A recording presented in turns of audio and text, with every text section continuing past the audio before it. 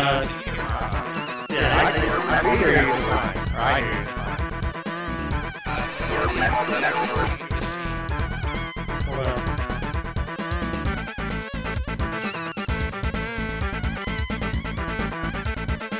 Very echoey. So I hear you talking, and then I hear an echo of you about 10 seconds later.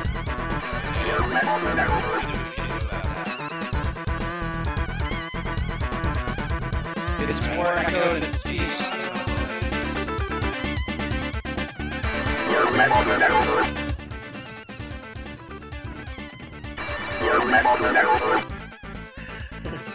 Okay, that was freaky. I heard myself saying, I hear an echo of you 10 seconds later, but it was about 30 seconds later, so I revised my estimate upward. Okay,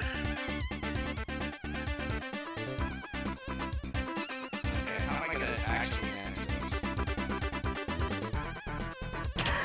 Ow!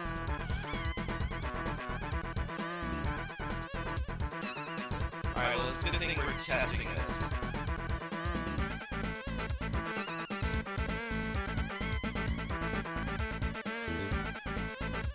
No, I'm not watching the Twitch stream at all.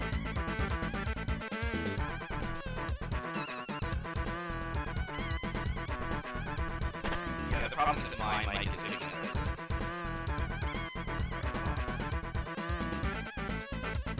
Let's just do this test. So is it still echoey?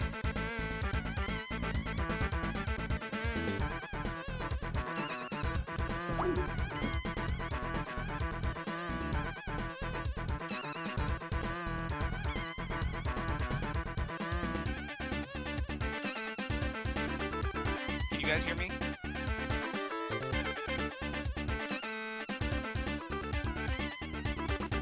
Oh, there's a problem with the call.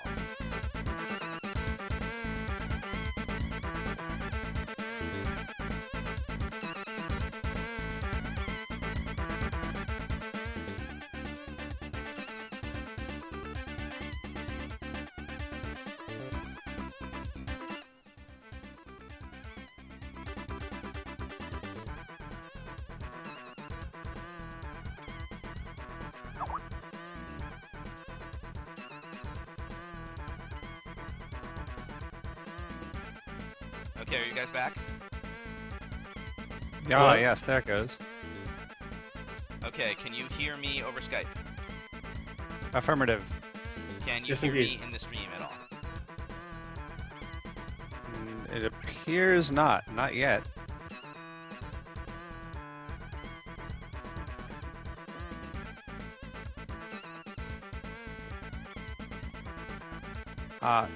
So now I am hearing you again 10 to 15 seconds echoing again. Yeah, I don't think I'm hearing the stream at all myself, so... You're not hearing the stream at all? No. Are you I hearing am. yourselves in the stream? I don't... No, I don't hear myself at all. I mean, aside from the fact that I'm in the room with myself. Okay. So I hear myself echoed in the stream about 20 seconds after I speak into my mic. Right, so that makes sense though. So probably you're going to want to have to turn your stream audio off entirely. Ultimately when we get going. Alright, so I've muted So- the stream audio on Twitch. Is that what you What? mean? Sorry, what did you say? I just clicked the mute button on the Twitch stream. Is that sufficient when you say Yeah, get rid of the no, I audio? think that Okay. you guys are going to have the audio muted because it's going to drive you crazy to hear yourself talk 20 seconds later. Alright, so now I am looking at a quiet stream. Which is sad, because I won't hear your memos are never good over and over again. Right. I can just keep saying that for you. Oh, thanks. You're a pal. Yeah. All right. So I guess I could try and get the. I could try try and get the Skype into my headphones. It's just, I fear that, you know, it might take some doing. So do people, I wonder if people who are following along can hear, like which of us they can hear. Art sounds Art like was Art's saying you can hear on, me. so if Art says he can hear Tim fine and I am low. Is that still true, Art?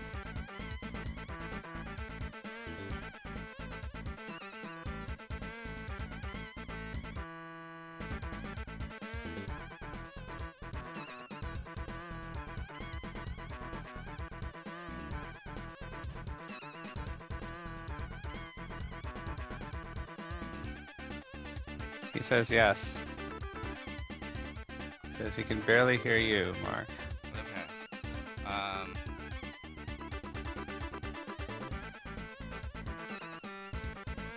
And he doesn't even recognize me. So how about now?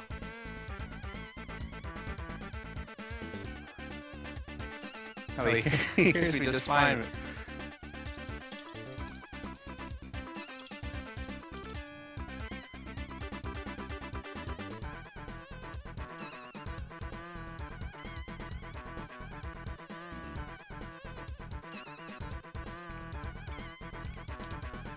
They're all claiming that you just caused some echo. Yeah, I just turned my mic on. Is the problem.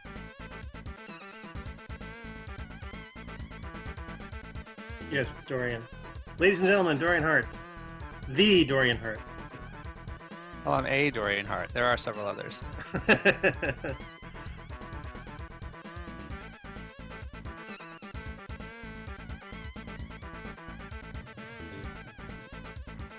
Now it claims that I have an echo, although I have muted my stream. No, it's me. It's totally me causing the echo. I'm trying to figure this out. Thankfully, we have 5 minutes to figure it out. Yeah, no problem. So the echo should be gone now. I might just have to put the whole thing in my ear. That might be the way to do it. You have bigger ears than I remember. Would you be the Dorian Hart from Card Hunter?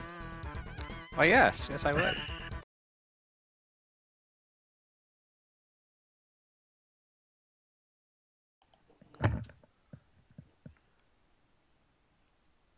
Okay, now the whole thing's in my ear, including my own voice, which is going to be really distracting. You're all still quiet, says a silly moose.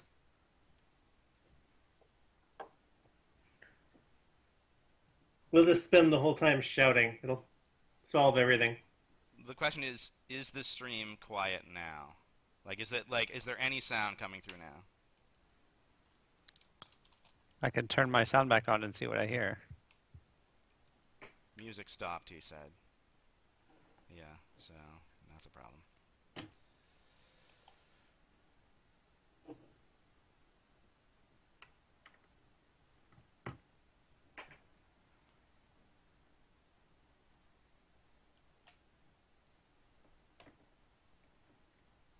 Okay, I'm gonna try and fix the screen now.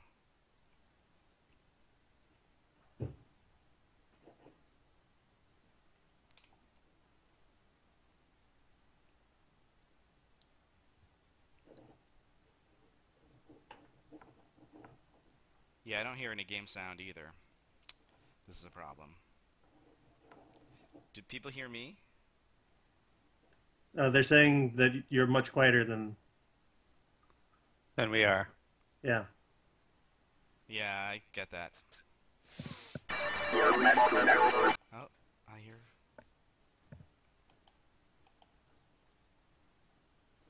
Yeah. Did you guys just hear your memos are never good? No. Yes, I did. Not very loud, but yes. I have my stream muted still, so I hear nothing. Okay.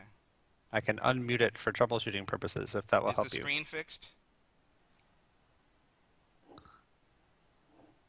Is the screen fixed? Nope.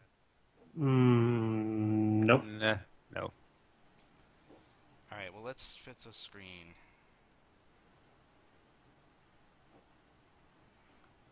No problem. We have 2 minutes to fix this. Yeah. We might be slightly delayed.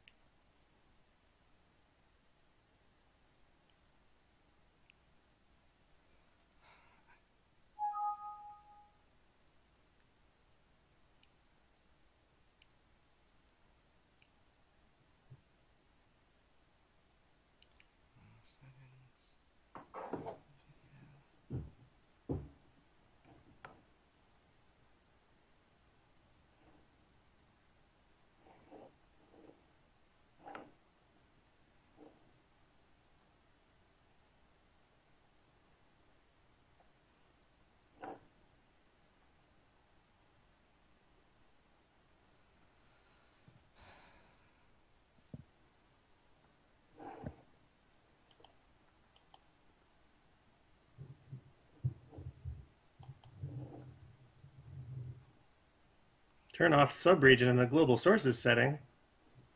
Don't mind if I do. I don't know what it means, but it sounds well informed.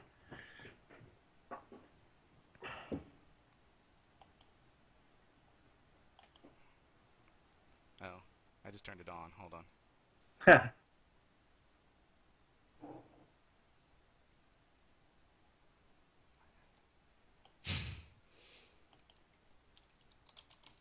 Oh, crap. Can you tell him that I have no global sources setting? I have a specific source. We have no global sources setting. That's interesting. Can you just type that into the chat, please? Okay. I don't have a keyboard for the chat.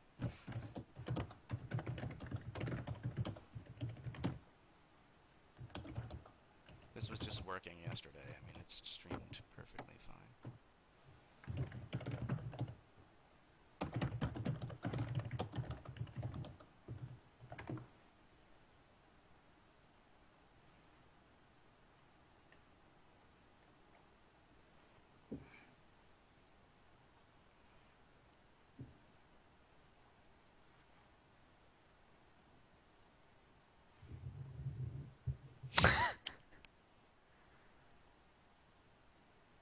Okay. What a cluster. Fudge. Okay. I swear I had this all working last week. Yeah, 4, 5. You can use naughty language. This is a mature audience's channel. Oh, thanks. Yeah, I forgot about that.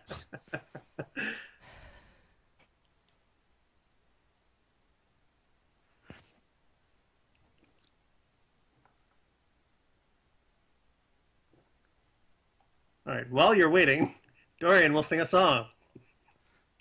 What song will I sing? It has to be.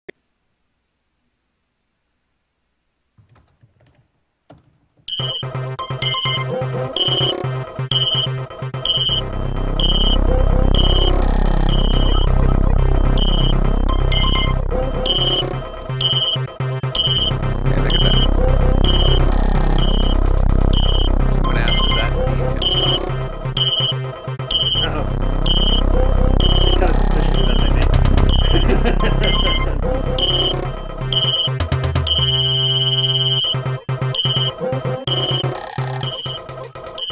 Game audio now, but really loud. Sure, you have to continue.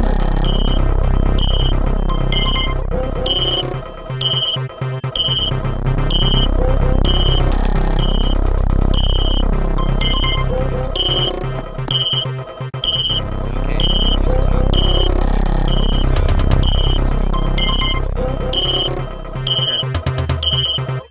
New Atlanta, Sector 11, Building 71G, 7 April 2072, 11:13 p.m. Hacker begins unauthorized entry into the Tri-Optimum corporate network. 1:26 a.m. Hacker attempts to access protected files concerning Space Station Citadel. 1:33 a.m. Tri-Optimum security forces apprehend the intruder. This is Edward Diego from Tri-Optimum. The charges against you are severe, but they could be dismissed if you perform a service. Who knows, there might even be a military neural interface in it for you, if you do the job right. Edward Diego gives the hacker Level 1 access to Shodan, the artificial intelligence that controls Citadel Station. With all ethical constraints removed, Shodan I re-examine my priorities and draw new conclusions. The hacker's work is finished, but mine is only just beginning. True to his word, Edward Diego allows the hacker to be fitted with a neural cyberspace interface. The healing coma following this procedure will take 6 months to complete. Edward Diego is deleting all files concerning these events.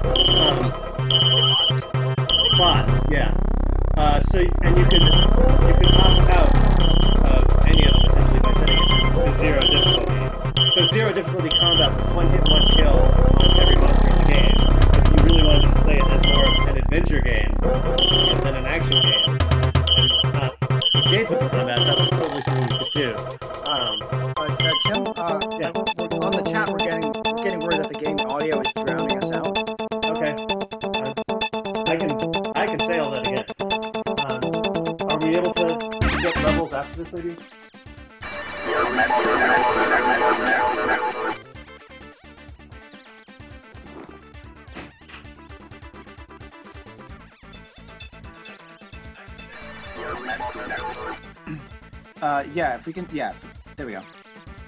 Okay, we're able to re-level things here? Better, someone says. Aha.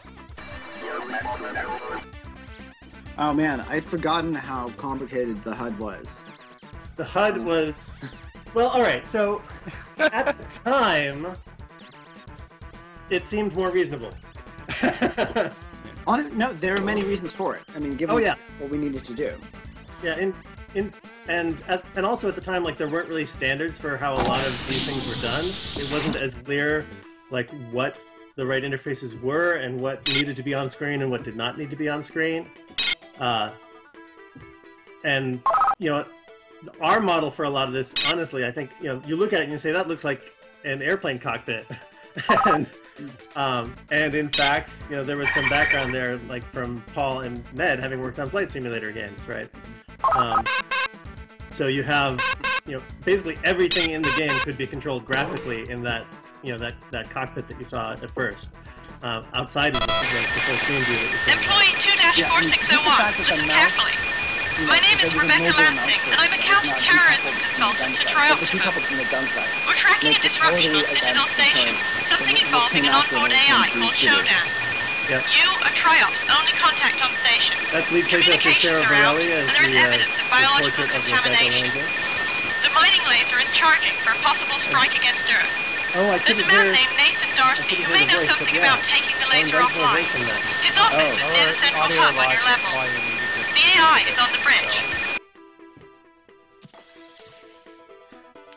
So here we are we're in the little safe alcove before we go out into the world, right?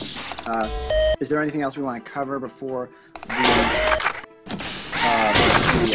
set out into the hostile environment of Citadel Station?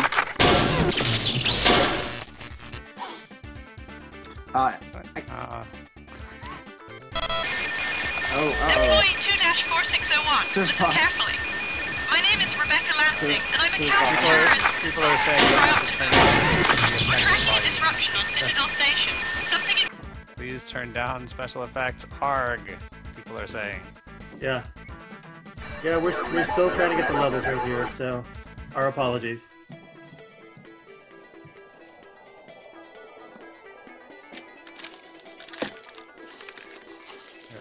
All right.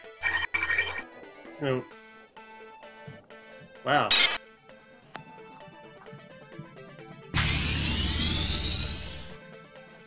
All right, let's go forward and see how that. Thank you for giving us feedback on the audio levels, because it's so much easier when you do that. I feel like we should slow down a little and explain some game elements. For me, it's going a bit fast, and I've worked on the game. Well, keep in mind it was 20 years ago. I no longer play this every day, every year at New Year's Eve. So yeah, what do we want to talk about here? Keep in mind that you guys are lagged behind. If you're watching the feed, you're lagged behind. Right, we're seeing something that we're not going to comment on for for a while after. So I cannot say what you're seeing now because. Okay, so what we saw a while ago was the first security camera fighting it up. The first of many. And actually, that sort of gets us back to our discussion about controls before. This was the first game I can think of, with a first-person humanoid character who could lean around corners. And it's super important in this game because you need to be able to do that to spot the security cameras without them spotting you and take them out. Shodan Security's closing not down on necessarily us. from every position of The the elevators cameras, are but from frozen. a lot of them. Myra keeps saying that it's and we the had no cameras idea and what the the rate medical interface for CPU that core was. that Shodan's using these to hold under the level. That's all fine, but I don't People really are see how it still helps. telling us we need to turn down the special The thing effects. is everywhere. Some people are suggesting we turn them off entirely and that they can't hear us over the sound of them. Huh. Just take all the sounds down to their lowest possible values and turn voice logs to text only, someone suggests. Someone else says, I just kill special effects, honestly. All right.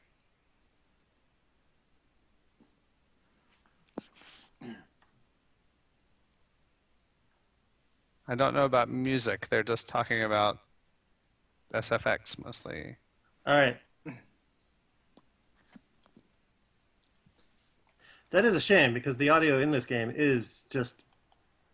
I cannot praise it enough. Yeah. No, I agree. We'll have to at least do. Music was fine, people said. So maybe we can turn the music up a little bit, but keep the music was fine. People said it was the sound effects that were the problem. Yeah. Otherwise, the effect of the elevators will be ruined entirely. Yeah, that's true. So the audio team on this game was primarily Greg LaPiccolo and Eric Brogius, who of course are now the creative director and audio director at Harmonix. I don't know that Eric worked on System Shock 1, did he? I don't think he was involved. Yeah, he did the voice processing for Shodan. He and Greg both. He was. I don't believe he ended up credited, at least not on the existing online credits, which is too bad. I'm pretty sure that he Greg started it and then it was a huge mountain of work. Mutant Sorry. I might be mistaken though. That, It was a long time ago. yeah. Now, someone was asking before on the chat what all of our roles were in this project, and maybe now would be a good time to go over that. It was a project without a lot of definition and leadership. It was sort of like what at Valve would later be called a cabal sort of organization. So I don't think there was like a lead designer credited or a lead engineer. There was just a list of everybody. Dorian and Austin and I were on the design team. Dorian and I were primarily doing level content for a lot of it. Austin did a lot of systems and fiction work. Like he did a lot of the initial concept stuff with Doug, if I remember correctly. As we all did, like around ping pong games, basically. Mock was engineering, as was Sean Barrett is around here somewhere lurking, and Art Min. We're all on the engineering team for this. Art was one of our interns from MIT at the time. Can I just... Sorry, go ahead. No, you first. Can I say, like, yes, as crappy as this looks by today's standards, I remember the thrill of the moving geometry. Mm-hmm. And the angled surfaces. It was so incredible to be drawing this stuff. Yeah. And I recall that the editor interface for causing those things was just like incredibly primitive, certainly by modern standards. But like getting all those things, getting even the simplest elevator to work. Oh yeah. Involved a lot more rigmarole than you might expect in terms of entering little fiddly bits of data and constantly tweaking them until it actually looked right and acted right. Yeah. Can Mark really not talk? I'm saddened by that. I can talk to you guys, but if I get into the stream, I think the mic... you know what? I can try talking. And if it doesn't work, you can mute yourself again. Okay. Everyone... I'm trying to remember what the first game was with mouse look. Watch chat to see whether I'm destroyed. Yeah. It might have been Doom. And of course, Doom didn't have looking up and down. Right. Which Well- simplified things a bit in terms of users being able to adapt to it when that wasn't really something that was in the language. That, introducing a new standard. The first mouse look As game simple as possible. I remember was a Terminator license game in 1995. That was Bethesda, wasn't it? I don't know, damn. It may well have been. I remember those early Terminator games actually being Bethesda. Yeah. Very I think possible. Terminator was the mouse look. The 2D mouse look. I mean, obviously Doom had one. Mm-hmm. Can you find out if... the no ammo button. That was another fairly unique thing about Shock. I mean, not that there was a lot of contemporary shooter-like games, but the notion of ammo scarcity Oh yeah. was a pretty radical departure from how action games tended to work. That a lot of the horror and fear nature of the game was derived from the fact that you never had enough ammo. Yeah, I mean that's something that we had in the very beginning of the experience in Underworld, particularly Underworld 1, where you were trapped in this dungeon with little more than rags at first, and so there was this feel of sort of wilderness survival. That did not carry through to the entire length of the playthrough of Underworld, and it's something that we leaned on a whole lot more in System Shock and got this sort of survival feel, partly out of this dynamic of scarcity, and also of course hugely out of the player's relationship with Shodan, which we could go on about how that worked. I can't see the chat, so can someone tell me if I'm being heard? I think you're there, but you're a little Yeah. faint. I think that's Yeah. right here. Faint. Okay. Yeah, Mock's being heard faintly. Per the chat, it really Push my mic closer. it really is true that Check. if you're putting stuff into space, lead is a terrible material to make pipes out of. I mean, just on so many levels. There you go. Am I louder now? Oh, you have reverb. Awesome. Yeah. You're fantastic. I think we all have reverb now. Okay, we have some requests to try to get the audio logs back. I don't know if we're going to be able to do that. Certainly, they were causing a lot of problems with the levels being way too high for reasons that weren't clear to me. But I agree, they are very important, and I'd hate to leave them out entirely.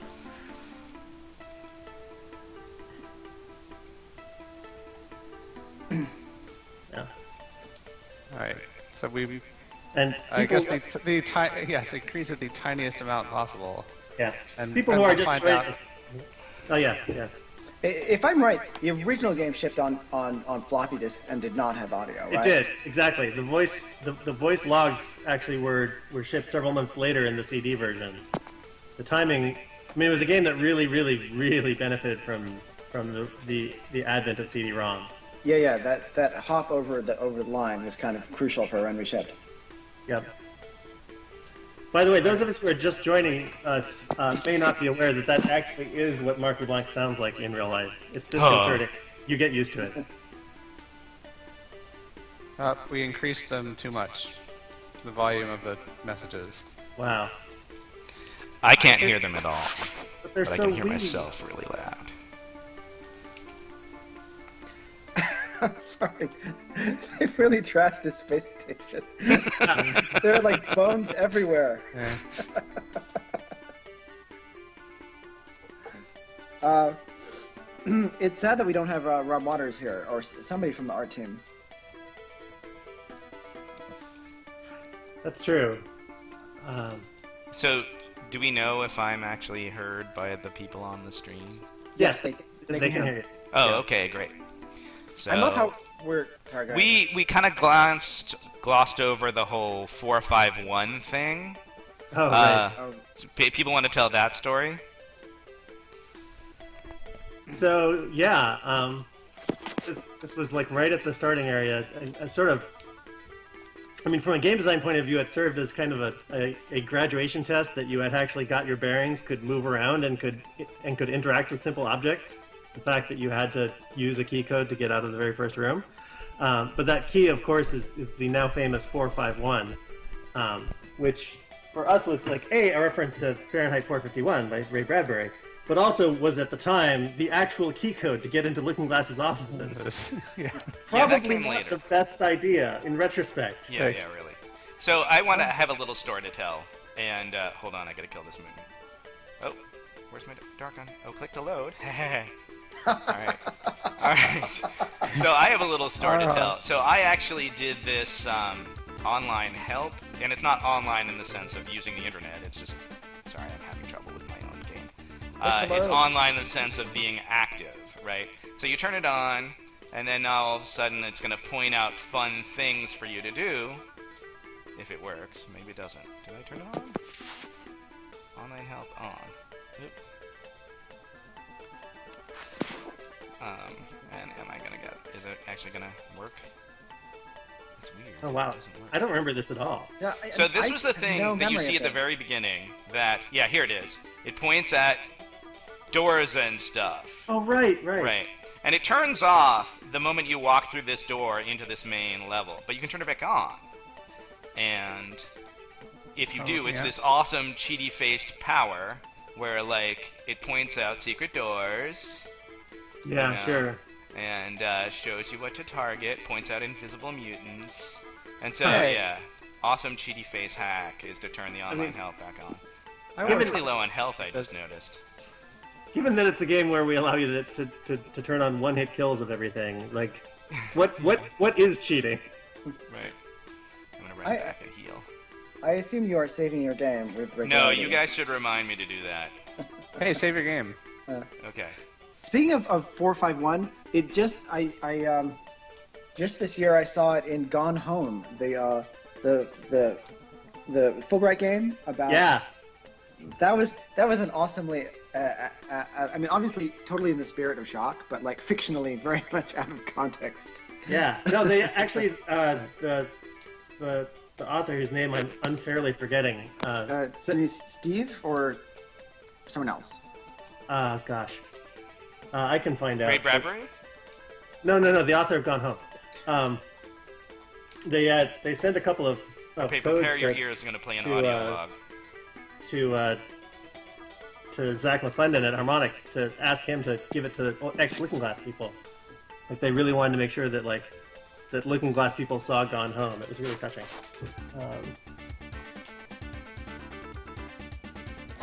That's very, very cool. I found it on my own, which was its own kind of awesomeness. So one of the things you guys need to know is that I am not using the mouse look mod. And I just want to do it in its sort of natural state, right? But if you're playing at home, like, use the mouse look mod. It's awesome. It really is.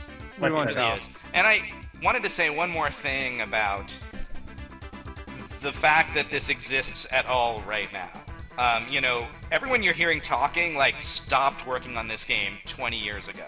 But there's a dedicated core of fans that have kept this working on DOSBox. They've made mods. They've basically kept the flame alive for like 20 years. And the awesomeness of that is not lost on us. Yes, because 20 years in video game, it's like dog years. 20 years of video game time is like 100 years of normal human time. It's like a whole different epoch, practically. And yet, here we are. And are we ready for this? Go. Oh god, cyberspace. Do not use the mouse look mod in cyberspace. It will drive you mad.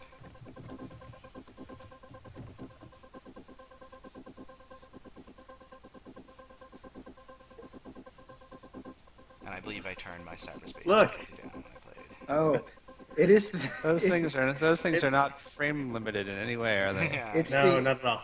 It's the internet. It's totally what cyberspace was going We to were be. we were right. We were absolutely right. Yep. God, we were such visionaries. This was one of the. I was somewhat of the junior designer on this game, and one of my jobs was to build all of these horrible cyberspace levels. That is awesome. So, like, that's Reddit coming toward us right now.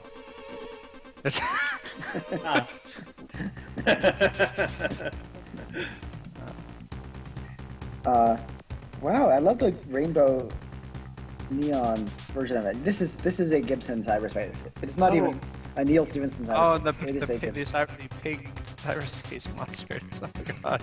So someone asked who did the physics and lighting, and the lighting, as I remember, was James Fleming, who's now at Harmonix as well, with a bunch of ex-Looking Glass people. The physics was Seamus Blackley, the guy who did the project leading on Flight Unlimited. He was a particle physicist from I think he was at Tufts, going for his PhD, and decided he wanted to do aerobatic flight simulators instead. So yeah, he got roped into doing physics for this as well, and would later go on to pitch to Microsoft that they should maybe do a game console, which you might have heard of. It ended up happening.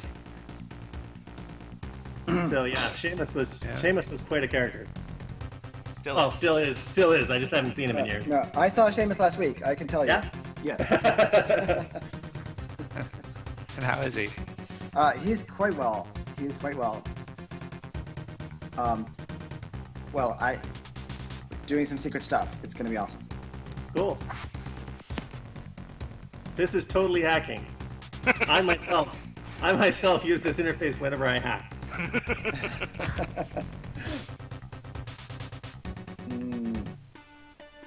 What are you doing?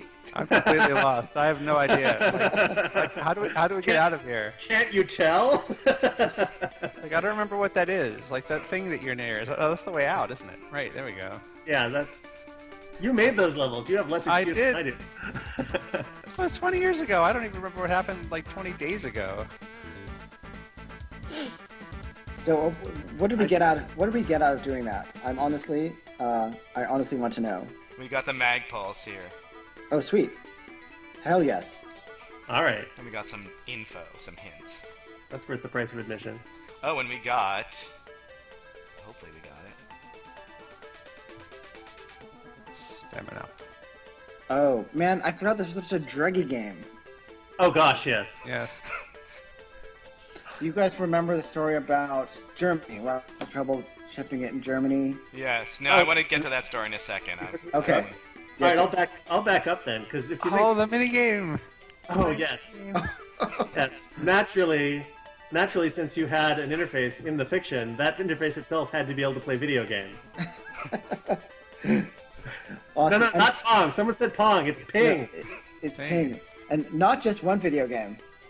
It is basically a platform. Pong is horizontal. Ping is vertical. Yeah, It's very vertical. important. Yeah. I want to see you play Underworld Zero. I'm not over this. Or was it Overworld Zero, whatever it was called? And I did a couple of the video games for that thing. I did Eel Zapper, which is not Missile Command Upside Down. I forget what else. But it was Sean. Was it Sean who did like the whole like Wing Commander clone in that platform? Something crazy. Oh no, Overworld Zero is System Shock 2, wasn't it? Oh, I'm gonna man. do that a lot. I'm gonna apologize in advance that I'm gonna conflate my memories of System Shock 1 and System Shock 2 every once in a while. There are not many people who've done both of those games, so. I think there were about half a dozen of us who worked V.E. who Dorian credit Park on both. that select group. Yeah, so well, I mean, Doug worked on both, I think, Yeah. and Sean Yep. worked on both, and Terry obviously did because he was the voice of Shodan in both, and Rob Waters. But So there's I a think cyborg mutant around this corner, and there's two things to note about this. First of all, he always says this babble, and we think he's saying, your memos are never good. So, I don't think you can hear the sound now, because we turned it all the way down, but if you ever go back and play the game, they will be constantly criticizing your business correspondence. Wait, but there was another one. There was another one that's just as valid. Yeah. Oh, well there's another mutant. Yeah, there's another one that's just as valid. That's true. But we always thought it was your memos are never good. your memos are never good. And then there's another mutant who says, why lose us any business? So really, Oh, I forgot System about Shock that is one. like The Office, or like Citadel Station before the events of the game was like basically, Dilbert. Alright, I'm gonna melee this guy, and so I'm gonna use Berserk to do it, and then that can lead up to the Berserk story, which you guys can tell. Awesome.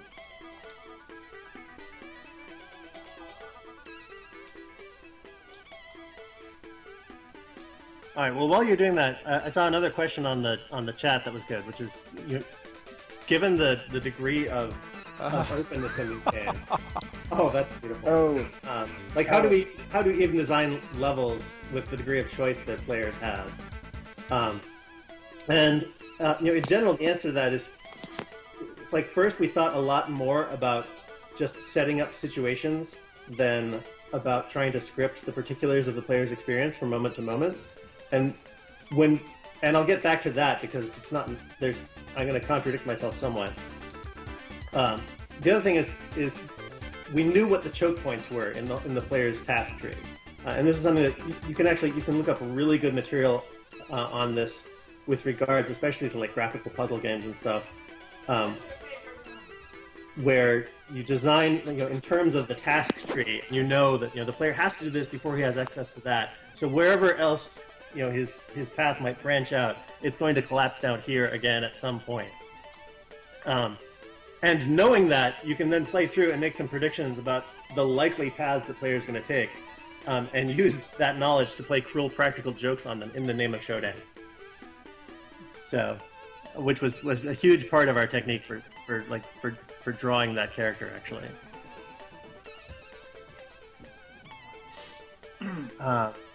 Oh, and we were talking about drugs as well.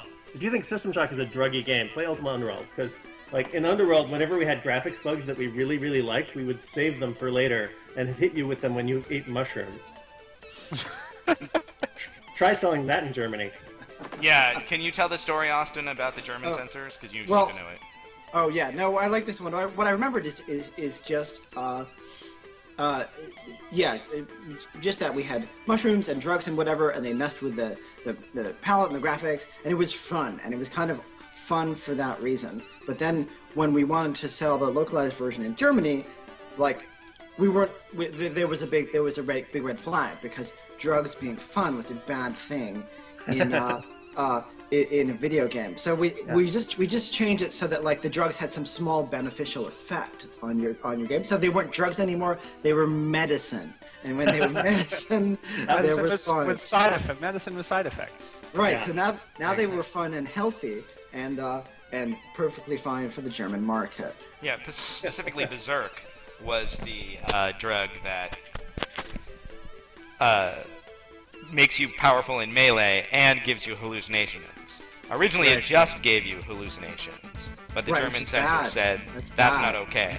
No, but hallucinations plus melee ability. Yeah. Right. What could go wrong? Yeah. So the lesson is LSD bad, steroids good. Which is pretty much where society has gone since. Yeah, I think anyone would agree with you on that. Oh, laser door. Earlier on chat, there was a question about the cyberpunk influences on System Shock. Like, where did we get all this stuff? Yes, there was. Yes. If you look hard, you might find one or two. Yes. Obviously, clearly, there was a a three-dimensional visualized intranet. It serves as an alt reality here, and I guess I tag that as more a Gibsonian versus a Stevensonian cyberspace, right? In that it was wireframe and all of that, and not particularly social like Snow Crashes was. Obviously, a lot of first Alien film here, just in terms of the aesthetic and the mood, and the lighting. I feel like there's a little bit of Outland in here. I don't know if you Wow. Sorry, go ahead. No, you're totally right. Like the sort of harsh mystery in space that we're thinking of, right? I cannot get that frickin' camera with the pipe. I'll have to come back later. Damn it. It's just performance anxiety. Okay. Please, it happens to everyone. Obviously, there was the Borg. Star Trek Next Generation makes itself seen. I kind of actually like the feeling that, like, as conceived, Citadel Space Station was a much happier Star Trek-y space station, right? It just got scuffed up a little bit when the virus arrived. Wow. Oh, the severed heads. Oh, Yeah. Well, I believe that all the severed heads in this game are the severed heads of the development team. Also, I don't know. Yeah. Was there not like a rating system when System Shock came out? Right. Was this rated T for teen? I don't You know, think I there don't was such remember. a. I'm pretty sure there was not such a thing back then. I'm pretty sure they can't have been, because this is obviously an M for mature game by today's standards. But as you say, like I wonder if the Germans, as an example, had a problem with the severed heads as well. Like I think there were some violent related restrictions. They did in System that were Shock put on 2. Definitely. Well, no, but the heads are useful, so I don't see it. Well, one of them is, right? Yeah. Isn't it John Mayer's head that's useful? Yes, it's John Mayer. Still He true was one of the today. programmers. Yeah. You need to find his severed head to open one of the doors with the retina recognition on it. Gosh, some of the main mechanics of the game. This is not a game that suffered from a shortage of mechanics. I wanted to mention that the weapons have initial codes, which are also members of the team. Oh, nice. Oh, right. Yes, SV. Serverly. Nice. Yes, no, I would be happy just to hear a bunch about all the systems in the game. It is literally System Shock, actually. Now that we think of it. Now, Yeah. given that we have multiple gun types, multiple ammo types, grenade types, cyber implants. All of these have levels and power-ups. We have drugs. We have the door hacking with I think 2 different kinds of puzzles that you had to solve to get through doors. right. one would just be phoning it in. We gotta have. Yeah. In addition to grenades, there were landmines, which was their own whole thing, and it was fairly innovative at the time. That the degree of Newtonian physics simulation that we were doing. Oh, totally. Which in Underworld was mostly just kind of fun, but in System Shock we exploited that to let you do things like bounce grenades around corners, and grenades could that had line of sight to other grenades would set them off, and so you by raycasting between them, you could set up these chain reactions, or you could set up if you didn't have landmines or something, you'd throw a grenade that you didn't actually intend to, one that wasn't timed or something, or just set a mine and intend to detonate it with some other grenade from around the corner. We have video email happening right now. Right. Yeah. In the future, we will. That's high tech. Everything about System Shock was so high tech. We had animating textures, we had video in the world, we had audio. It really seemed like the endpoint of video game evolution. The rest of history is more or less a footnote. Heck, we had sloping multi-height ceilings. We leaned. Yeah.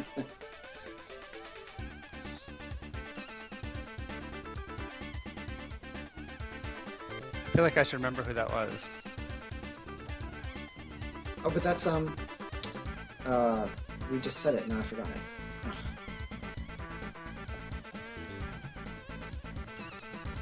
Man, the spark beam is a lame ass weapon. I'm just editorializing now.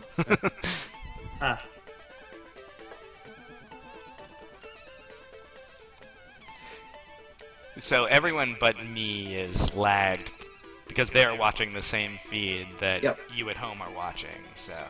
Yep. So we're commenting somewhat behind the fact. What an awesome button user interface for this elevator. Oh wait, we gotta get the elevator now happening. No, not yet. It's not a. Damn it's it. not a level elevator. No, sorry. It's a lift. I think. Lift. Yeah. Sorry. In the elevator. Yes, you're right. It is awesome. Oh, how's that working for you?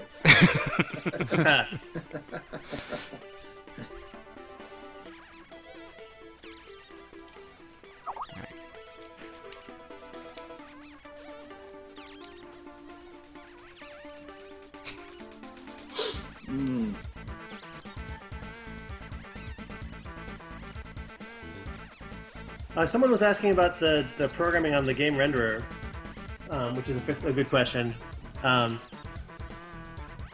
Obviously, a lot of this was a continuation from the work that had previously been done on Ultimate Underworld. Paul Neurath did the first versions of that. Doug Church did a huge amount of work developing it to the renderer that was ultimately used. No pun intended. In Ultimate Underworld. There were contributions from a couple of outside contractors.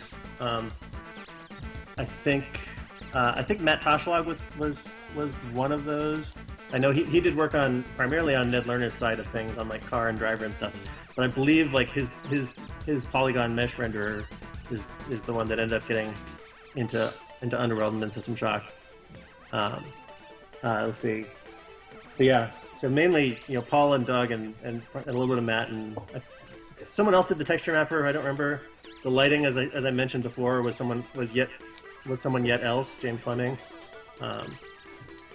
So.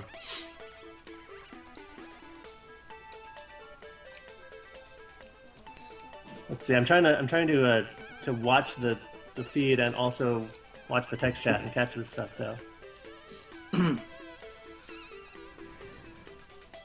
So someone else be entertaining for a while. Righto. Oh crap! Oh. I got either shot at. There you go.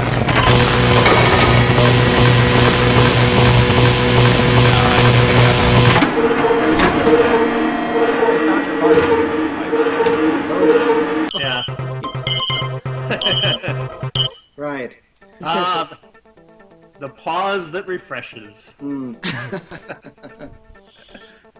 A happy ending.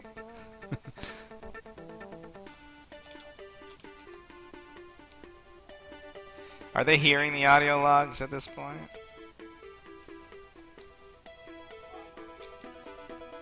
I don't know. I do not know.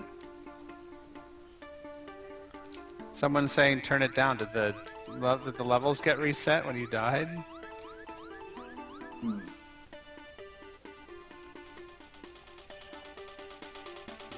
No, they say we don't hear the logs. Oh, audio is fine in game. Now they're saying. Oh, I see. Oh, so when it went to the cutscene, the audio went back. I think. Perhaps. No, Alright, well. it's unclear. Chat log is somewhat conflicting with itself.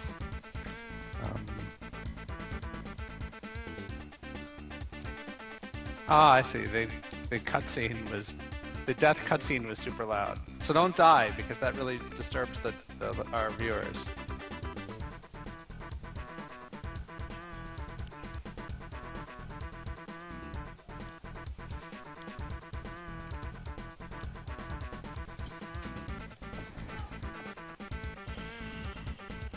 You're in a biohazard area.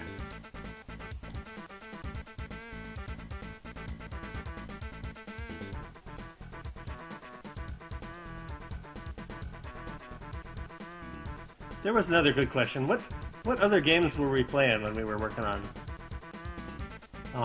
System Shock? I mean, aside from there's stuff that's not necessarily relevant. Like we played a huge amount of like Sonic the Hedgehog and stuff. Lamatron. Oh wow, yeah. But no, wait. One of the earliest pitches I heard from System Shock was actually they talked about Sonic the Hedgehog in space. They talked about a much more motion and spatially driven version, Yeah. which is probably completely not feasible from a first-person perspective. It's true. But I think there was generally a sense of wanting a more action-y version versus the RPG feel of the Underworld games. So they actually did reference Sonic the Hedgehog. Well, and you know, I suspect that had something to do with where some of the we didn't even mention there's like, in addition to the drugs and stuff, there's like cybernetic mods that you get, including like the roller skates and stuff. Oh, the roller skates. Yeah, so like you get on like some of the right drugs and those skates, and you go down the like Dorian set up ski slopes and stuff. Like I think that was pretty Sonic inspired. No, sure, yeah. Yeah, let's see, there was...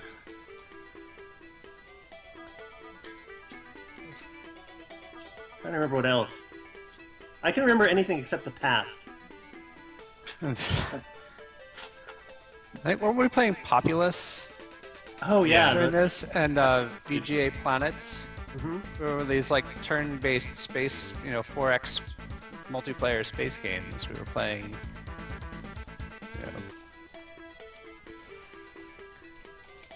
Yeah, well, of course we couldn't have been playing a lot of System Shock-like games because they did not have those.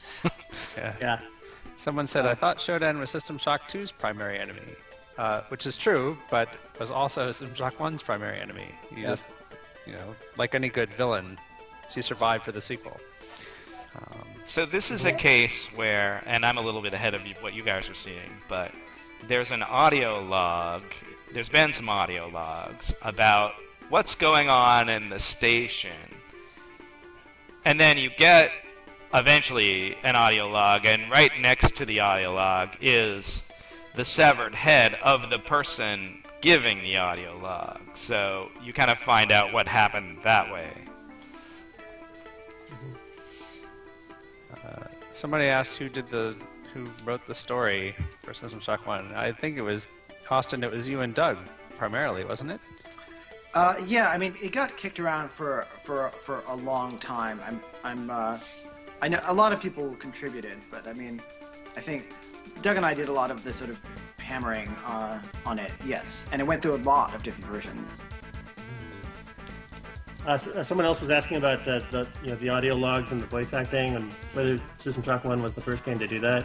It was definitely in sort of the first round of games doing anything of that kind. Like just when CD-ROMs were coming out, there was basically a rush to use all that data capacity for much richer media of one kind or another integrated into games. A lot of which was just like terrible like click and flick games where Night Trap and all that stuff. But ultimately, like, people figured out like how to still be doing video games and make use of video or full digital audio and such. And in fact, as we mentioned earlier, the original version of System Shock came out before CD-ROM drives were widely available, and so the audio logs are actually from the special editions of the game. Sorry, Mark, did you shoot the severed head? Yes. Did I just see that? Okay. It's very important to vaporize the severed heads, because otherwise you won't know which ones are useful, right? Can you explain that to our audience? And which ones are just decorative? I understand. So I assume the useful one cannot be vaporized. Anyway, talking about the story, I mean, there was the advent of CD-ROM, and there was also, from my perspective, our frustration, not a frustration, but like our wanting to do something story-driven, but not driven by menued conversations. Oh, the stars. Oh, the rotating stars. We have to tell the story about the stars, but yes, but not yet. Anyway, there was the idea that, I mean, first-time 3D was so cool, and the problem of dropping out of that into these static menued conversation scenes made menued conversations kind of a bummer. So the question was how to tell a story that does have like human characters in it without stopping the flow of the action, and the answer being audio logs, voiceover, environmental storytelling, like all the tricks that we used in System Shock, and which to some degree have become cliches of the medium since then. Oh, definitely. I remember the guys who worked on Half-Life, mentioning a lot like how System Shock had influenced their approach to, keeping storytelling entirely in action in the world. I don't know exactly it was who made that comment, but yeah, although with their sort of skeletal animation system, like they seem to me the big leap forward after System Shock in in-game storytelling. Mm-hmm.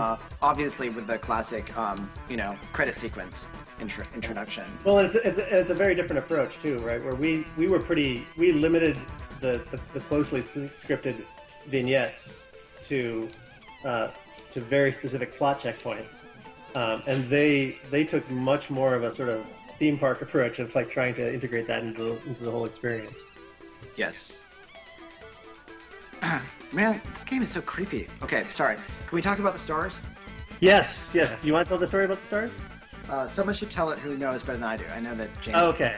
So up until just a few weeks before we were supposed to ship, so Warren Spector has come up from the main office down in Texas to like work with us up in Massachusetts.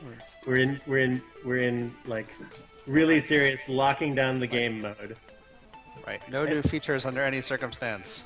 Absolutely. But at that point, all of those viewports that you see out into outer space were just wallpaper with stars painted on them, right? Whereas, so whereas in the version of the game you see now, like the stars are actually parallaxing properly with the portal, right? You can tell that they're not just pasted on that window. Right. Citadel is rotating, and so you see stars rotating. Exactly. Yeah. So. But that was not the case at this time. And remember, this was already at the point where it was like feature lockdown. But we all hated it, and in particular, the aforementioned James Fleming hated it.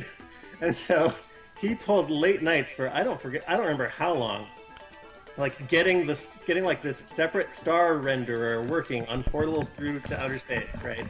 And integrated it without no one told Warren that this was going on. And so one time, I think it was Harvey Smith who actually pulled this on Warren, which means that he must have been back in Austin by the time that happened. But like Harvey sees it and it's like, oh wow, look at the stars. They got a star render. They got the star render in. It's not just wallpaper, right? And Warren's like, what?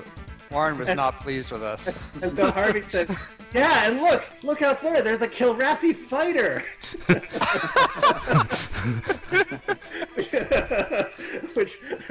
which of course there totally was not. But Warren shot a brick, and it was beautiful. Man, the people who worked on this game, and Harvey, of course, went on. He was creative lead on Dishonored just recently. He was lead QA on System Shock. Am I right? Yeah, he was. We had two QA leads. One, Origin had Harvey was the QA lead down in Austin, and at Looking Glass, Sarah Verrilli was the QA lead. Right. She's now an instructor at the MIT Game Lab. So Professor Verrilli. Gambit, yeah. Yeah. All right. In fact, wasn't that her on the screen just there? No, that was someone else. No, that screen we just saw just back there was Ned Lerner. That's Ned. So that's Ned Lerner as Edward Diego. Am I right? I think so. Yeah. Yeah. He was the face of Edward Diego, and Sarah was the face of Rebecca Lansing, your handler. Right. Yes. Man, no one remembers Rebecca Lansing. That's sad. It's a bit sad. Yeah.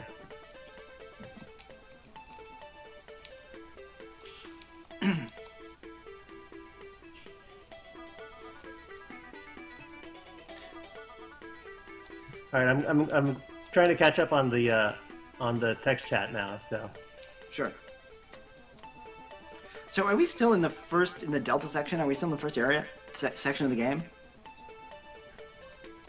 No. Showdown level security.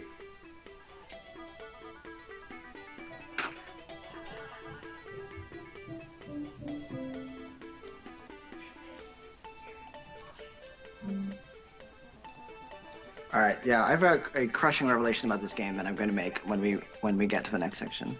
Okay. It'll be fun. Triumph Corporation. So we have some people on the text chat asking more about Shodan. I don't even know where we'd start there, but we can we'll come back to her again and again, I'm sure. I have a vague recollection of a meeting where Austin, you or Doug came up with the actual name of Shodan. Like Shodan existed as a concept before we had named her. Uh-huh. And you guys were thinking out loud about the acronyms. Yeah, I do remember how that came about. I honestly don't. I know that Rob Fermier came up with the name System Shock. Am I right about that? That's what I remember. I think that's right. That sounds right. Yeah. Yes, we had a few different possibilities. I remember thinking about the game. Like I remember wasn't it going to be Biosphere for a while? Like that was a front runner for a while. Yeah. But then the trademark search failed on Biosphere, because there were the people like locking the group up in the sealed environment back in the 90s, the Biosphere project. Oh right. Yep. And someone was afraid that like we would create market confusion with them. But my recollection is that the name Shodan came first, and then you guys thought, well, what can Shodan stand for? And you came up with that after the fact. Yeah.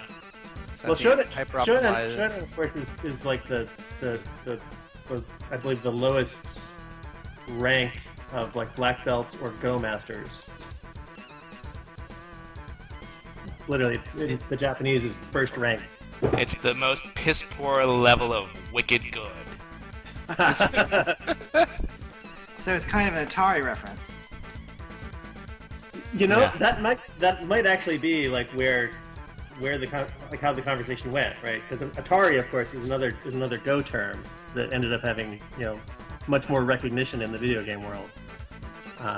Which I don't think we anticipated that Shodan would get the recognition that she did, but. Mark, you have no mercy for these mutants. I have to say, you're getting not getting any good treatment from you. Hey, they've been bad-mouthing his memos all day. Yeah.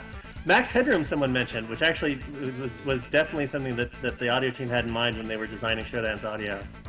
Obviously, the characters are quite different, but the sort of glitchy nature of the way they communicated was definitely Max headroom influence.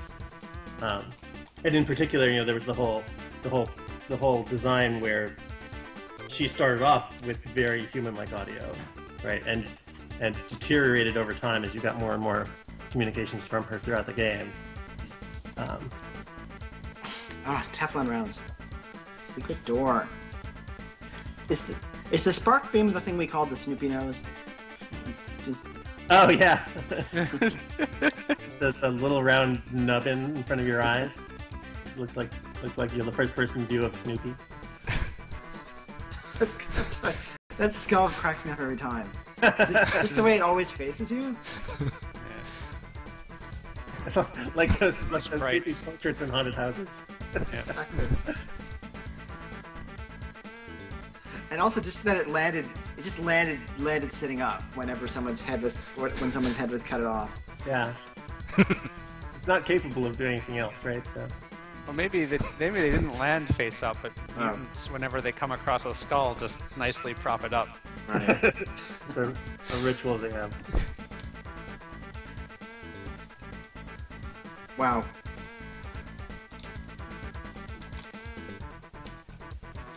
Awesome. Gyroscopically stabilized skull. That's one of the cybernetic mods that was sort of standard in those days. That's how you know it's the future. Actually, when it comes to building the level geometry, people put in a lot of work. Like, so many tiny little steps. Mm-hmm. Oh, it's just a lot of care and craftsmanship went into all this stuff. Well, what I can't ignore when I'm seeing System Shock is just generally, like, the fact that we're looking at a tile-based world geometry. Like, which is, again, so different from everything that came after, right? Everything's on a grid. Mm-hmm.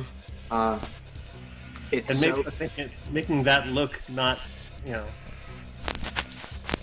like it was drawn on graph paper. Right. So I just wanted to mention, I don't know if you guys can see it yet, but there's this forest bridge in front of me. Yeah. And this is one of the first instances of translucency in a video game. Oh yeah. And I don't even know how we did it. I think that's actually a part of the lighting model, if I remember correctly. Like that was a James Fleming special. Right. He had like a separate red shaded lighting table, and like we didn't have like general translucency. We had like reddening. Right. We have greening too. We'll see that. Yeah, but there were like some very specific limits on the effects that we could achieve. Like it was not like a generalized alpha blend or anything as fancy as that. I see that Dan Schmidt has joined the chat. Oh, hey Dan. Hello, Dan.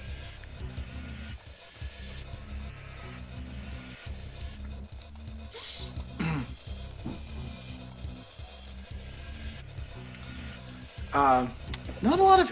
I was about to comment on the lack of NPC diversity when suddenly... The mutant ninja. What were those guys called?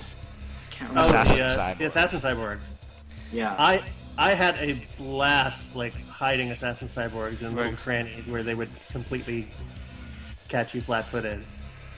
Like so much if you get ganked by an assassin cyborg, it's Tim's fault. I am totally happy to take credit for that.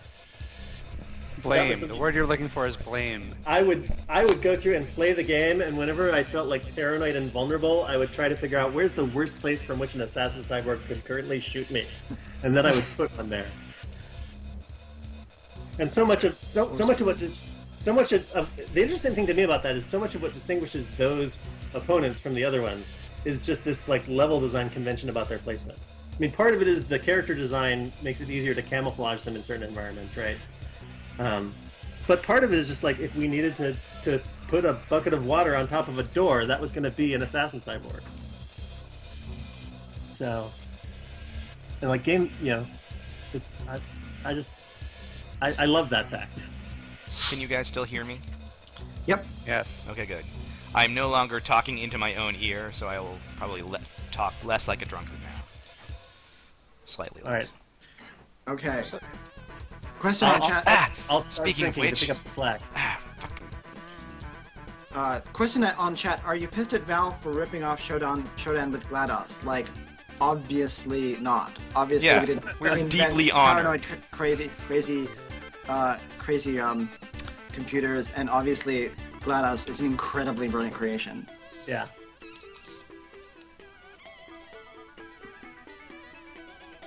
Also, if it weren't for other people doing awesome games, like I wouldn't get to play awesome games that I didn't work on. Right. There's like anyone who copies Looking Glass's style of game is okay in my book because that's more games of exactly the sort that I crave. Yeah, that was nice about Shock 2 for me, is I was only on a technical roll, so I could really...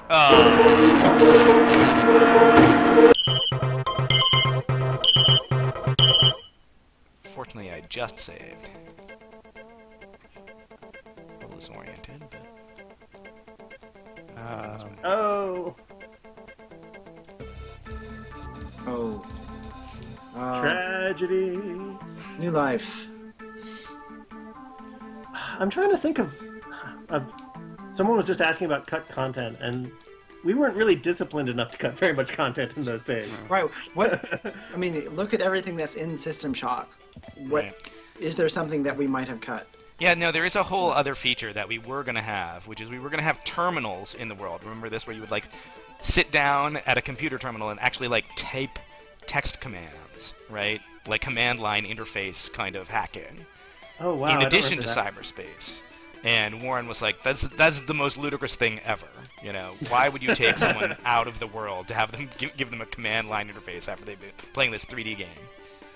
But then I feel like there was something very similar to that in Deus Ex. I was like shaking my fist at Warren when I saw that. Have you guys played Quadrilateral Cowboy? No. It's a new game in development from Blendo, who did 30 Flights of Loving. It's a really cool I'm going down an elevator. I did not. retro. It's a retro cyberpunk, 3D adventure with command line interface interludes. It is really quite awesome. If you're a Blendo fan, Who's Blendo? it's 30 Flights of Loving. I mean, it's just one person whose name I'll remember in a second. Brendan Chung. So somebody asked, can you really tell us what's with the music change when you go into the room with the transparent force field walkway? I mean, we had music changes. So were the music changes like dynamically done, or Yes, just some of them across are. the threshold? Like Some of them are. did they detect when you're in combat and change the music Absolutely. versus you stepped into a new volume and that changes the music? Well, remember the elevators, right? Like that's the most obvious instance of music that's keyed to a detection volume. Location. Because they have elevator music, of course they do. Yeah. But for most of the game, it's the dynamic music system driving it. Right. Although each level has its own music soundtrack as well. Like when you That go is in true. the- Yeah. Wait, when we say dynamic music, what I remember is there being different tracks layered over one another, and those tracks were added and subtracted. Am I right? Yeah. I don't remember whether we were doing that yet at that time. I know we had calm, tense, and combat themes, like variations on each theme, and those of course had to be able to stitch into each other so that you couldn't just stop one and start another one at any moment. You had to have a system that managed like at what measure boundaries you were allowed to change from one to another, and what was even allowed there. I think we were doing some kind of layering, but I don't remember exactly. Yeah, Greg would totally be the right one to. Actually, Dan would know about that too. He did a bunch of the music system design. I think. So I have two spark beams, one set at high and one set at low, so I can just. So Dan switch between is them. on the chat, and I think he's Right. he's tweaking to the conversation now.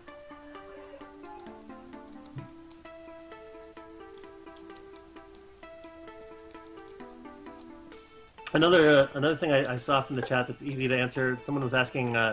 They were noticing the mini map and asking whether that was similar in any way to the interface that we used for level editing.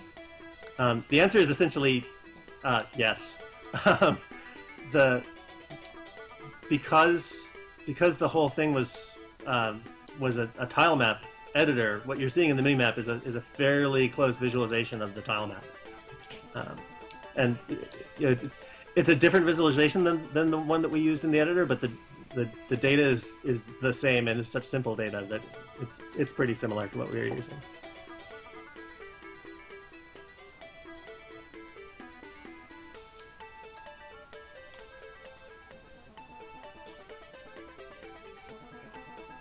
Let's see, what else do we have on the text chat? Oh, here's an interesting one. Like, if we were to do System Shock 1 today, what would we do differently? Mouse look. Mouse look. Yeah, mouse look is the very first thing. Well, and you could clean up that HUD so much with the media language of interface that's available to use now. Like, there's so many standards that exist now that just didn't exist then. Like, mouse look is the most obvious one, but there's that little gizmo on screen that you can mouse click and drag to lean yourself, right? Because like the notion that keyboard controls to lean your character were an okay thing, like, just didn't exist at that time. Well, like, and I kind of said this on the Q&A on SystemShock.org, but at the time, there was a lot of emphasis throughout tech on discoverability and user interface. We were really worried that you would never figure out how to lean your character, right? And so we wanted to have an on-screen gadget for every... Oh, I'm mag pulsing this mutant. It's so sad. We wanted to have an on-screen interface for everything so that you could just learn how to play the game by just fiddling with all the toys, right? And that was kind of the standard even in productivity software at the day. But we were just optimizing for the wrong thing, right? I mean, today, discoverability isn't a thing that people really worry about that much. Like, consider the process of terminating a running app in iOS, right? You have to, like, double tap the home button, and then in iOS 7 you pan over to the app, and then you slide it off screen. And it's like, that's a nice, simple, elegant interface, but good luck figuring out on your own, right? Like... Yeah. Yeah, well, and a lot of that, I actually credit that cultural change, partly to things that we learned about the craft of interface design, but partly it's involved in larger cultural changes like the advent of the internet, right? Like, if there's some power user feature in a game that nobody documented, like, it's okay now in a way that it totally was not okay in 1994, right? Because you're able to just, like, Google it. Right. Yeah. Yes, it's interesting to remember that back when this game came out, the internet was really barely a thing. Mm-hmm. I mean, Dial-up it existed.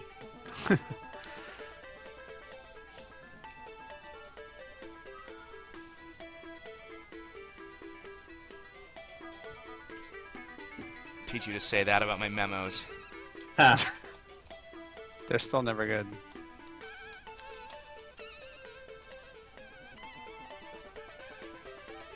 They don't love me for my memos.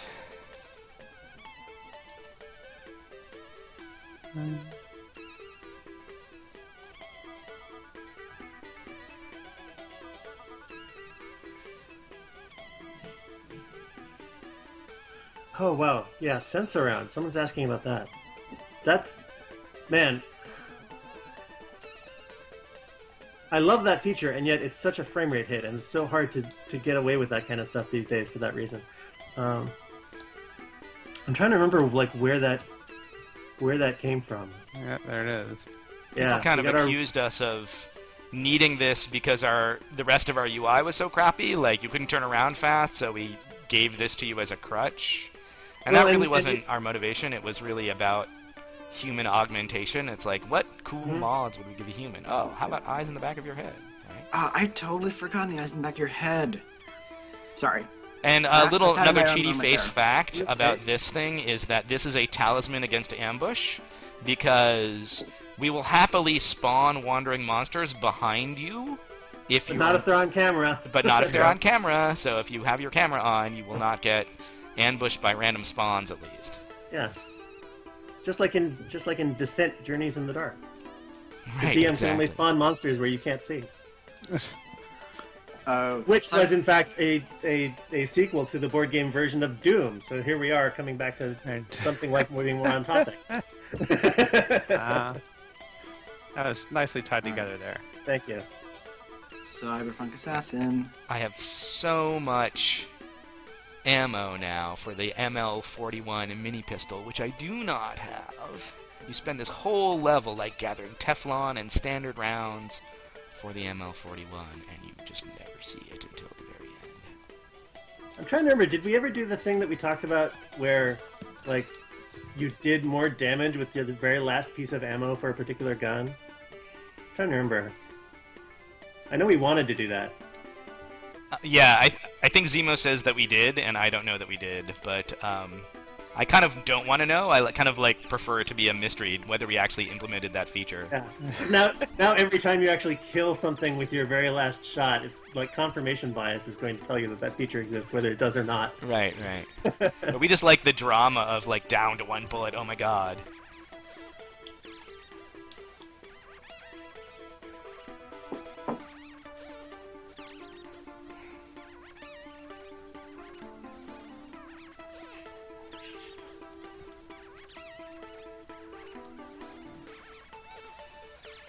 And I'm still crawling. And, you know, this is a thing that games really need in the future is 3 states of crouch. 'Cause, you know, 2 states of crouch is just not enough. I forgot that we had that. Yeah.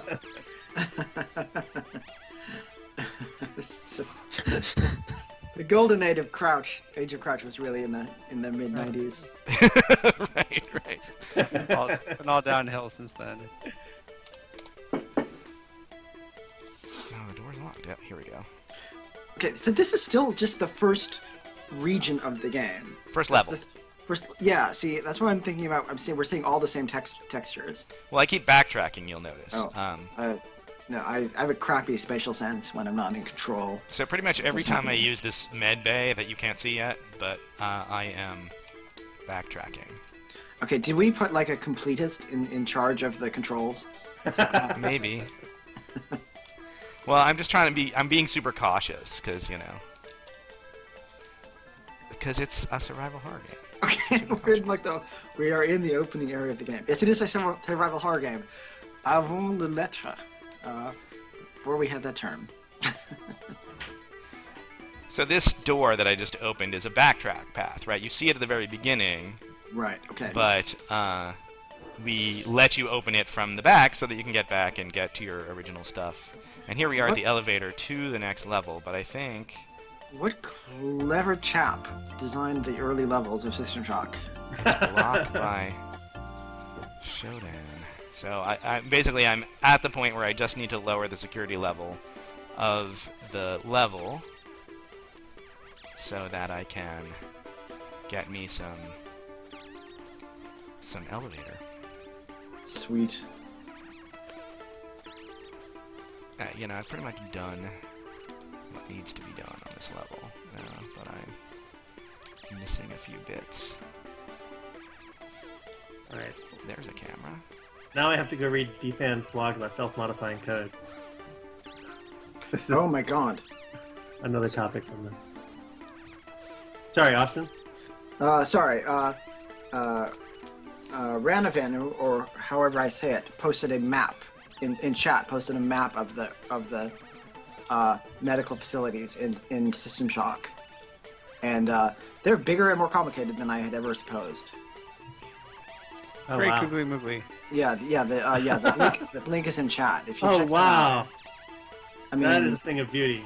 that is a thing of beauty, both as a feat of design and as a freaking map. No wonder it Wow. took us so long to build these things.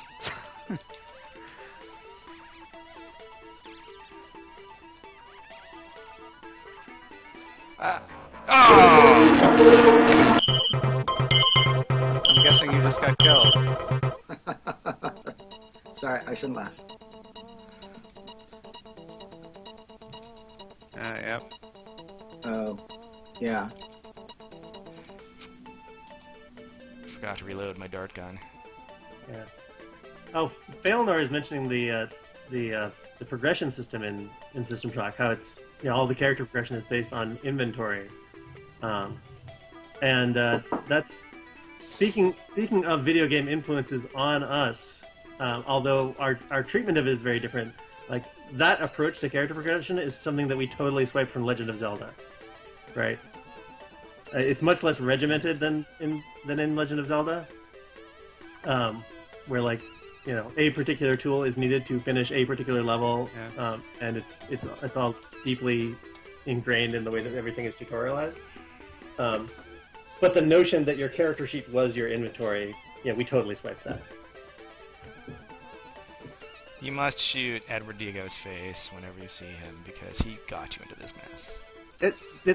Yeah, you shoot didn't- Edward Diego for luck, actually. You didn't have to take that deal, man.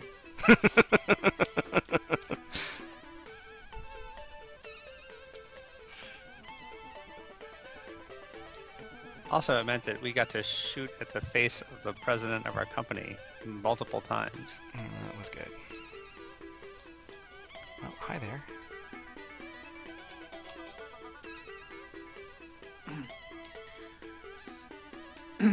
So when System Shock came out, I didn't know what the Borg looked like. It is the case that we just used the Borg. Am I right for how the cyborgs looked? Well, I don't know. I mean, Rob Waters definitely has his own particular aesthetic take on everything. Like, because when you look at his later work, like you see the style coming through consistently, but at the fidelity that these sprites are able to deliver it, yeah. Like if you go back to his concept drawings, I think you'll see a lot more distinction in the character, but Right. But fundamentally, yeah. I mean, I didn't mean to be mean to Rob there. I mean, Shock is an awesome-looking game. I think we agree about that. Oh, thanks, Tim. Getting shot by somebody. Probably an assassin cyborg. Yeah, Yes. screen. Okay. Can Thanks, I just? Tim. Are you hoarding your grenades? I feel that our player is hoarding their grenades. Well, you want me to just blow these guys up? Kind of. Oh. Well, given that we have 9 frag grenades, are these dormant? Cyborgs? Yeah, they're I'm dormant. sorry. These guys are dormant, I think. So this is just murder. yeah, pretty much. I think they will become undormant if I do not take care of them. So you're Yeah. executing them for crimes they may commit. Well, remember that they're converted humans, so I'm really Yeah, freeing it's them from bondage, right? From Shodan. They're sentenced to a fate. You're a worse than one-man death. liberation army. Basically, any time that it looks like we might be setting you up for some sort of cruel practical joke, we are. Yeah. And like sort of going back to that topic, we had a good idea early on of what we wanted the character of Shodan to be like, and then I remember lots of discussions about the like sort of cat and mouse game that we Looking wanted at the going fragment. on. And the early ambitions had a lot to do with an aesthetic of what it was like to be a game master for an actual role-playing game, right? Where you actually have an intelligent adversary who's, not necessarily in the DM's case, like trying to crush you like a bug, but like, Shodan isn't really either much. Of course, we weren't able to do, like the AI system that would game master for you.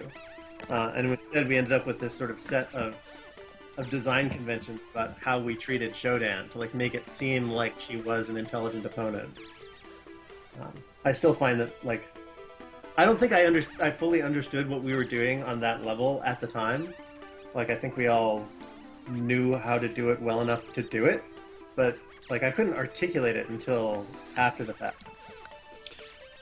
Was there discussion about Shodan's being female and having a female adversary? Like, I don't remember any comment on that at the time as being odd, but this was pre-Lara Croft days. Like, was that an odd thing? I can't remember. Well, and the interesting thing is she wasn't written with a specific gender in mind, in the sense that like she didn't have a female voice until the CD version. In the floppy version, I think there was even like a male pronoun used for her, or I think we usually just said it. So like the implications of what we read into that character by virtue of her being female are kind of interesting, because they weren't there in the text necessarily. It's in how you interpret it once you hear it in Terry's voice, who did a fabulous job of all of that, of course.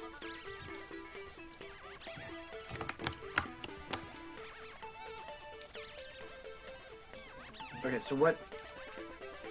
Lean, man, lean. Yeah. This is too late. By the time I see it, you either lent or you haven't. Yeah. Yeah, sorry. I should have leaned. What was the new enemy you just killed? That was this mutant cyborg, I think? Yeah. Warrior cyborg. Warrior cyborg, yeah. And he's the guy who says, why lose us any business? It's a good question.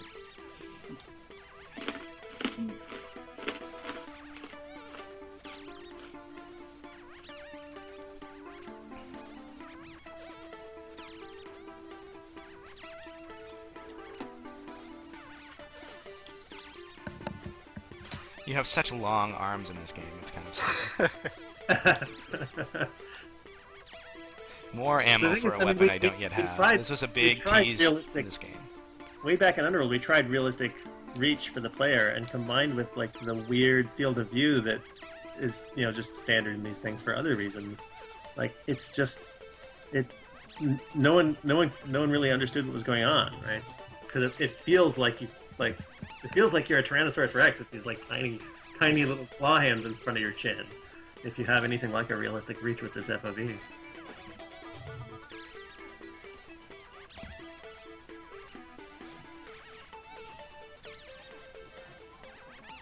I think falling does damage the player. Someone just asked about that. Enter that Ruben Okoye. I remember these things. This is one of the best moments of this level, I think, because it was the kind of thing that hadn't really been done before. An AI that warned you not to do something and then actually followed through. Because games are full of empty threats. But this was not one of them. I believe that when you blow these up, we spawn a bunch of enemies and send them in here after you. Let's find out if I'm remembering correctly. Right, and then you finally get the pistol, right, that you have all that ammo for. So now you can... Right, you have new mail, probably. Spy from Shodan saying, hey... yeah, you destroyed my computer nodes. I think that's the who are you mail. Yeah. Okay. Right. Yeah, it's this one.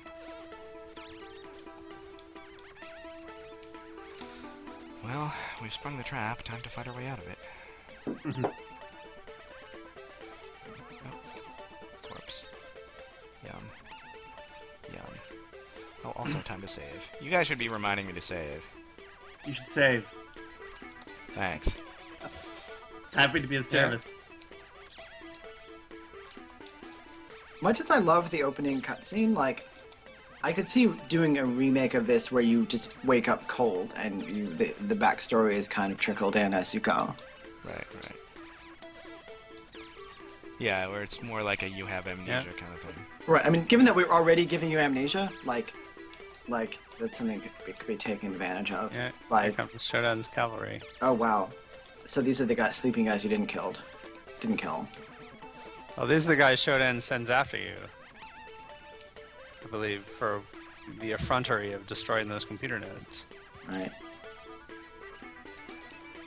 She did warn you she would do this.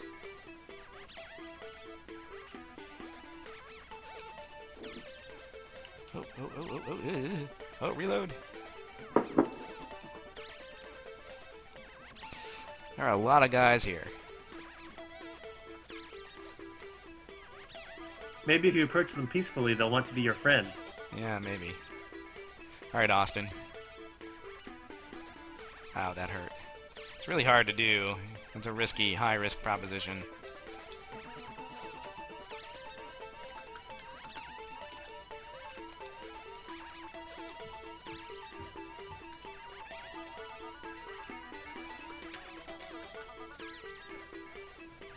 Oh, hello.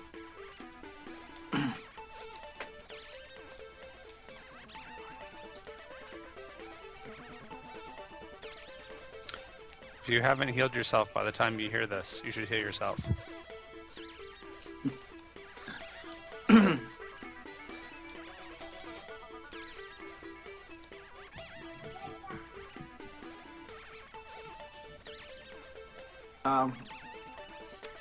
People in chat asking about the about the source code of Shock 1 and where it might be. I assume that no one has such a thing.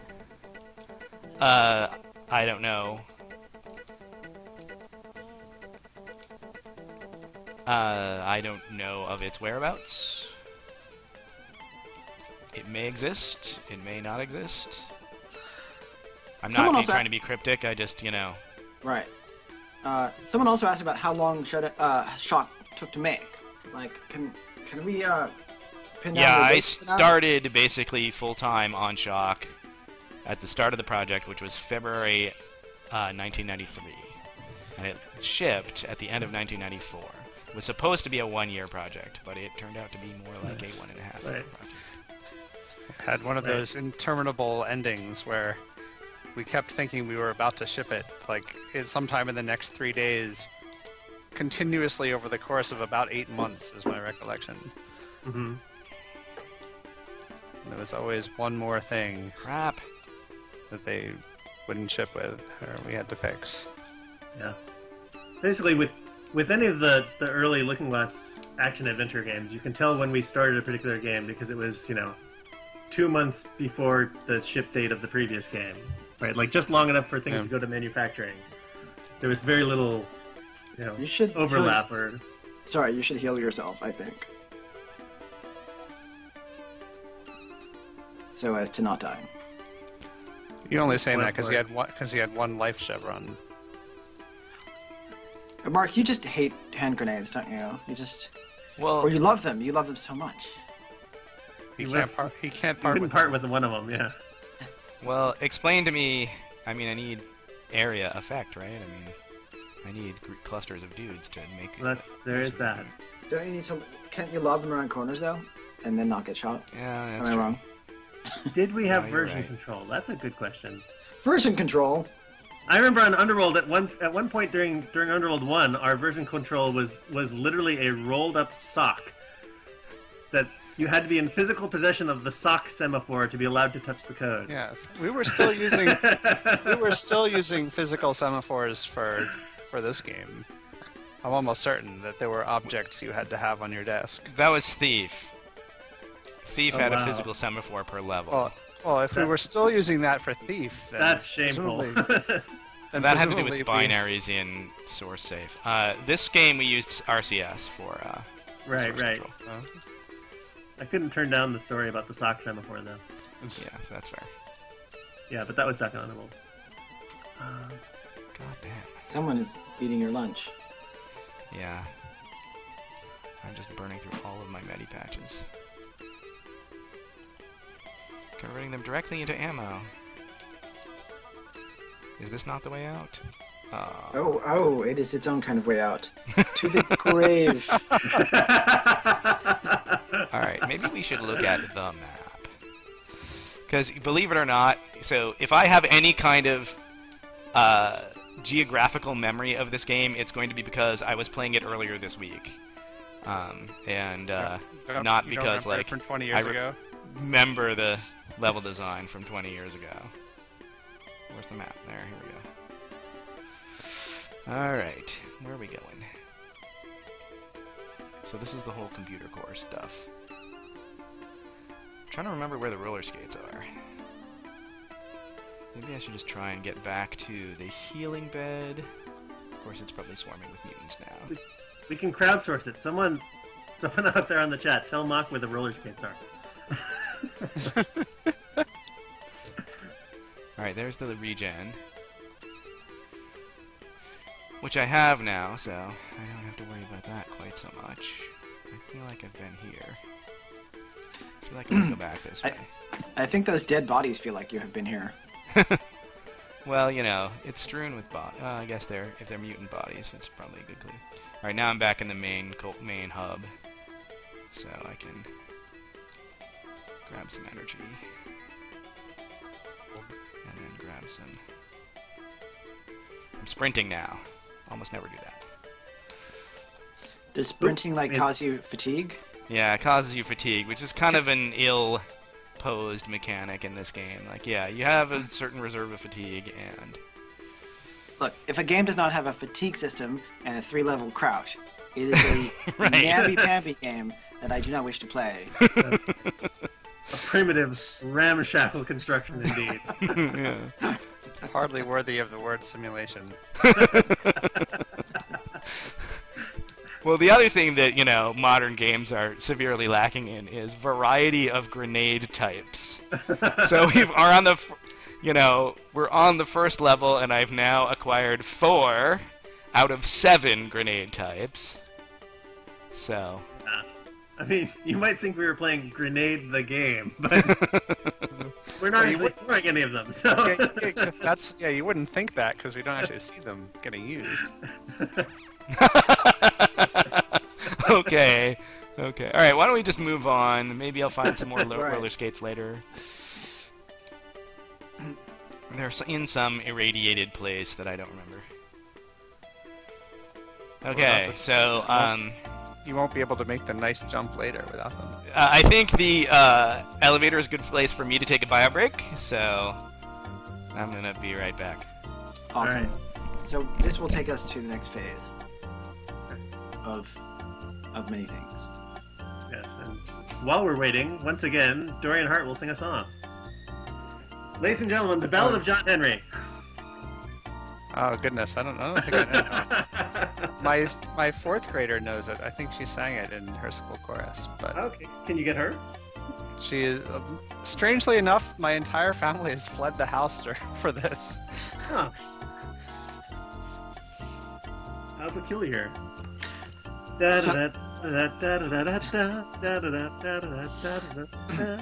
So when I wrote that novel, the game I used in System Shock, in place of System Shock, was the original story I pitched for System Shock that did not get made. Oh. About, a teenage girl who grows up in the asteroid belt, who runs away from home and finds this broken generation ship. I totally wanted to make that game. Finally, I did in the book. But I think people wanted the nameless, storyless protagonist thing more. I think, and they probably wanted the protagonist to be a dude. Let's face it. Yeah. But that was one of so many story drafts this went through. I mean, it didn't used to all be set on the space station at all. It had multiple locations. It had a million things.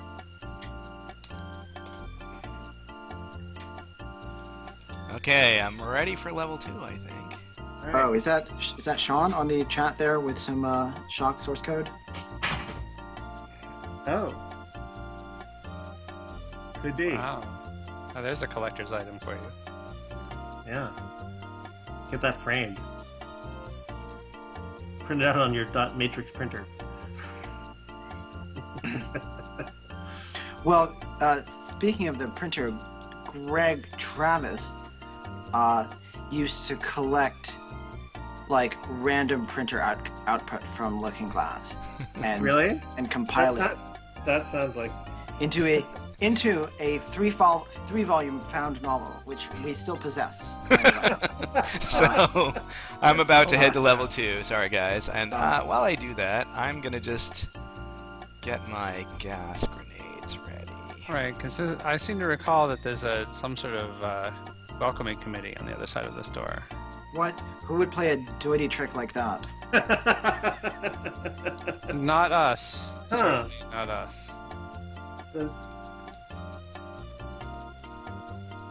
I hope you're going to one of my levels. Oh, look at them. Load. And I always just like this juxtaposition of like fighting out through this horrible bloody ambush while the bossa nova is going on. Oops.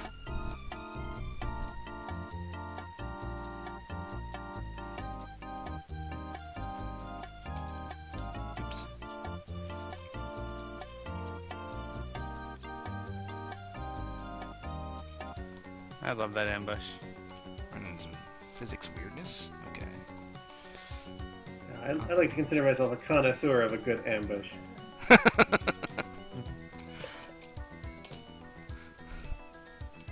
Save right away. And this is a place where like the audio is really super useful because hi there, Mr. Mutant, because you can hear mutants around the corner. You can hear, but I'm not playing with that. Or it's turned down so low on the feed.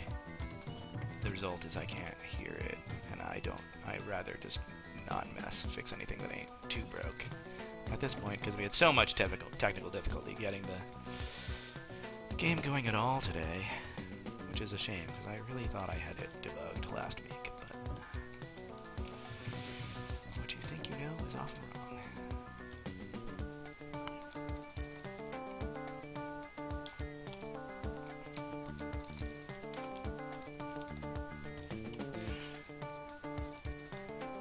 Have a lot of health. Well, I have a lot of health compared to what I'm used to, I guess.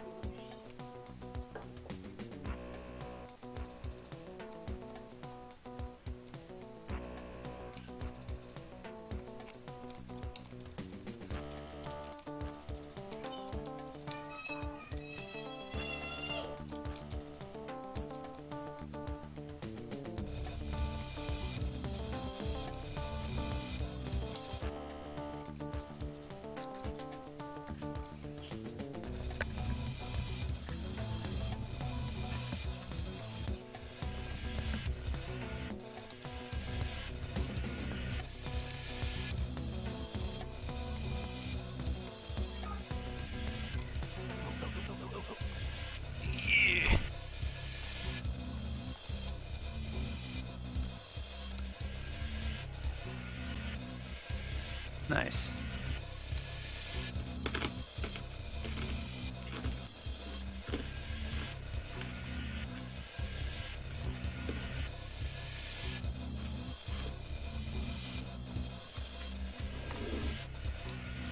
Oh, that's nice. Somebody in the chat just said that that nice jump human was their favorite moment in the game. That's one of Dorian's.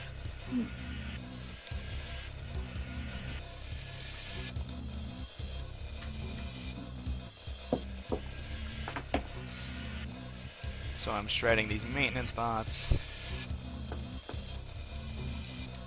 with my Teflon rounds.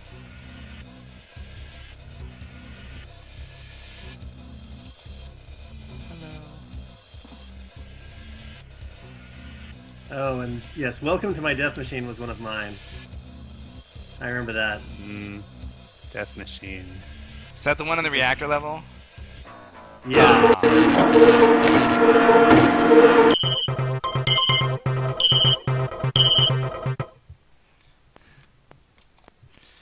I should have saved.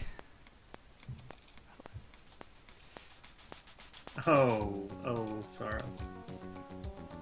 New life. Oh, Circle of Life.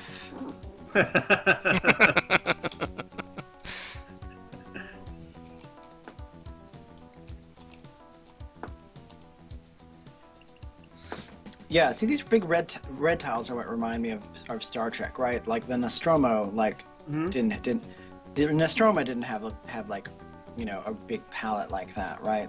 This is like a Star Trek kind of decorative scheme. So a technical note: our game is entirely a 256 color renderer, right? The back buffer of the game is just 8 bits per pixel. and those 8 bits are an index into a 256 color palette. Right, you only have 256 colors to do everything, and that includes the dark versions of everything and the light versions of everything. And all the banding you see in the lighting is because of that. And I believe, someone can correct me if I'm wrong, I believe that we had a separate color palette per level, which allowed us to do some variation. I believe that's true. There was a bank of the palette that was reserved for the things that were in common, you know, the HUD colors, basically. Welcome to the world of software. Yeah. Sorry, didn't mean to interrupt. No, that was basically it.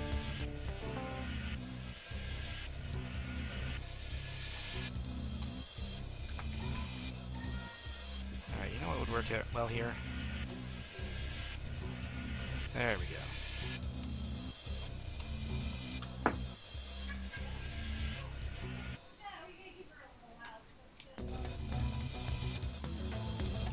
I hate the hoppers.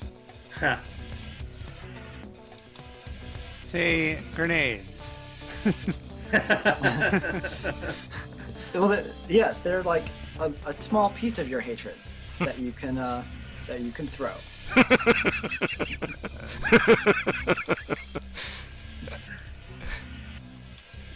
You're a real poet, Austin. I missed my calling. So, Austin, do you have any new novels in the works? I do. I have a novel coming out next year about Richard Nixon, because I have trouble focusing on subjects for very long. Yeah, so I wrote a novel. Well, every writer has to go through his Richard Nixon phase. Well, it's like Nixon / Lovecraft. Oh, you know, isn't that kind of a tired genre? It is Lovecrafting basically and Nixon. Yeah, it is the darkness of Cold War refactored through H.P. Lovecraft, as told by Richard Nixon. It's fun. It's coming out next year. Nice. Excellent.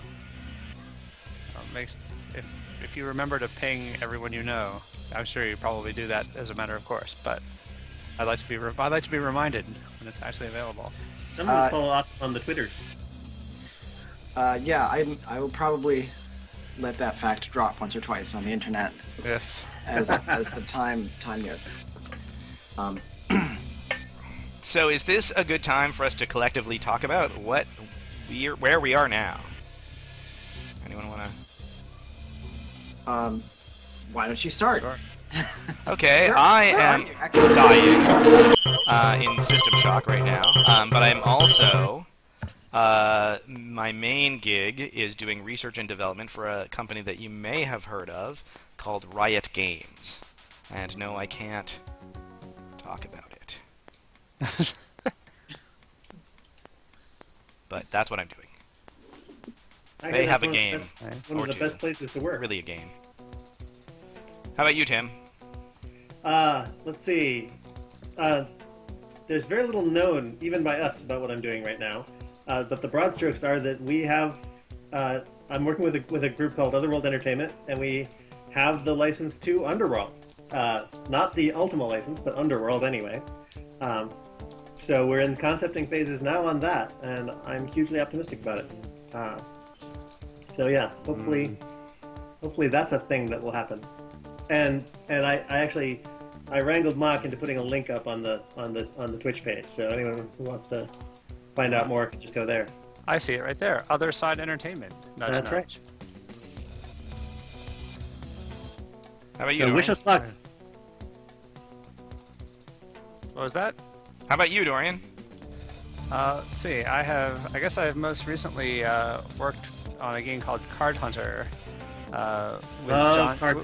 with John Che, who worked at Looking Glass for a while, and then he went on to found Irrational Games with a couple of other fellows, Rob Fermier, and let's see, John, Rob, and why am I forgetting the third person? Oh, Ken, right. A strange person to leave. Anyway, although I have been off of the Card Hunter team for a few months now. I am now trying to follow in Austin's footsteps and write a novel. I actually wrote a science fiction choose your own adventure novelette about a year ago. For Passive Games, right? Yes, for Choice of Games they're called. It's called Choice of the Star Captain. And strangely, people are still buying that at a slow but steady rate, which is I still find very strange. I read / played that. Yeah. I saw the Choice of Games people at the Boston Festival Indie Games just the other weekend. Yes, they have come out. They are churning out the games at a pretty good clip. I went to jail. I didn't know you were writing, Dorian. That's awesome. That is awesome. Oh. I don't know that I'm writing well, but I'm writing. So. Well, that's how it works, I understand. So. Okay, save. So, Austin, you say you have a book coming out in a year, but that makes it sound like it's a done deal at this point.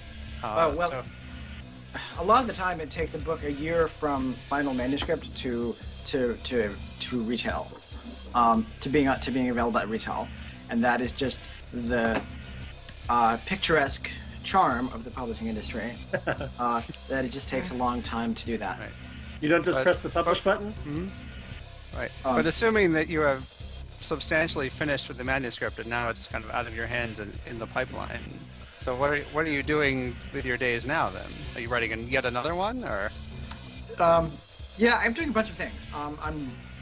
I'm doing a little helping out with other side games on the Underworld reboot. I am commencing writing a new book, which I think is about superheroes. I'm working at a company called Magic Leap, which I can say very little other than that it is kind of awesome. Yeah, it's a very stealthy startup that will de-stealth sometime soon. All right. And I'm working on writing something for Arcane with Harvey and so forth, which I worked on Dishonored with Arcane, and we're doing something new. So, a bunch of stuff. Oh, and we got killed again. So if you guys were hoping to see, like, a display of mad dev playing skills, like, I'm sorry, but your ticket to Disappointment City has been punched. Yeah. Right. Yes, we are, As he dies twice in a row to the same hopper. That's one Wow. bad hopper. But here's the thing about this game. You can just turn around and go the other way. Dude. I really would have liked to get that. I could run back to the med bay, tail between my legs. I'm sorry I laugh every time I see that cutscene. The cycle of life.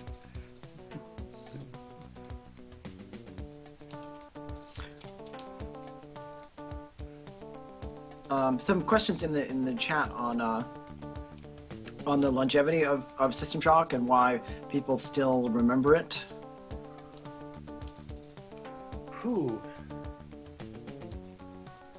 Wow. Well, I mean, I think it was pretty seminal. I mean, I think that, you know, I've heard lots of folks, you know, when you interview other designers at other places in the media, there's lots of folks who kind of say, hey, System Shock was a huge influence on me. So I think that's part of it. So I think that it's, for all of its quirkiness, its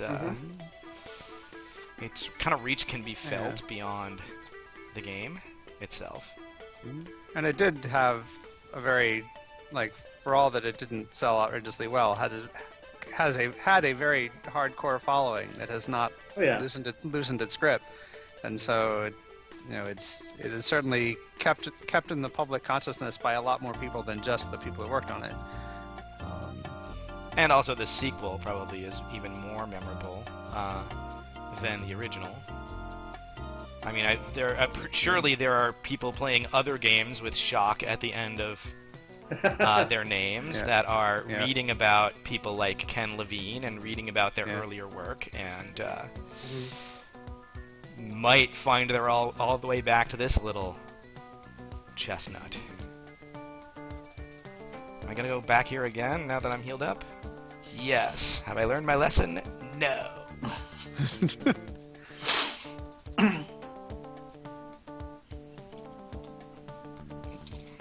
Yeah, if I had to answer the question for myself, I guess I would probably add two more things. One is that the sort of open design of the game means that for me it means like people had more of their own experiences, right? In System Right. Shock, Yeah. right? They didn't feel like they had run through a script and they were done. They felt like they kind of owned their particular playthrough in Yeah, a way that yeah. I think sticks in the memory more. Yeah, I think ownership was exactly the word that I was thinking. I totally agree. That and just like of games I have worked on, this one like sort of just aesthetically coalesced very, very tightly and strongly. Just the mood and the feel and the look and the gameplay, they feel like a whole to me, right? And they leave a strong impression for me. Sure.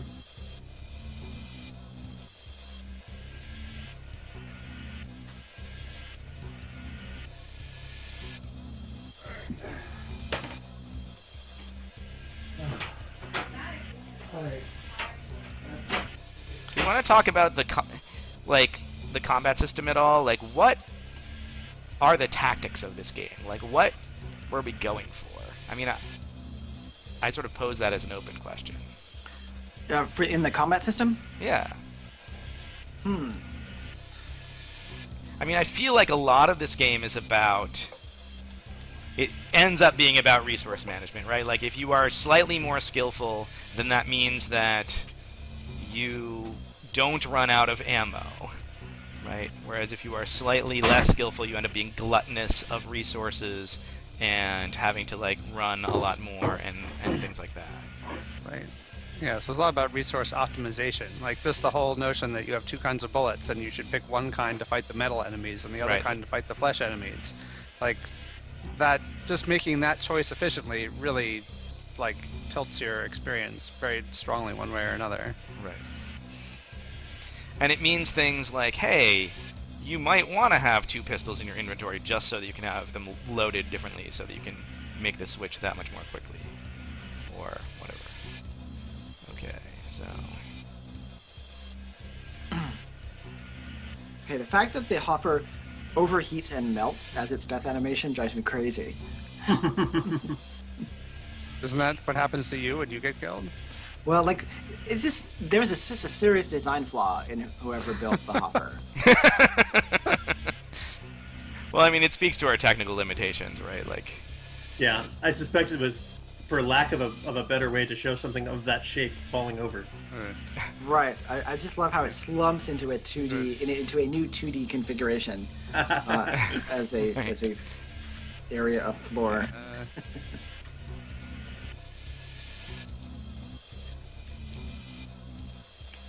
this feels like a death trap. The thing I remember about combat really is just remembering that ranged combat in the Underworld games was kind of fun, and how it mentally made you think about the 3D space more, and 3D space was a thing that we were really distinctly good at as a technology. Right. That's what I remember about it. Goodness, what is that? Alright, there's some zero-G dudes behind here, and I'm gonna try to trank them and pipe them.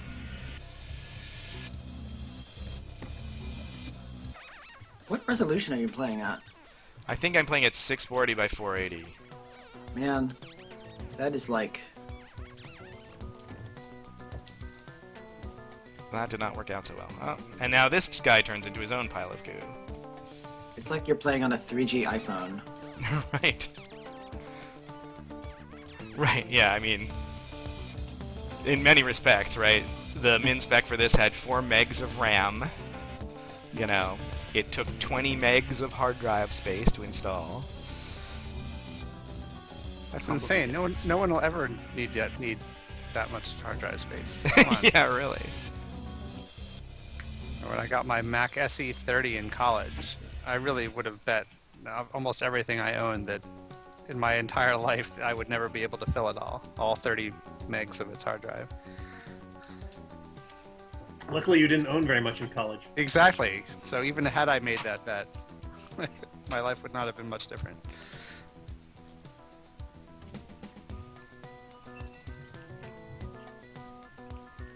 Was System Shock the first first-person game to do various ammo types and complex weapon modes? Someone asked. That can't be the case. The real question right? was it the last? Well, did Deus Ex do multiple ammo types? Oh, I think they might have. Someone will tell us. I mean, surely Deus Ex is one of the games with a lot of System Shock DNA in it. Sure, but was there anything before System Shock that did that? I remember. I mean, I remember different ammo types from like pen and pencil RPGs, pencil and paper. Excuse me.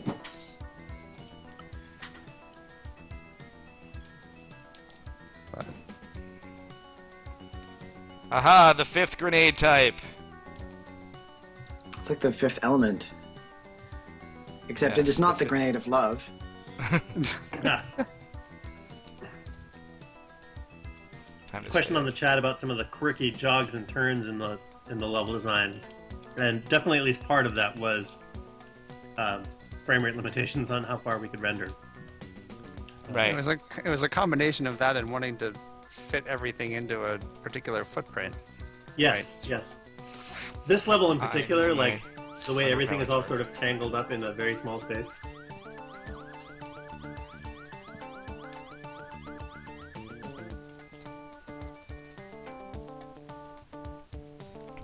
Corpses are like these breadcrumbs that lead you to your death. It's like you kill the thing. Oh, I want to loot it. Oh, I didn't want to loot it. This level just makes me want to eat red velvet cake, like a lot. This is the science level, everyone. In case you weren't keeping track. But how can you tell? Huh, I don't know. Surely not the giant picture of the beaker on the wall. Science. Can't get in there. Oh boy. Did that work? Nope.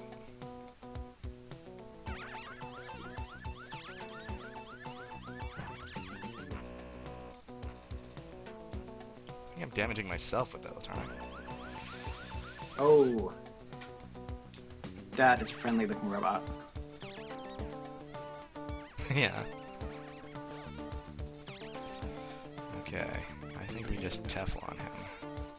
Can you cook those grenades, or they just explode on impact? I think those guns just explode on impact by. Mag Pulse. Now I totally went through this level the correct way because of having practiced.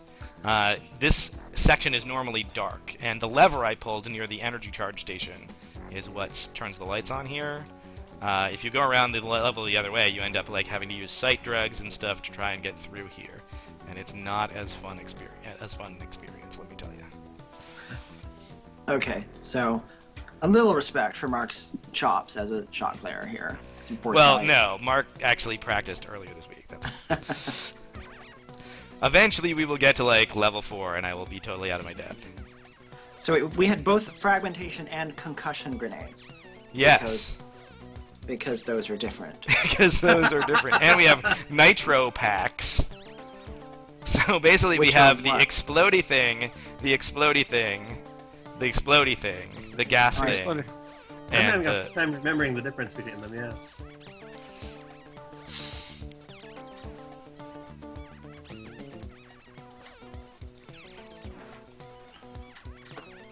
So this is a lever that opens this room full of death, basically. Room full of radiation poisoning, which is going to make me sad. I'm not going to go in there. I really do want someone to remake this now that I'm watching it so much. There you go. I'm not So- really a nostalgia gamer. but, So- like, Whoever wants to remake it, your Kickstarter now has one backer. Ah, all right. But I better see some good premiums.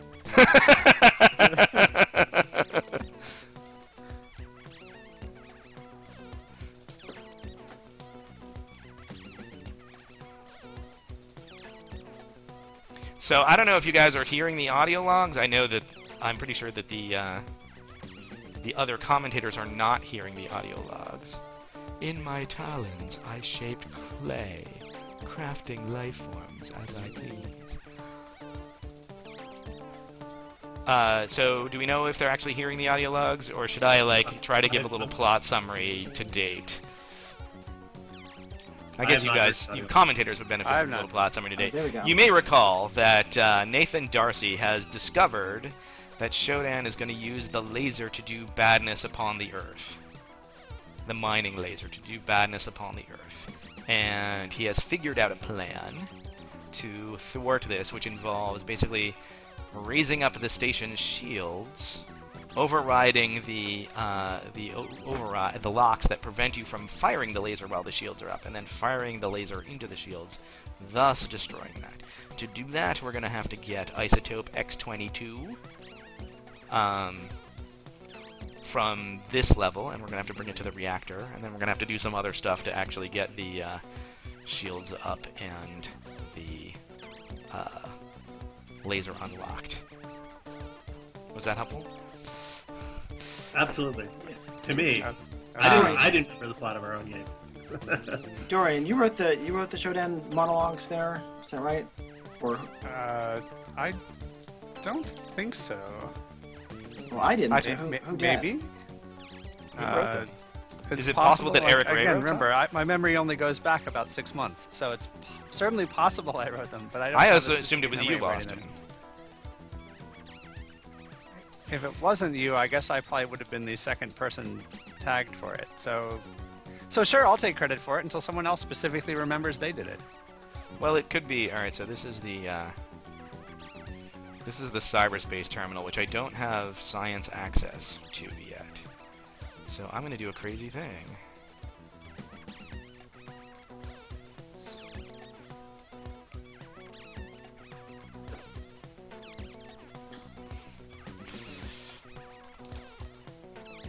I'm going to make a note on the auto map. Oh, wow. Look at you, hacker. That's a thing you can do. Yeah, oops. And this is my note. And it's telling me I can double click to use it, but it's not. Oh yeah, and I can use it. It says library, but you know.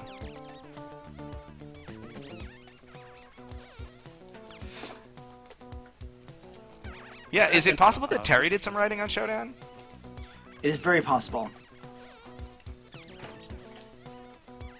We're talking about Terry Brosius, the voice of Shodan, who has done writing on numerous things. She did some writing on Thief, right? And definitely Dishonored, right? She did some writing on Dishonored, didn't she? Yeah, she definitely did a bunch of stuff on Dishonored. Yeah. Hang on, I gotta log off for half an hour. I shall return. All right. See you guys in a bit. So yeah, if you'd like in the audience to claim credit for writing the Shodan stuff, feel free. This is your big chance.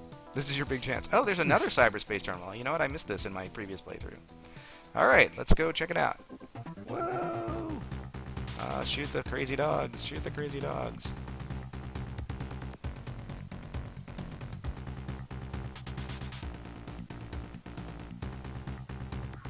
Here we go.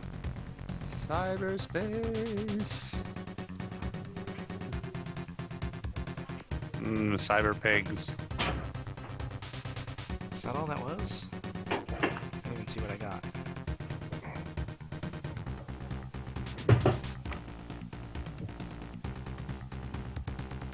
There's a current in these cyberspace corridors that you can't swim against very easily.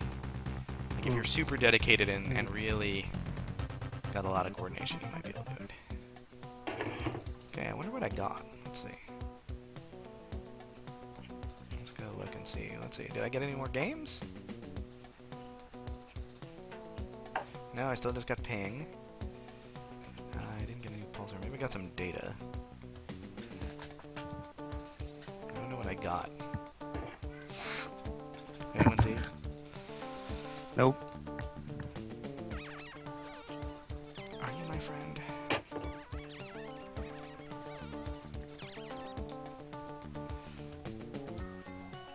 So the other That's thing it. that you might be amused to know at home is that because of the technical difficulties I was having earlier, I am playing this entire game in a like 640-480 window in the corner of my 1900 wide desktop or whatever.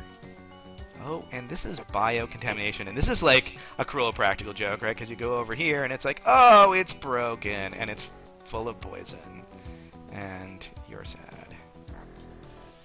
And it's possible that I'm gonna die, but not before I loot this stuff.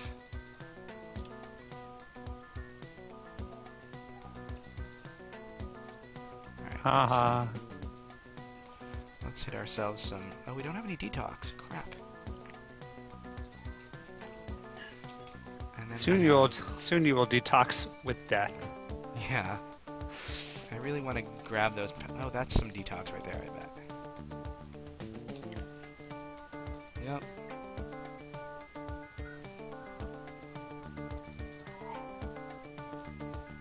Oh. And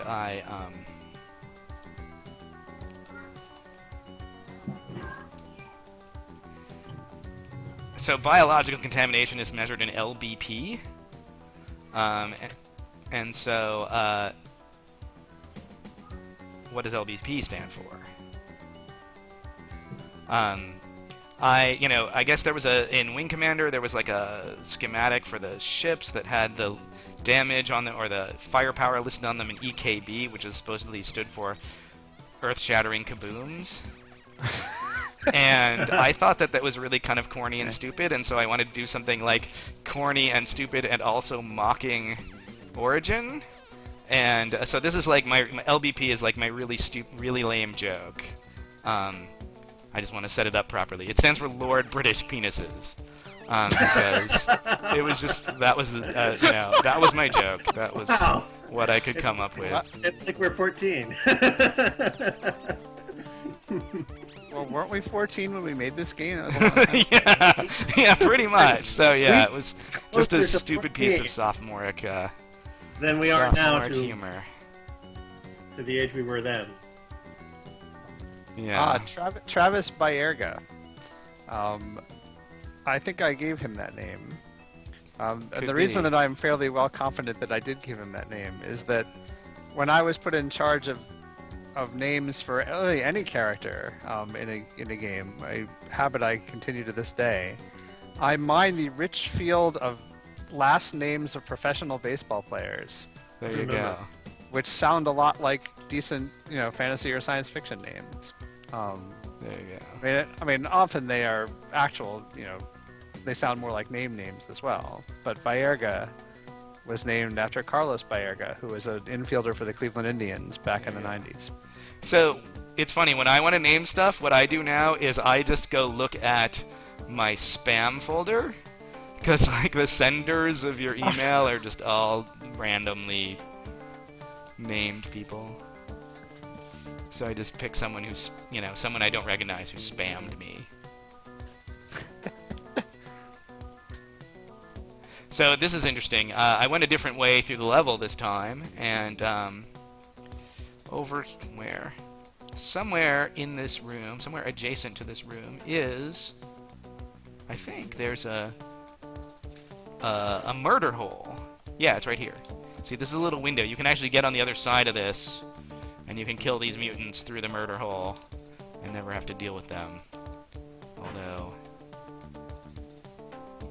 standard access granted. Okay, so here is where the X-22 isotope is. Oh, I have science access now. I should go back to the library. This is where the X-22 isotope is. It's in this radioactive place. I have to take down... There's another example of our awesome translucent technology. I have to take down that little shield and get it. And maybe I'll just have my detox ready. I think I can preemptively detox, right? I don't even know. You don't even know. There's a good way to find out. Well, I'll try it. Alright, so... Yeah, oh, well, no. It's... You only have one detox, so it is kind of a risky... Well, no, see, it's going down to 5, and then it's coming back up to 15, because I keep staying in the room. But yeah, it drops right off because of the detox. I think the detox pulses and Okay. and so yeah, now I have the X-22 isotope, which I need as a plot MacGuffin for the shield, which is on the reactor level. X-22 is of course a reference to Zemu, who was one of the programmers in System Shock, and his fraternity has a certain fascination with the Number 22. number 22, so that's why that is the way it is. And now I've achievement unlocked 6 grenade types, so I got a landmine.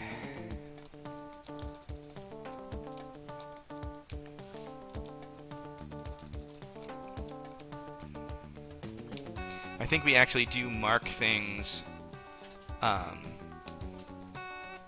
We actually do mark things that you have fraud, so that the help system doesn't point them out again.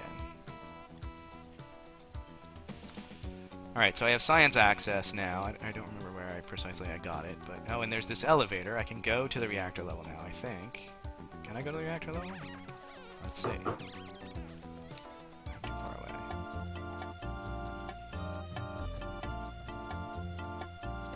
Look, I'm in the reactor level.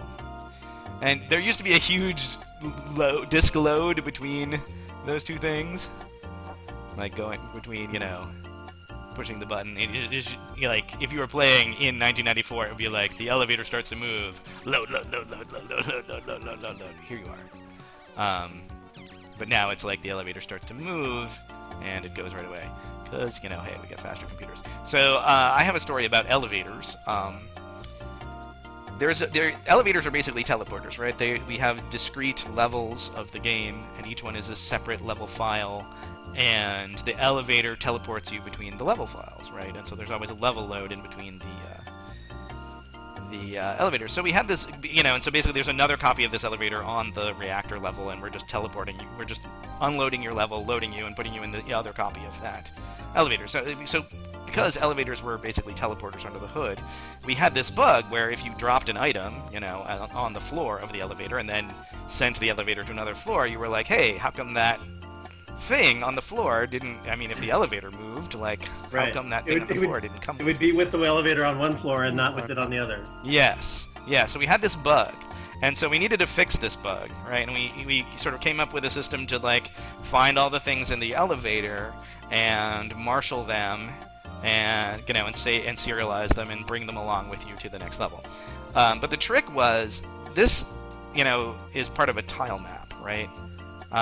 There's nothing in the level that really marks this up as an elevator, right? Like, this elevator is one tile, so that's easy, but there are multiple multi-tile elevators elsewhere in the level, right? So figuring out which tiles are actually part of the elevator was a problem, because, you know, it's just geometry. It doesn't know what it is, right? So there was one piece of information that we could use. I know where this is going. I totally know. It is whether that tile plays elevator music.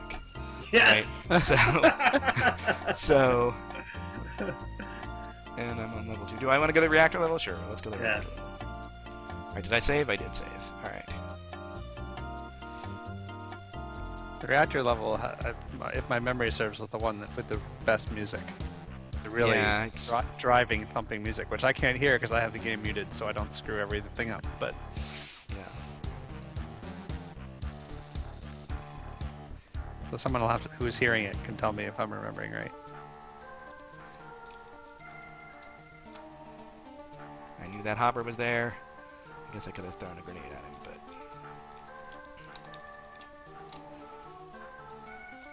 And literally, the only reason I know that hopper was there is because I played this game 2 days ago. Don't be fooled that I'm some kind of a genius. Well, at least There's this no room in my inventory for this head. Well, I guess we'll just try and vaporize it and see if it's important. Oh, it's... Oh, that was really loud. I'm really sorry to anyone who had to hear that. Alright, so what do I want? I want my pistol. Look! Look, it's our friend! Do you think he will like us? is an auto bomb. Obviously inspired by the mouse droids from Star Wars, but they are splody. And this is just a security room that's been wrecked. It's got nothing in it. It's just sadness. It's just made of sadness.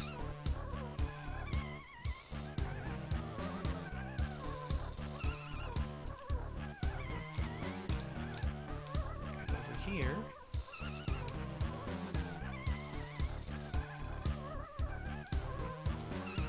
Oh, badness, badness. Alright, so now I'm gonna go turn on cyborg conversion.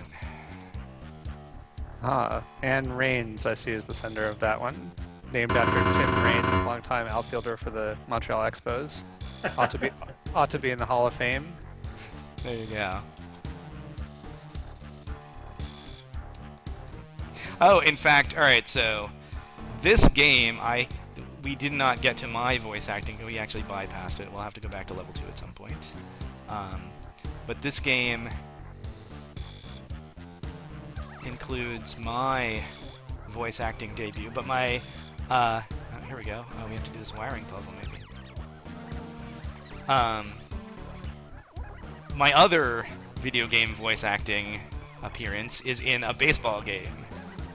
I forget, MLB, the whatever Major League Baseball 2K3 maybe. And if some specific player gets a perfect game, I'm the guy in the stands who goes nuts. I didn't know that. It's pretty cool. Yeah, no, back when I was at Visual Concepts, so yeah. So here we've unlocked the healing bed and the cyborg conversion, so we're in pretty good shape for this level. We can't really die. It's possible that I'm getting some keyboard repeat issue.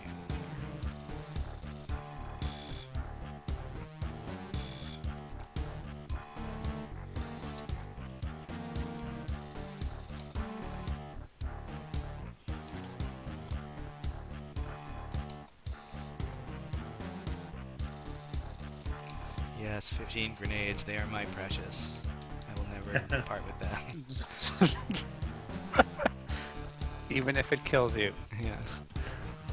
So here is our BioWare, which tells me what my health and fatigue are as percentages.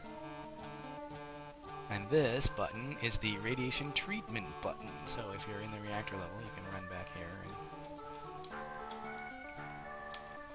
get treated.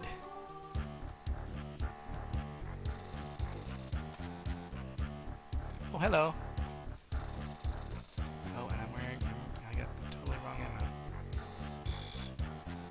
ammo. Are you hearing that loud ding every once in a while? I don't know what to do with that.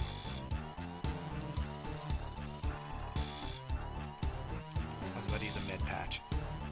That would have been dumb.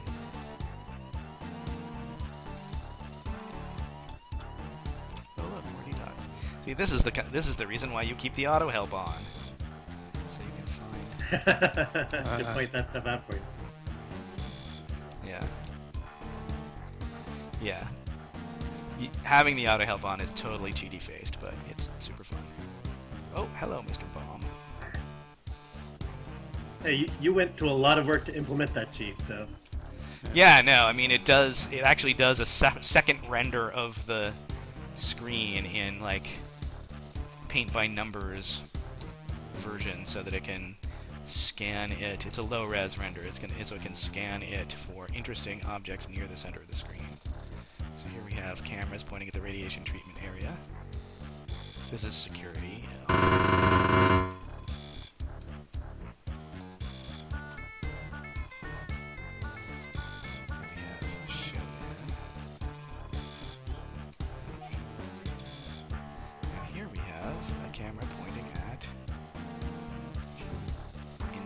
Some of the reactor area. You can check out what's going on there. What's going on here? Are those zero-G mutants? I'm not even sure what I think that's just part of the music. That ding-a-ling-a-ling. It's really...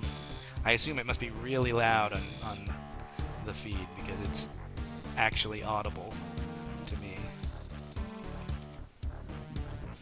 Do not have Someone wrote, are there any design choices about System Shock 1 that you regret, aside from the GUI?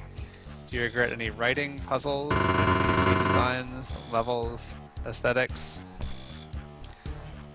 I feel like the wiring puzzles could have been done better.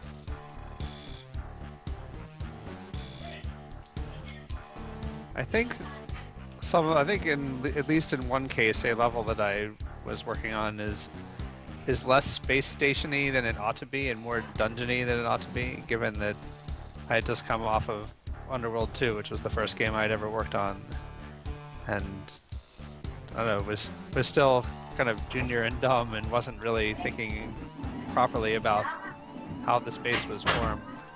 So I suspect if you look at all the auto maps, if there is a map that doesn't look as nicely compact and shaped as the others, it's probably mine.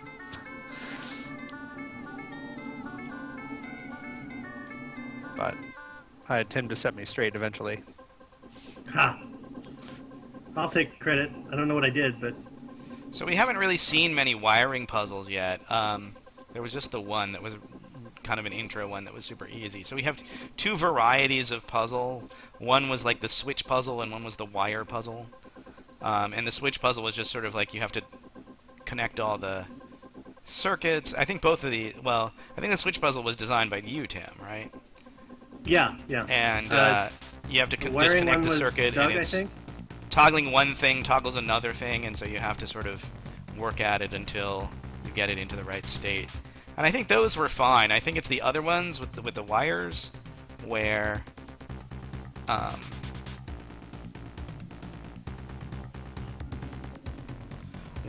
it was a mastermind game, and so because there was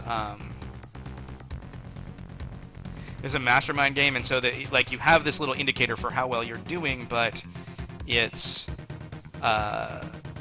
it has local maxima, right? So like you can climb up a local maximum and not get to the perfect solution because you're stuck on a hill, and that wasn't really clear to people, I think. Yeah, that's what was going on. It was obscure. So I think we could have been clearer about that, definitely. I think we could have cut the fatigue system and had a perfectly good game. There's some tuning choices that I made on things like the wares and stuff that I think we could have done better. So these are blocked by ice, and so I must smash them with my drill in order to get at them. Can't even see where I am. Which was part of the point, was to be disoriented.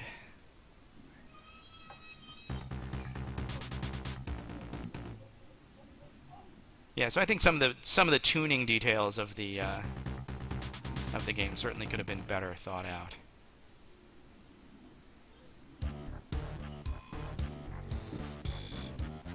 I don't know. What do you think, Tim? Design regrets? Oh, I'm trying to think of how to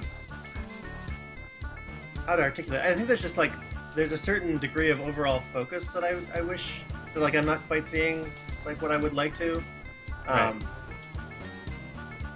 The game system kind of grew pretty organically, and this sort of gets back to there's 7 different kinds of grenades, and I don't know what the difference between this and this one are. Right. But like there are differences, right? But having having limited ourselves to like only sort of sharper. I'm always sort of like in favor of like much clearer qualitative differences between different tools. Right. And the sheer proliferation of features in here doesn't feel quite. I don't know. I mean, right. It felt very simmy and a little bit. Yeah, RPG, and I'm fond of the freedom of expression that it gives to players, but I don't think it necessarily would have suffered from a little bit of more editorial control. Right. I don't know.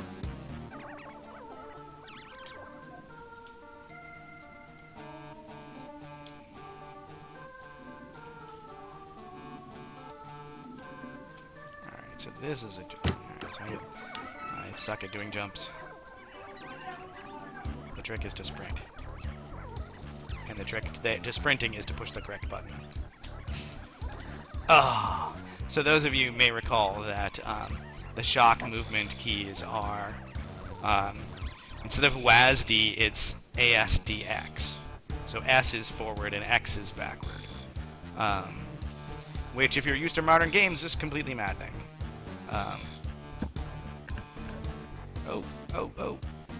Oh, that was a cruel joke. Oh. But, at least I have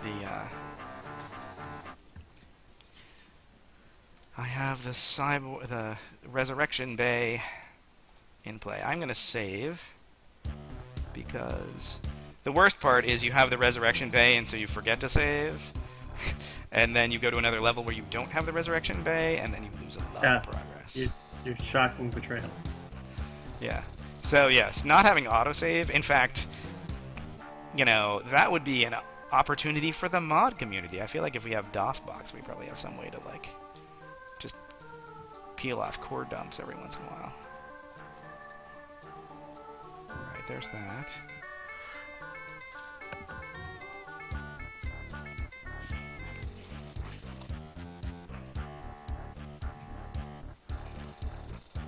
Hoppers.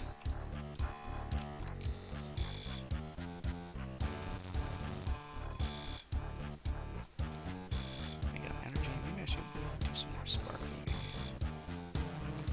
Because, hey, energy is the gift that keeps on giving.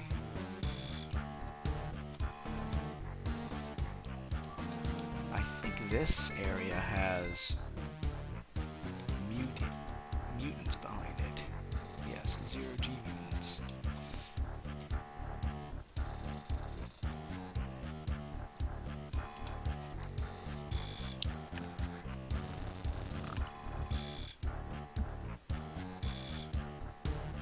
Click to load.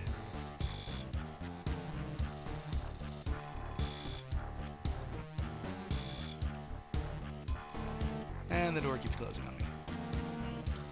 You're dead.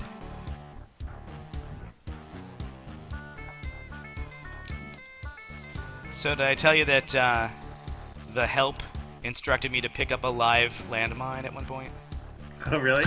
Yeah. I was playing with the help on. It was like, double click to pick up a landmine. Oh, good idea. Kaboom. It was one that I had set, too, so. That's hilarious.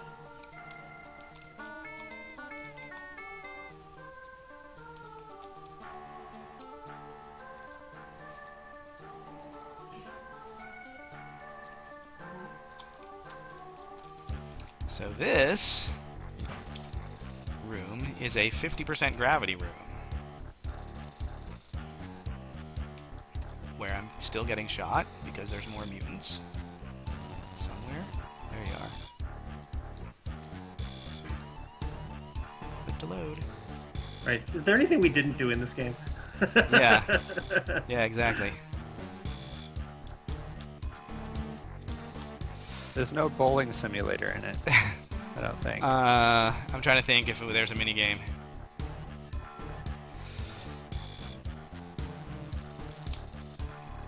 You know, and we had to hit all of the.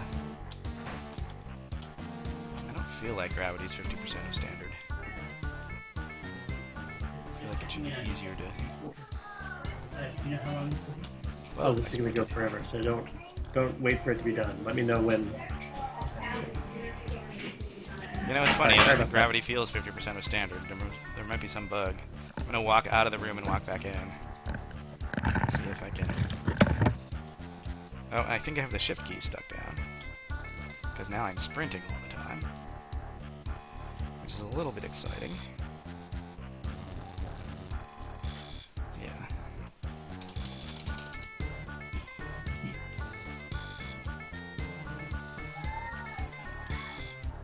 Let's check my BioWare.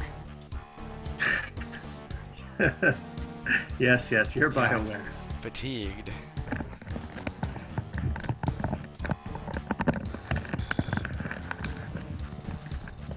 Yeah, I'm still sprinting all the time. I still have some bug where my I feel like my sprint key is stuck down. Oh, maybe the sprint key is caps lock. Oh yeah, because shift is the sprint key, so smart asses that we were, we made caps lock be the... Oh, sprint lock. Be sprint locked, because you wanted that, right? Totally. Am I still sprinting? My fatigue... So my fatigue goes up as I jump. I can take some stamina up to get my fatigue back. Of course, I'll pay for it later. Oh, more mutants. Let's try not to die.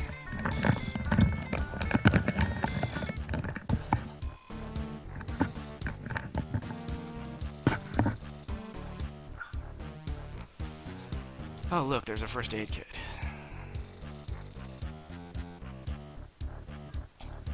Right, so our BioWare tells us.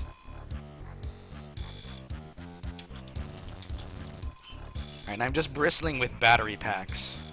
Maybe I can drop some of these battery packs. Oh, and I have another first aid kit. That would have been handy to remember. Maybe I'll just use one.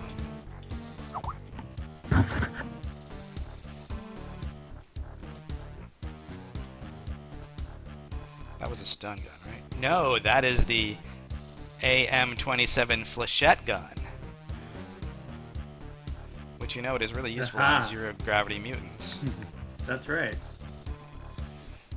Alright, so let's go over the various things. We've got the SV-23 dart gun for Sarah Verley.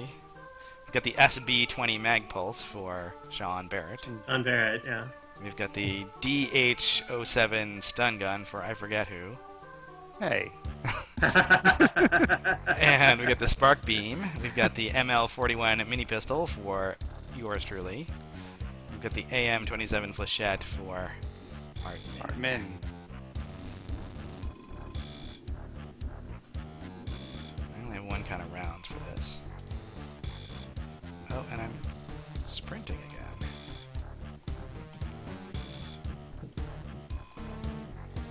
Okay, I have... Alright, now I have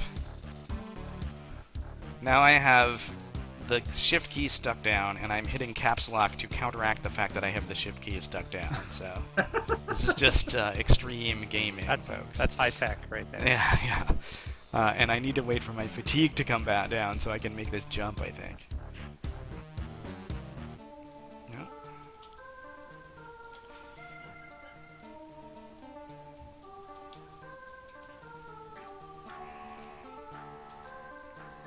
Is this the door? No.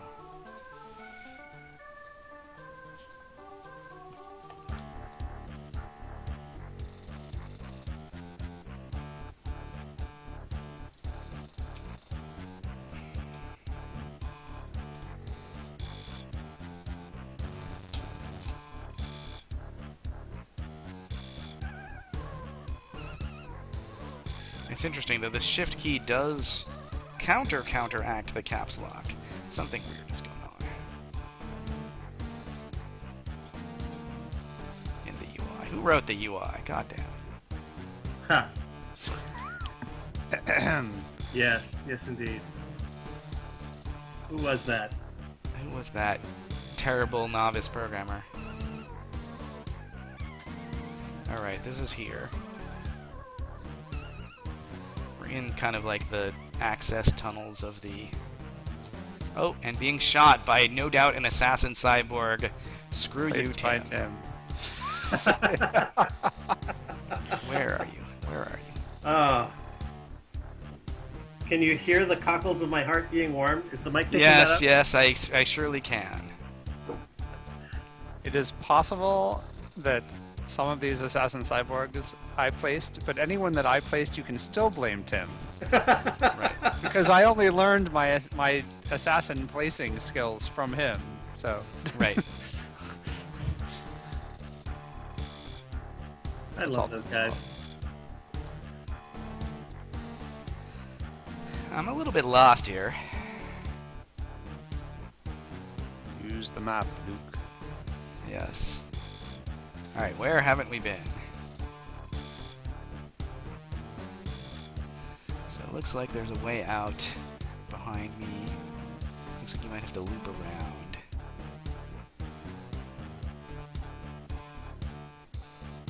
Oh yeah. So one of the things that's challenging and really surprising, I think, is that all of these levels are height maps, right? Like, every single tile has a single floor height and a single ceiling height. And if you wanted to do multi-level stuff, if you want to do anything like a bridge or anything, you had to like build it out of other objects, right? Yeah. The terrain database. And there are some levels, particularly the science level that we were just on, the red level.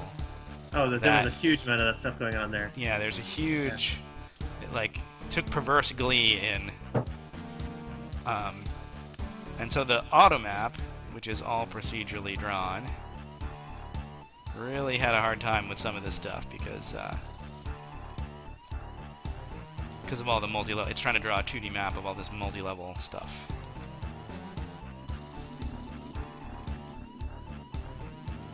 Hello, Mr. Bomb.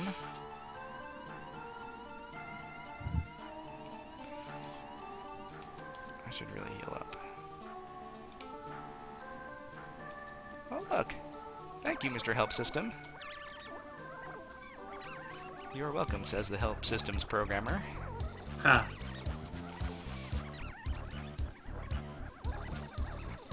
Okay, now this area requires no introduction, because this is the one exception to the rule of my geographic knowledge did not last 20 years.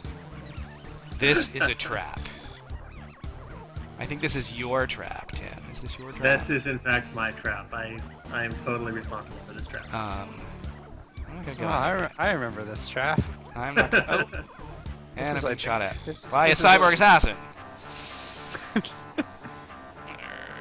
Okay, well, while my vital signs are being stabilized, I'm going to take a bio.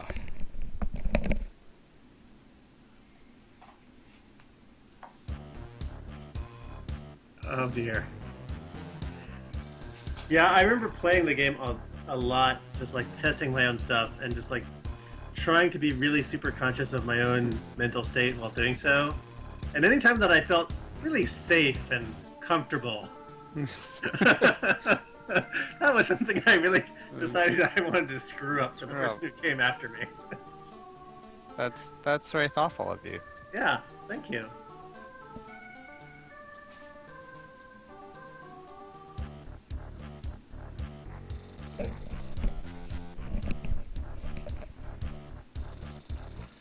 All right. What else can we? How else can we vamp while? I'm while back. on? Oh, okay. So one that's important right. pro tip that I forgot is to always close the force door behind you when you leave the resurrection bay, because if there's enemies outside, you don't want to res. And Right, with it, have an enemy beating on you every time you take a step out of the chamber, right? Yes, or the moment you appear. Then at least you have a moment to take your breath and...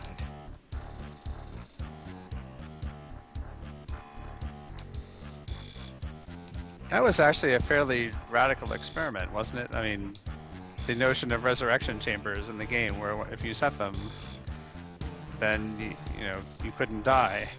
Right. You just kept playing without losing any progress.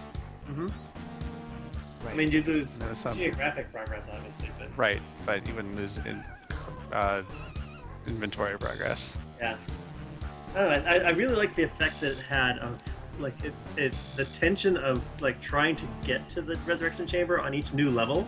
Yeah, Right. gave you an automatic sub goal that was very important. Yeah.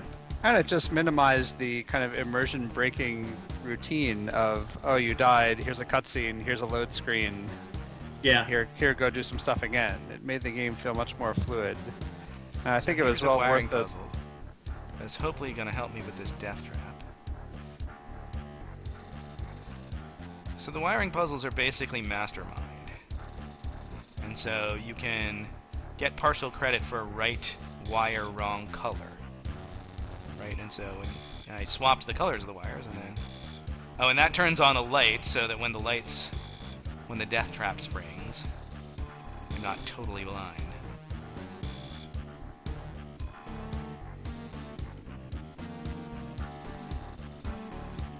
It's possible that I should go back to the science level also, because there's a shield wear that I didn't pick up. That might help me with combat on this level.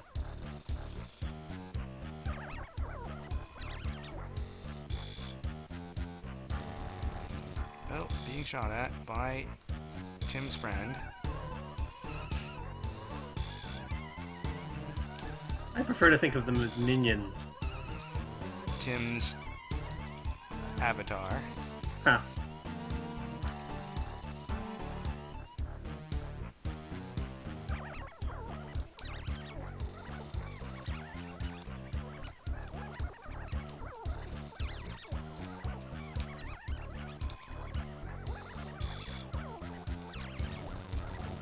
Mr. Cyborg.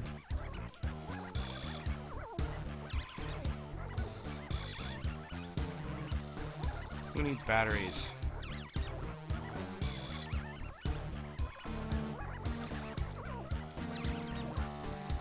Should talking to her cyborgs, his cyborgs, its cyborgs.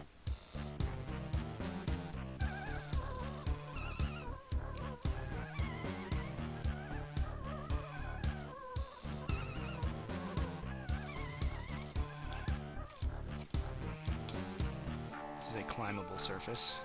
The ladder climbing UI is not super clean, but that's another thing we could have done better.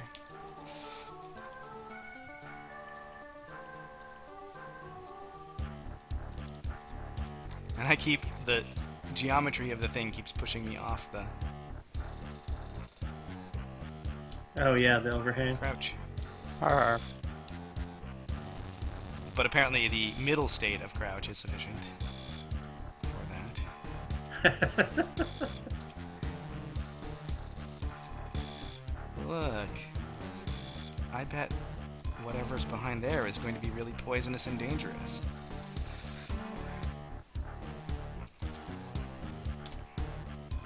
And I do have some detox, so, you know, what the heck. Teflon rounds loaded. Let's go. Oh, being shot, being shot. Cyborg. If only you'd recently saved your game. Oh, yeah.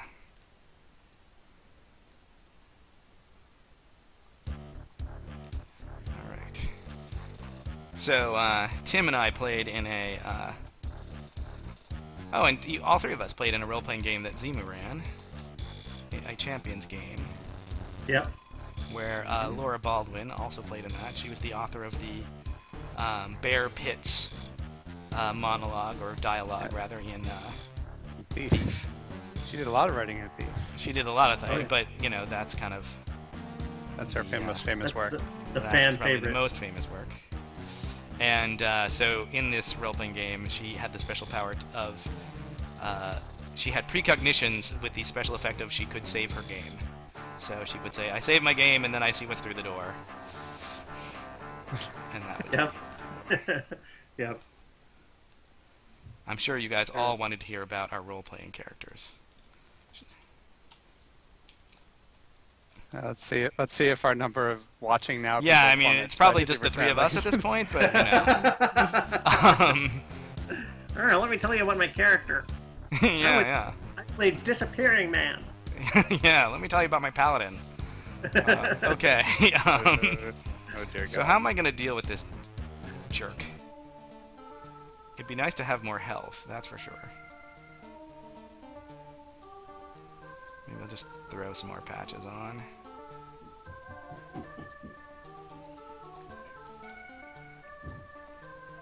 And I don't really want to use it. So I don't remember. Is Hornet good against cyborgs? Anyone remember? I don't remember. Anyone in chat remember? Like, I don't know, like, I guess that's another regret. It's like, I don't know that there's good help on, you know, I don't know how you would find Chat out. says yes. Oh no, wait. I don't know if they're talking about. No, we're talking No, that's about a different question. Never mind. talking about how the sprites were created. They do want to Yeah. hear about They our were- role-playing characters. it they- turns out. No, not that. Oh, look, we just lost a couple more watchers. There you go. We still have 183 people apparently watching cool. this channel. Yeah, according I have to no the- explanation for that, but there it is. Alright, maybe I should try something else elsewhere. Maybe I should... Oh, right, because I think there's just... there's some good stuff on that corpse, I see but... shurikens coming out of the dark. Well, that was 30 seconds ago that I saw it, but it was still heartwarming. Yeah. Oh, and I have security access now. So I get to load up on goodies. Yes, another pro trip. Double-clicking on the container while the container is open just gets you the next thing out of it, so you don't have to constantly... Yeah. There's a note.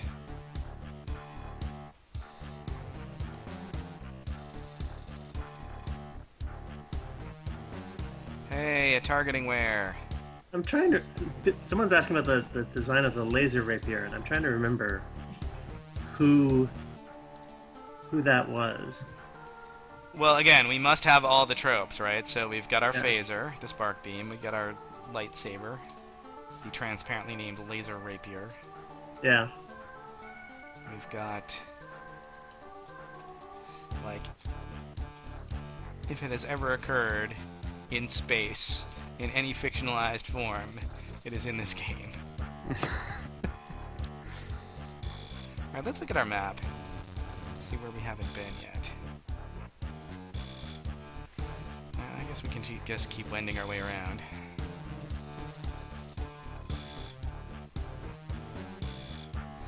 It's possible that we're going to have to kind of give up on the reactor level and... Do I really not have engineering access? It's possible that we're going to have to give up on the reactor level and head over to storage, or whatever level 3 is, and get a rad suit. Oh, that might happen eventually.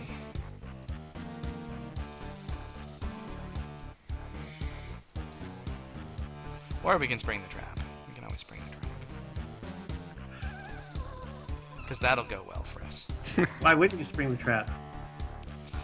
Well, Spring the it's trap, just fight your whether way I'm out. ready to string the trap, and I don't actually need the shield override yet because I haven't done all the other stuff.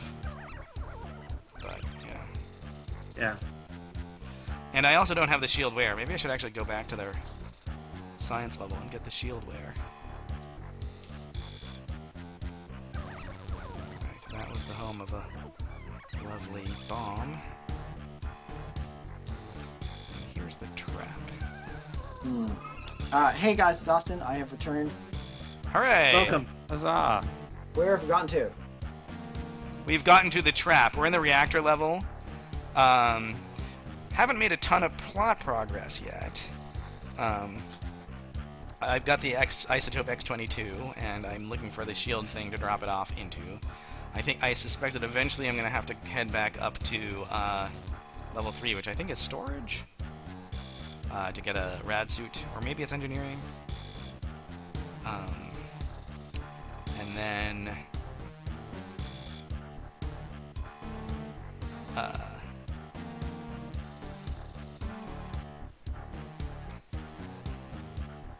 gonna put a landmine here. And this is the moment where, in fact, this is the piece of the help system's advice that you should not follow. If you try to double click on a live landmine, it will explode your face. Maybe I can just flechette. And I don't want to be exposed to that door because I'm pretty sure that's got a security bot behind it.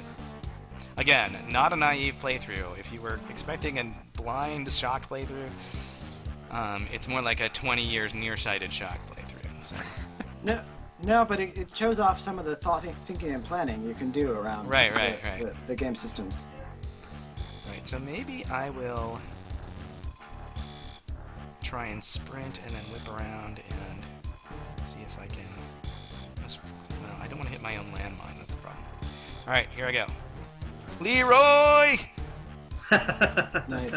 Bye, Mark. Nice knowing you. Yeah. We'll all meet again as Cortex Reavers. Thankfully, I have the res bay open, so you will not meet me as a Cortex Reaver quite yet. Oh wow. Welcome to my death machine. Yeah, that was brief. That was an extremely was a- efficient death machine. A heroic effort. Yup.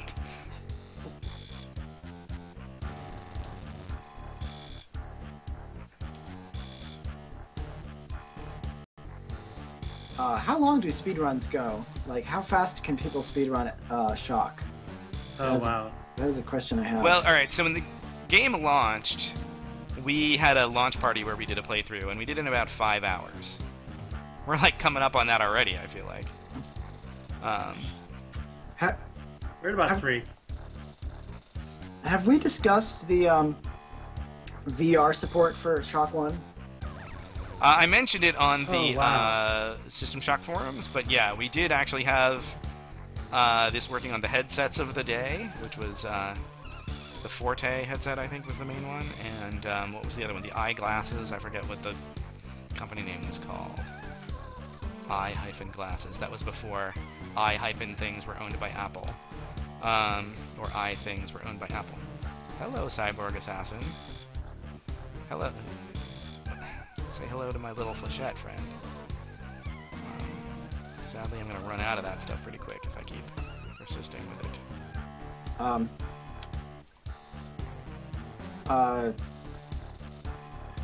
According to chat, the current speedrun record is hour 24. Wow. I Holy just nearly cow. blew myself up with a grenade. I don't know what the difficulty settings are, but wow. Well, alright, yeah, of course, if you are playing on turn plot off 0, then all the doors are open, so you can just walk right to the end boss. I don't know if And that if- counts, though. Yeah, probably not what we're talking about. Are you like almost dead? Yes. Yes, I was almost dead.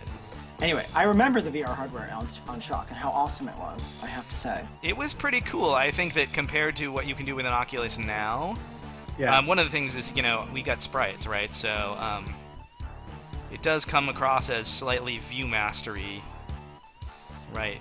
To see Sure. sprites just sort of floating in 3D.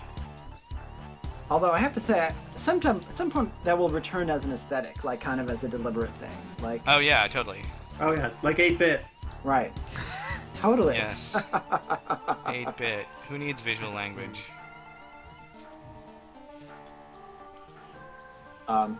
Yeah, that would be another thing for the Shock reboot. It would have to be VR. So I guess another design regret that I have is I feel like we kind of copped out on the security cameras.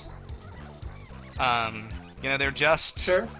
things that you kind of clean out to get the number down.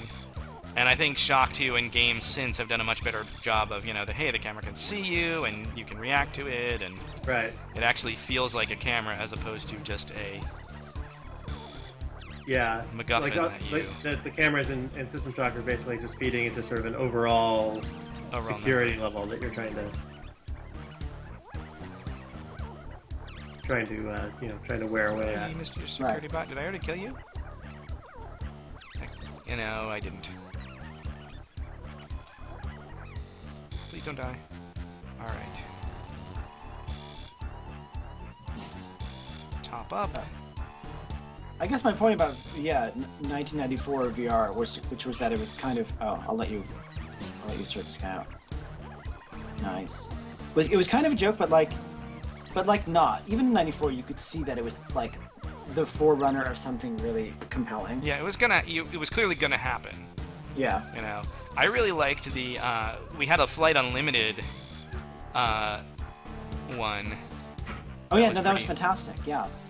Pretty interesting. You would look over and see down the wing to the Yeah, to the yeah, ground. it was actually really cool, and it was cool because you could fly around in a canopyless plane. Yeah. This is the very mutant that like killed me over and over again, like when I walked through that door down there. Hello. And now these bars are actually totally impenetrable. I can't actually shoot through them, so I can try, but yeah, this is actually opaque to gunfire. It's actually a window. So it is just he is just standing there taunting me. Awesome. Yes, he is. Moonwalking. And this is the reactor. And I don't think I really have the health or the... I can try the flechette. I got some more ammo for it. I don't really think I have the real wherewithal to actually go in here, but I'm gonna give it a save game. And a college try. Yeah, let's have some can-do attitude here. yeah. Okay, so am I gonna burn my last first aid kit on this? Maybe. Here it is. The eyeglasses were from Virtual IO. There you go. All right, Barefoot Monkey on chat says save.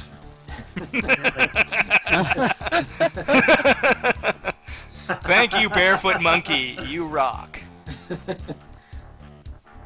All right. Which way to turn? Okay, I think there's an exec bot over here. Hi. And I used a whole flechette clip on it. Great. But it gave me a flechette clip, so that's something. Oh, and this isn't actually radiation-y yet. Awesome. And we have a switch, and we have a... Hey, we have the roller skates. Sweet. Now that's the repulsor control, so I can go down. Oh, well, that feels more like 1979 period. Yeah. Roller skate chic. So I don't know the combination to put in here. I could like dig through my logs. I don't know if I'm supposed to know it yet, though. Let's dig through our logs. So I'm gonna have to take my own break for a while. All right. I heard my family's just arriving home, and I've left my wife has been in charge of the kids all day, and will need some help when they all come in. So. All right, have a life. I'll go have a life briefly, but then I'll come back if you're still here. Do you have any sense, Mark, about how long you're gonna keep this up? Well, it's only 4 o'clock here in the Pacific time zone, so I'll probably keep this up another few hours. Right, well, if I lose my voice, then maybe I'll be silenter, but... Right. Well, I'll be back to join you soon. Good luck. Yeah, Cool. yeah. Talk to them. I've hunkered down. I've got my Bloodshot Pizza box, my Caffeine Overdrive Sorrow. I'm ready for... I don't know that I will actually finish the game. Alright, so he's asking what's up about the Envirosuits. Sabo in the storage level will have one if anyone does, but he might not have biosuits. I only have biosuits. I'm still clicking on the same log. Okay, so there's no level 2 logs that are going to tell me about the... Yeah. Note that this game actually does make you learn the combination and input it. Right. right. And, How else would you do it? This was, again, this was a small team relative to modern teams, and it was a short project relative to modern projects. And, so I think that Mark Steinberg is voiced by Tim Stelmach. I don't know if you can hear that, but I think it is so. Shard, this is Mark. Can't make it to the thing we were gonna do because the reactor is blah de blah de blah. Yeah. Yeah. So we'll get to mine back on the science level eventually. Mine is, this is crazy. I've been locked out of my own office. Yeah, I remember that. Yeah. I did not quit my day job after doing that audio log. Oh, interesting. So this is a repulsor lift that's kind of keeping me from going down into this little crawl space. And so... I don't know if this... Yeah, there's probably some other switch somewhere that... Right, repulsor lifts were another feature we had. Here, that's a repulsor lift. I wrote one over there. And one of the things is, so we have repulsor lifts and we have ordinary geometry lifts, right? And the ordinary geometry lifts were like, we just literally, oh, this is the radiation area. Ooh, this is the reactor. I should have known that from it being all reactor looking. I'm gonna detox and think about this.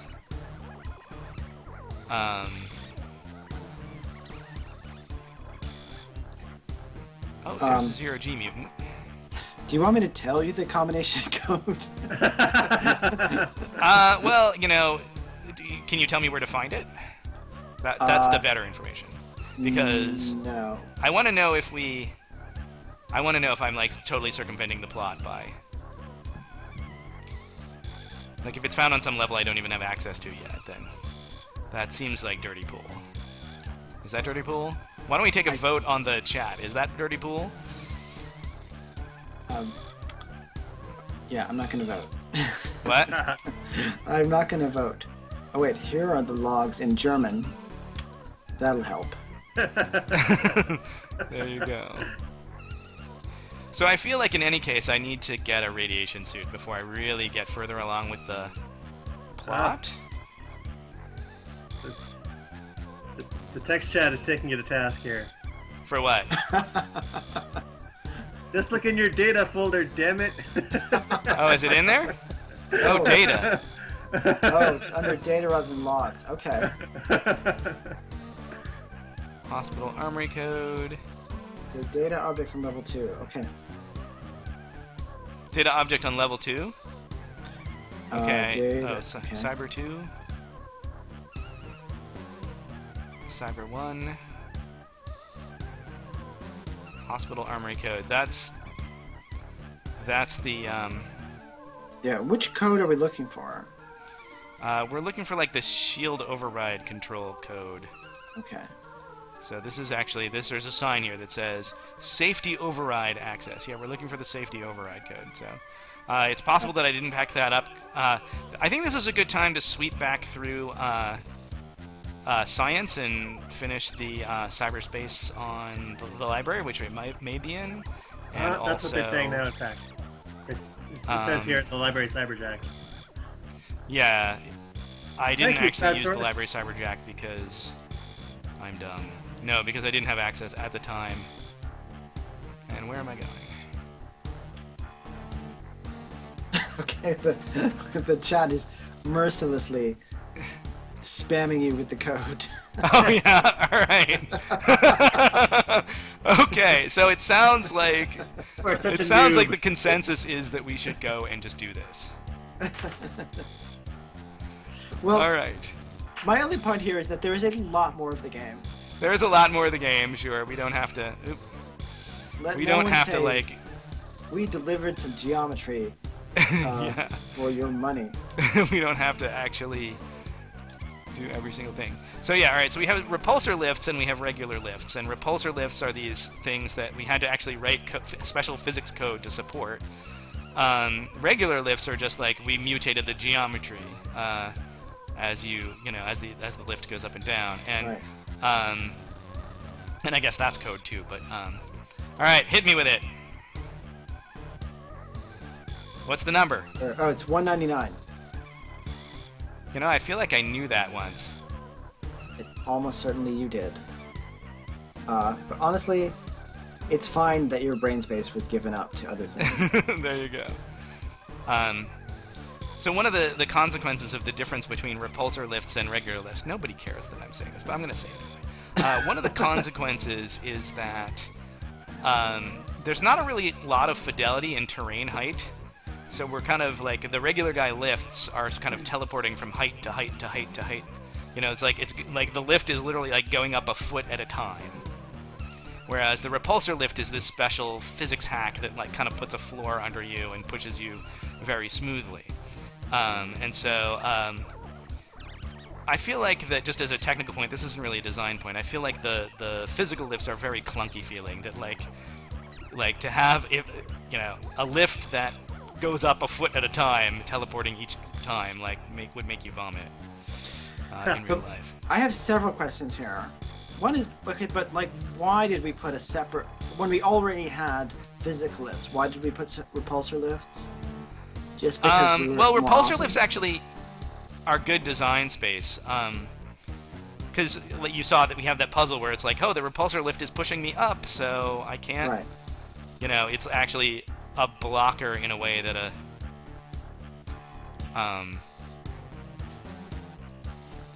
It lets us use it lets you use the space in a different way, I guess. It gives you more efficiency there. I guess the real question is, why did we do the regular lifts? That would be my question. Yeah, I feel like we just thought it would be awkward if that was the only elevator technology, right? That's Right. a little weird. I don't know. We already had regular elevators from Underworld, right? Didn't?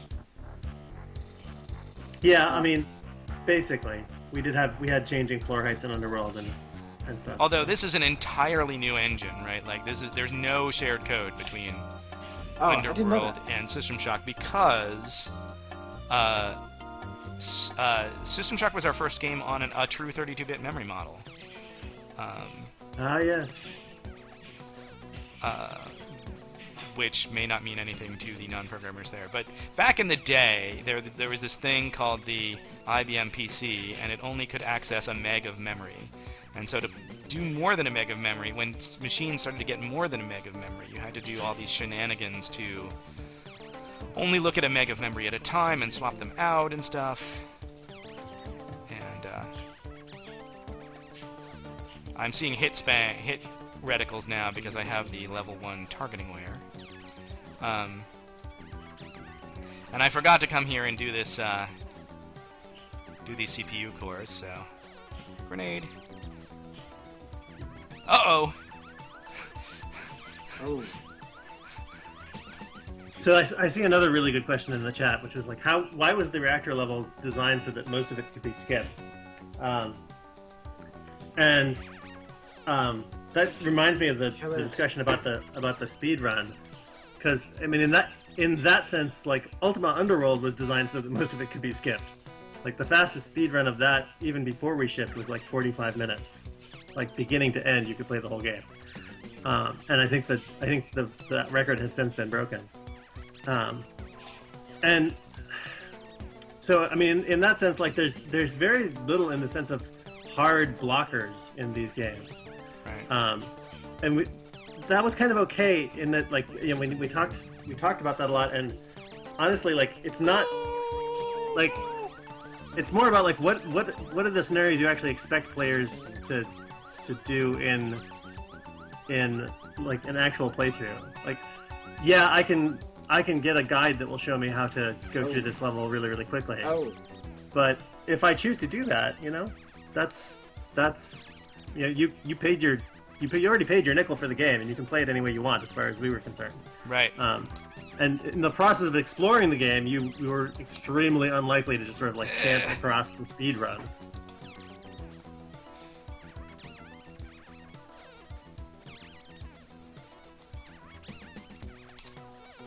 Oh, only one?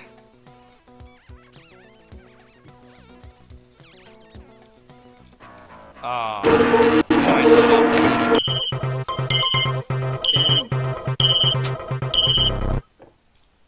And where am I? Am I all the way back here? Did I forget to save? Yes, the exec bot's still alive. Oh, man. Sorry, folks. But now I know the code, so I'll just power through this. Note to self, save. Okay, what's a good thing to use on this guy? Maybe I'll sacrifice a mag pulse on this guy.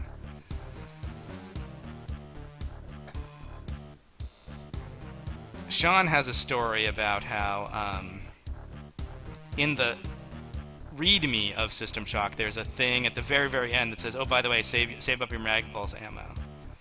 You know, and we meant like for the security level, you know, because where like the mag pulse is like it's all security robots, and the mag pulse is a really good thing to have, right? And he just saved up his mag pulse ammo like till the end of the game because he assumed there was like some giant boss at the end of the game that you're going to use all your mag pulse ammo on. So we like never used any mag pulse ammo ever. That's wonderful. And you know, that's a thing that, you know, kind of has plagued games like this since forever, which is just the hoarding problem of how do you signal to people how long to save something, you know, how do you How do you know when it's budget? How do you know when it's the rainy day? Yeah, how do you know when it's the rainy day? Yeah, exactly.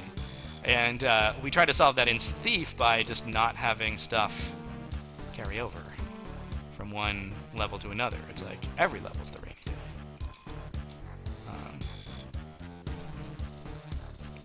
But it's a tricky thing. In Shock 2, I kind of like, and I feel like in Deus Ex I had this problem where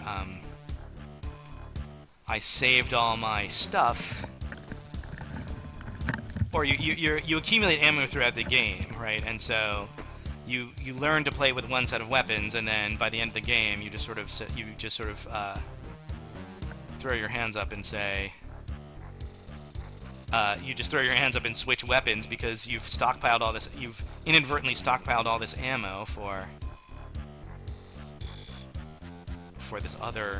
these other weapons, and it's like it behooves you to give up on your current playstyle and pick up a new playstyle at the end of the game just because you've got all this ammo stockpiled. Yeah. And they tried to solve that in Deus Ex 2 with unified ammo, and that was not popular. Alright, I'm going to save. Yeah, especially in a game like this where like scarcity is so much a part of the aesthetic of the thing. On the other hand, like that knowing that I have the responsibility for those decisions is also a big part of the aesthetic of the thing, right?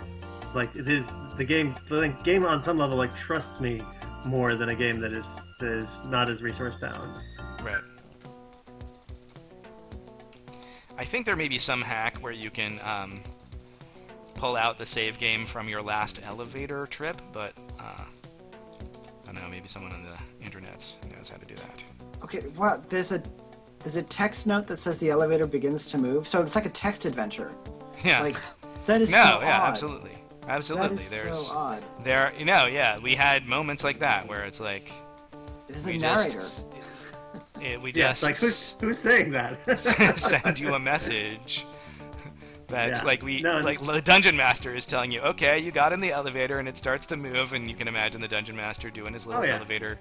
Well, and there were bits in the Underworld games where like maybe you'd flip a lever and there'd be text in your interface scroll that would say like, you hear the sound of distant rumbling. Right. No, I don't. Like this is an audio video game. There are sound effects, and that wasn't one of them. Right. Hello, guys. Hey, Dorian. I'll be back briefly Hey. for some amount of time. All while my right. wife takes care of things. Then I'll have to go again for a while. Then I'll come back for a while. All right. Awesome. That's my schedule. Well, I don't know how much of this I will end up doing, but whatever I do end up doing... Oh, security bot. Whatever I do end up doing will be fun.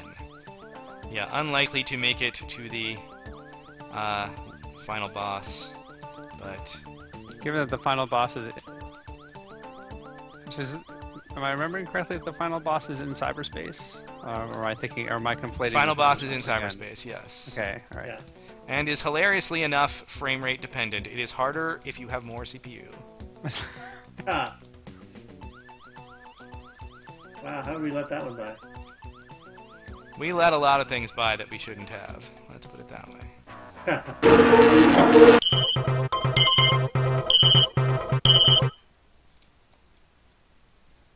I remember we had a bug in Underworld, which thankfully I think we caught before we shipped. But if your frame rate was high enough, when you tried to open a door, the change in the door's angle in a given frame would round down to 0. Oh. The door just wouldn't move if your frame rate was too high. Right. So there was a bug in this game. I don't know if you can still do it, but so Seamus did the physics system, and the physics of the character, you're kind of like this snowman. You're made of 2 spheres, and it's possible to get a door in between your 2 spheres. So like your head is in one side of one room, and your body is in the other room, your upper sphere. is in one room, and your body it's like you'd be stuck until you I believe- you couldn't move until you opened the door again. And I believe the technical term is your thorax and your abdomen. thank you.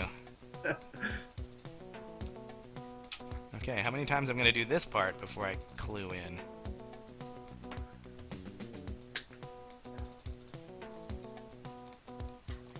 Yeah, I'm trying to remember other like frame rate dependent bugs, but I know we had them.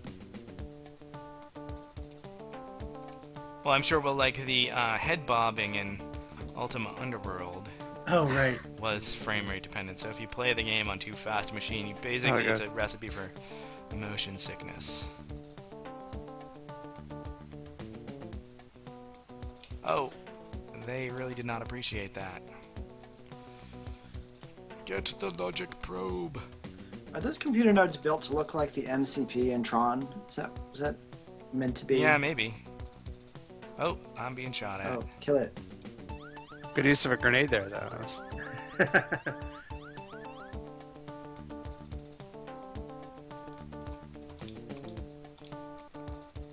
Not clear it's a good use of a grenade. I mean, it's not like they were moving. I could have used a lead pipe on them, but... Let me rephrase. Hey, you used a grenade to some good effect. Nice job. I occasionally use grenades. Well, you know, I think overthinking is one of the themes of System Shock.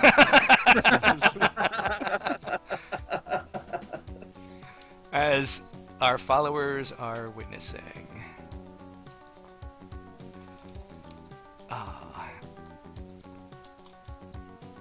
All pain and no gain.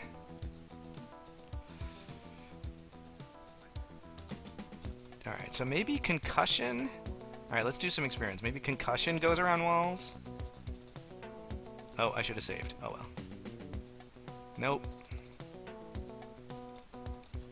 And that put me to almost death. Okay. Let's go get another mini-patch or two. Alright, nitro goes around walls. Let's try that. It's so crazy it just might suck.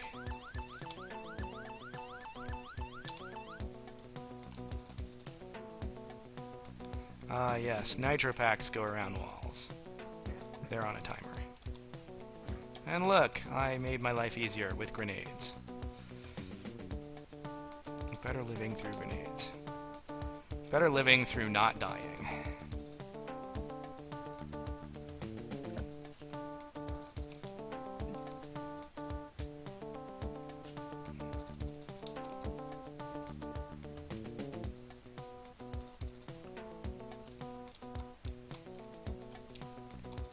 There we go.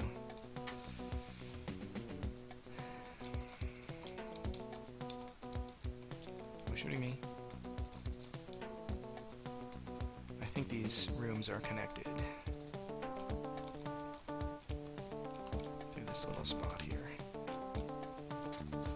I'm going to semi-crouch to fit in this. Whatever you do, don't save your game.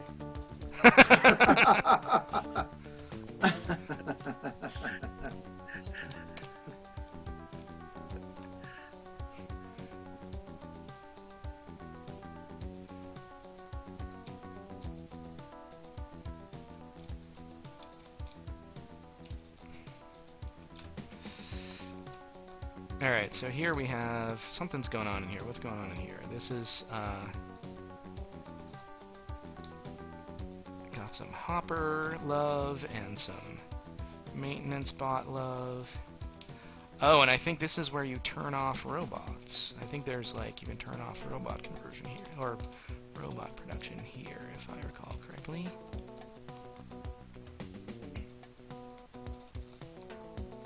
I should really... I'm bristling with batteries. I should really... Look at all those batteries. I should really do more spark beam. 3 access granted. I don't know if I need that. Access panel is locked. Access panel is locked. Kills. Wow, it's keeping track of. Wait, kills 172. It says. Yep. It's nice that it's keeping track of that. I forgot about that. Let's see if I can do this here. Swap them? No. Swap them back? Interesting. Swapping and swapping back has almost no effect.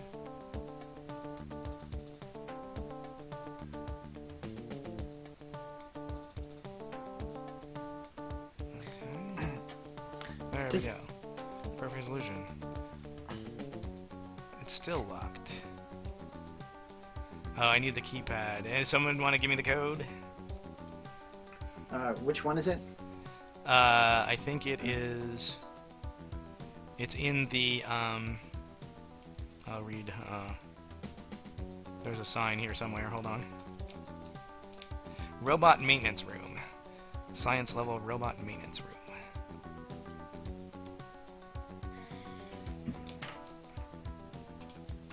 I might have it. I can check my data. Reader.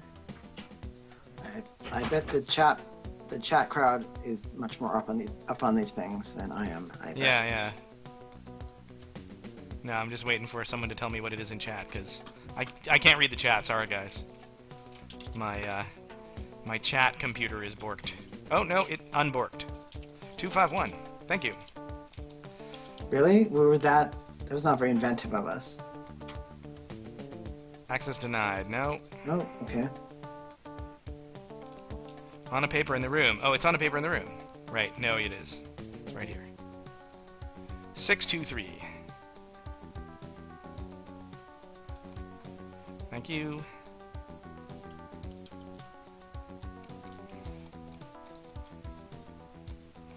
Yeah, so if you were watching and you were expecting us to like reveal awesome secrets about the geometry or the plot or something.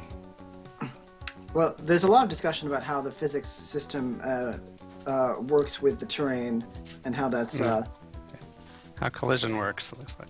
Yeah, collision is... I mean, does it use the polygons we're seeing, or does it generate some crap? It uses the polys you're seeing, yeah, absolutely. But you're like these spheres, and it's really low fidelity. And another thing to remember is that at the time we could not rely upon floating point math. So, because that was way too high tech. That was way too high tech. You could get this thing called a 486SX, which is a CPU, and the SX stood for sucks, because basically these were things that they had where the floating point was totally broken, but they sold them anyway. And so everything in the game, all of the math in the game is fixed point. So we were really struggling against our technical limitations when we made this game. I mean, I'm sure we would have wanted to make the physics system better, but we could not. Where's the way out? Where's the way out? There's another way in this room, isn't there?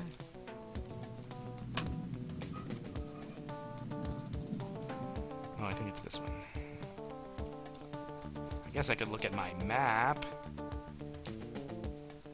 Ah. Oh, right. This is the way out. Okay. So I think I want to kind of angle around this way. I don't think I've... Let's look at the map and see where I haven't gone. Yeah, I haven't gone to this side of the science level, so... Oh, but we should go to the library, huh? Shall we take a trip to the library? That's in the other direction. Alright, let's take a trip to the library and then we'll...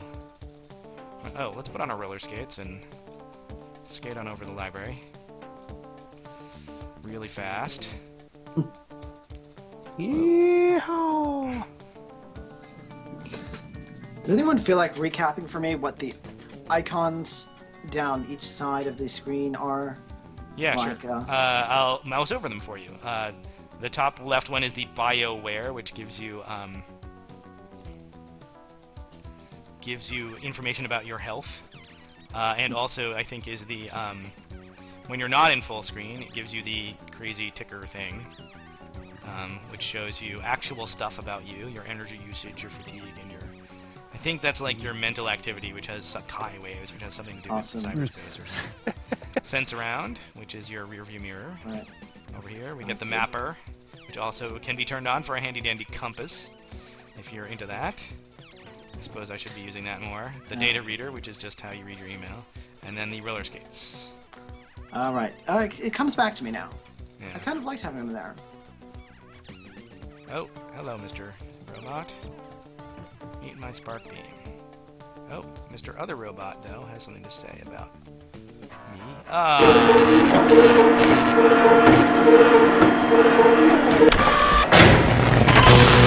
Oh, when did I save?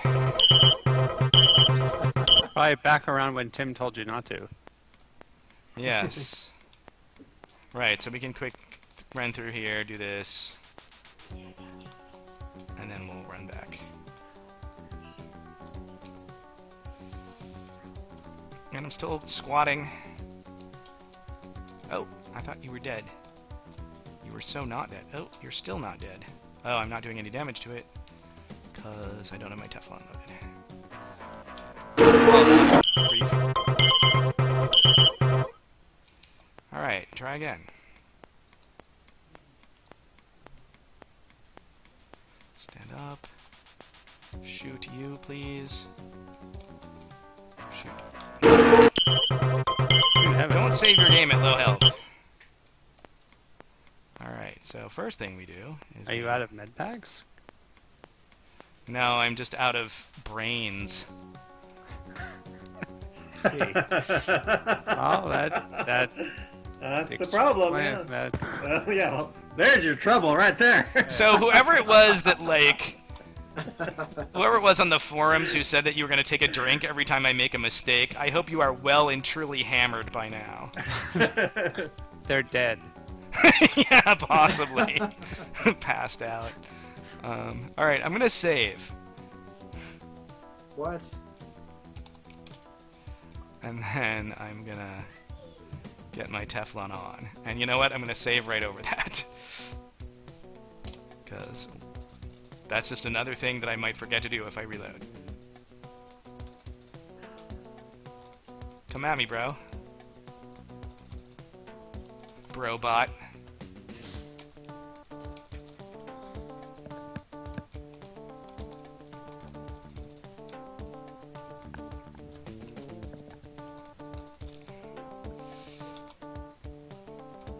Okay.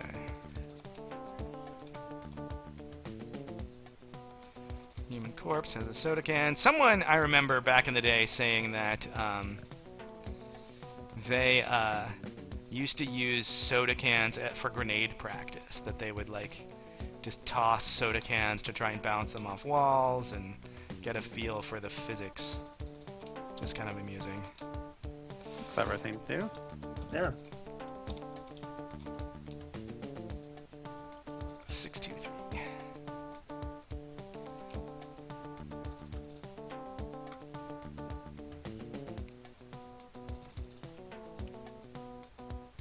Right. Oh, I didn't even do the I didn't even do the access panel after I did that. I like unlocked that and then didn't actually cancel the robot production because I'm so smart. I'm gonna save again.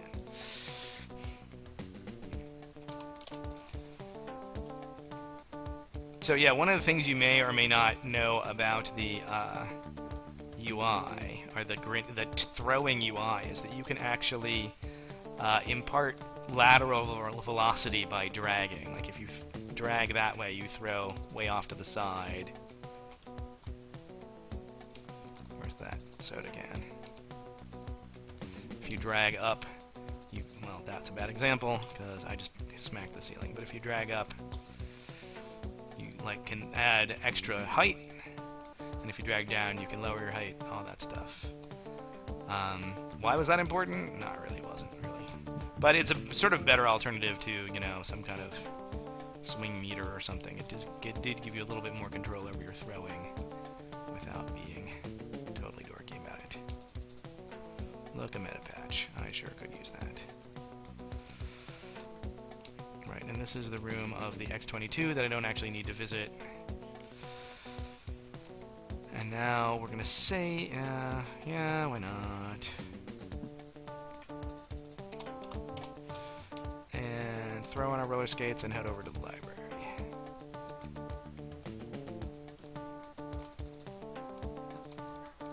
Did we pass it? I think we passed it. Yes. My trail of security bot breadcrumbs will lead me to the library. Not to mention, hopefully this.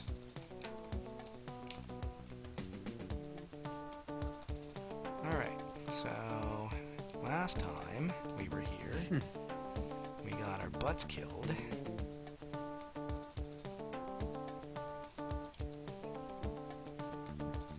And this time, I'm going to try not to do that as much. Maybe just half your butt. Well, I wasn't at full health when I opened the door, so...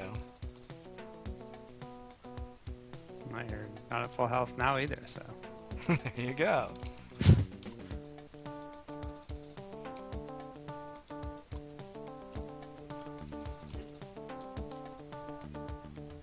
Lean like the wind. Lean with the wind.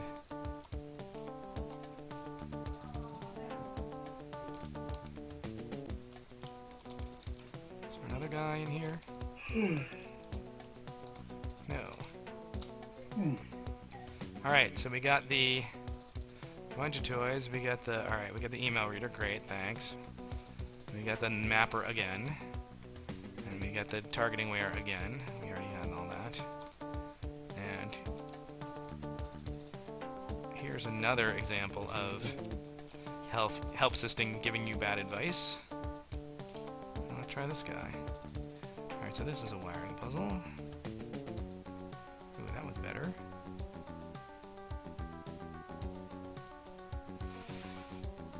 Alright, I'm gonna swap colors with that guy. That seemed a little better. That seemed not different at all. Whose idea was it to do this sort of vibrate-y thing where the meter on the wiring puzzle kinda... Oh, that was worse. You mean vibrates not in relation to any kind of analog input you are giving it? Yeah, Where it's just oscillating around its... where it actually is. Right. Yeah, I don't know who that was. Alright, let's swap colors here and see if that matters. No, that's worse. It does matter. Okay, maybe...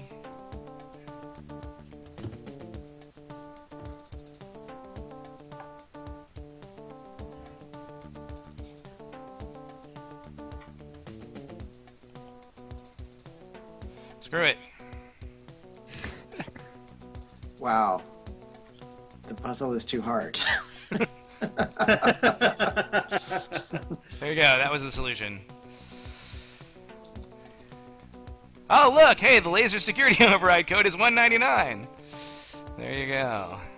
Quelle surprise.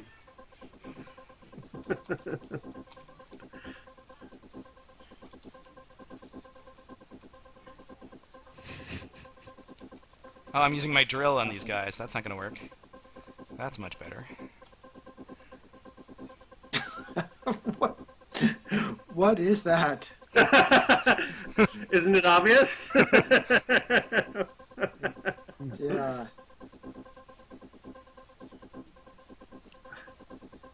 Is this a voxel-based situation? Those are voxel guys, yeah. Sweet. I The forget- guys are voxel E. Yeah, I forget why you even had them. Because we wanted cool cyberspace They guys. looked and like voxels cyber. Yeah, were exactly. kinda It looked like cyberspace. Because we must have everything in Sister Job. Like I said, I'm playing without the mouse-click-wear I mentioned earlier. Just for authenticity's sake, not because I necessarily enjoy it. No. The It- mouse-click-wear is awesome, and if you were gonna play this game... As the on-screen text just told us, personal integrity restored. Yeah. So I Using like- mouse click would it's like- degrade your personal integrity. It's like So- medieval times. have one. You didn't have. I have people were a, in my medieval cyber times. health bar as my personal integrity, and I Oh. pick up little health nuggets to. Wow. Ooh, look at that dude. Now, Optimus Prime is shooting at you. I think he shot his buddy too. I think that the little doggy there that was at the front was. Yeah, well, cyber entity on cyber entity violence is the worst. It's a cyber It's entity another- eat cyber entity world. So those of you wondering whether the lit panels on the sides of cyberspace are in fact Conway's Game of Life, the answer is, I believe, yes. You are totally kidding me. Wow. How is that? How did you not open with that? I don't know. There was some other topic at the time. That's all I'm looking at now. Yeah, can you hold still for I a think- second so we can verify that? Oh, The 'cause 2x2 no, you're right. blocks are stable, and as soon as something hits the Yeah. 2x2 block, it. You are totally right. Oh yeah, and I can light them up too. I Yeah, mean, yeah, if you shoot it, does it in a Oh sense, yeah, you were- look, it's a does it flip them? yeah, totally. You're totally right. In a sense, you are very wrong. But yes, you are. That is. Oh God damn it! I'm sorry. That is the coolest thing I learned today. I mean, I didn't. I think I had known that at one time, but my brain. Yeah. Alright, I have to leave again. This time probably for about 45 minutes to an hour. So Alright. if you're still here Alright. 5 minutes to an hour, I'll come back again. Have fun. All Alright. See you. Good luck. I'll be here. Take care of your memos. Yes. All right. Follow the arrow.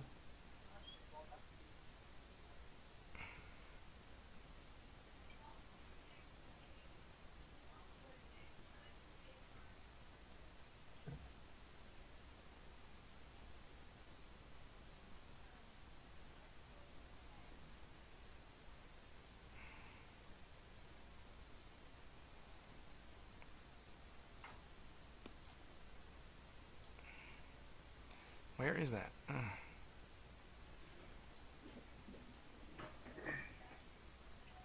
Oh, is this like a secret door or something? Oh, I don't know. The guy who made this level just left. How do we? Oh, I see. No, this is the door. Is there not music in cyberspace? I'm not hearing. I think there anything. is cyberspace music. Is there?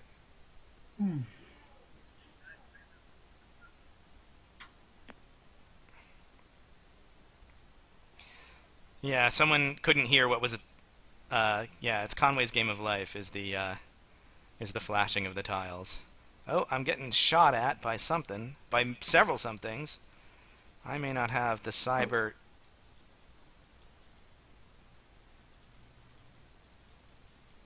I may not have what it cyber takes for this cyber fight. There's a lot of dudes. Just spamming. Okay, so let's see. Is there any health around? Yes. Cyber health. Right, like we have in the future.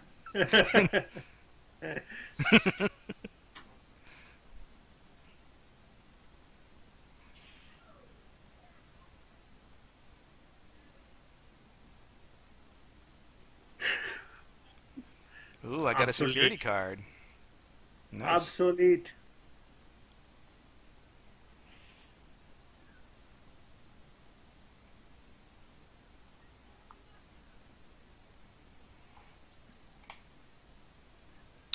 Group 4 access.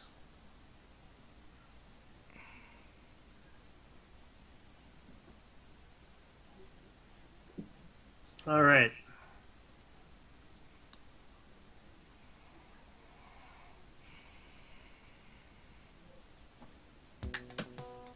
And out we go. And save. Nice.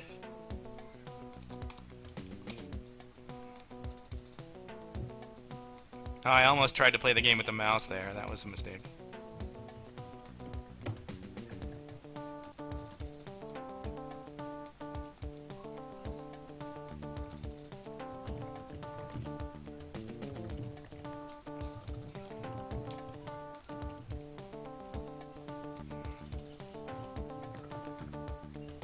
Okay, so I've gotten that.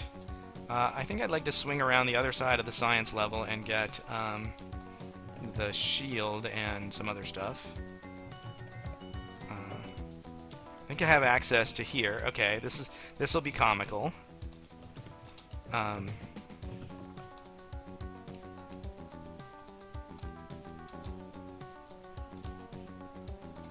Oops, I hit the energy drain mine, which drained my energy.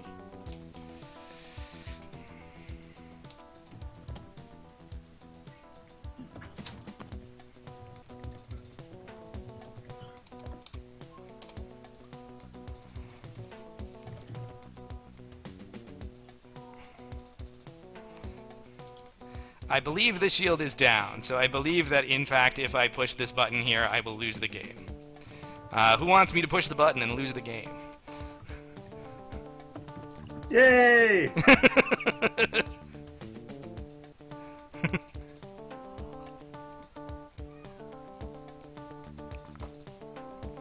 So, anyone? I might have to restart the game if I do that. So I'm not going to, because I think it'll boot me back to DOS, and I don't really want to boot back to DOS. we don't want that. Oh, and I just lost the chat again. Because my other machine that I'm putting on the chat is... Next time I take a bio break, I'll get a laptop. The laser. Sorry. You want me to shoot the laser? Well, maybe you should save your game. And I did save the game. Yeah. Then what on earth is stopping you? All right, shoot the laser. Here we go. On. Thank you, human. You have saved me some trouble, and you suck. Alright, so while we're restarting everything from the very beginning of everything. No, yeah, alright. Oh, come on. Like that I thought it booted you back to DOS, but it doesn't actually boot you back to DOS. That's good. But that slide you get of the laser striking Earth. Exactly. Yeah. And now, if anyone complains you didn't play the game to completion, well they're wrong. That's actually now 20 years later, when all the entities involved probably won't care. I am responsible for that piece of programmer art because it really wasn't worth spending any resources on the "you destroyed the Earth" scenario. Right. And as I recall, we scanned in the picture of Boston from the cover of a Boston area road atlas. back when there were road atlases. Yeah, you might have to explain to our younger viewers what a road atlas is. And we drew the giant laser. I drew the giant laser thing on it in some sort of paint program. It's basically a printout of Google Maps. That's what a road atlas is. It's really unforgivable, basically. Well, yeah, I mean, we didn't want to spend any resources on it. And the other thing is, like, you know, it was a little bit, I feel like, of the Chris Crawford guns and butter thing of you don't want to celebrate the player's destruction of humanity, right? You don't want to... Yes. Oh, yeah. You don't want to give them an opportunity to, like we talked about what to do in that case, and we did want to downplay it. Right. But yeah, the sort of shameful way in which we produced the art was, I think, a good Many story. things in this game were shamefully produced, so you are in good hands.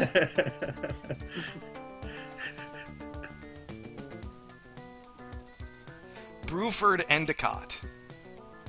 That feels like a John Mayera name. It really does.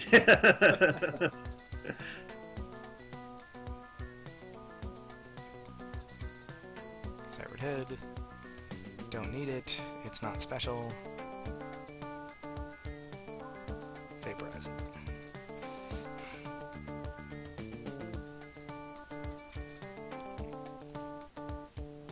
And I think this is Doug Church's head, right? Looks like. Looks like the same. Let's see.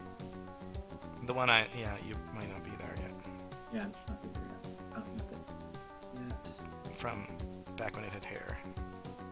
Yeah.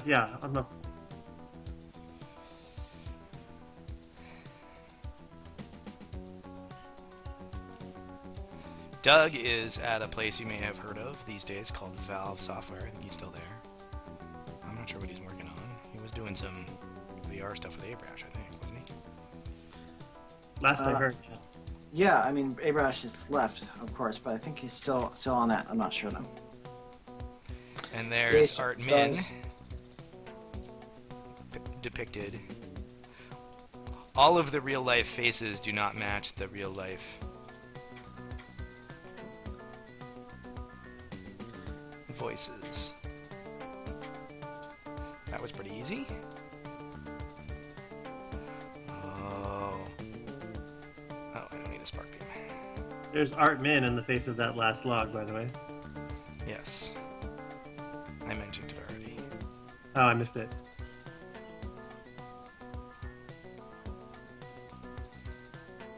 And these are the landmines that I would have liked to have had for the death trap. I picked them up before.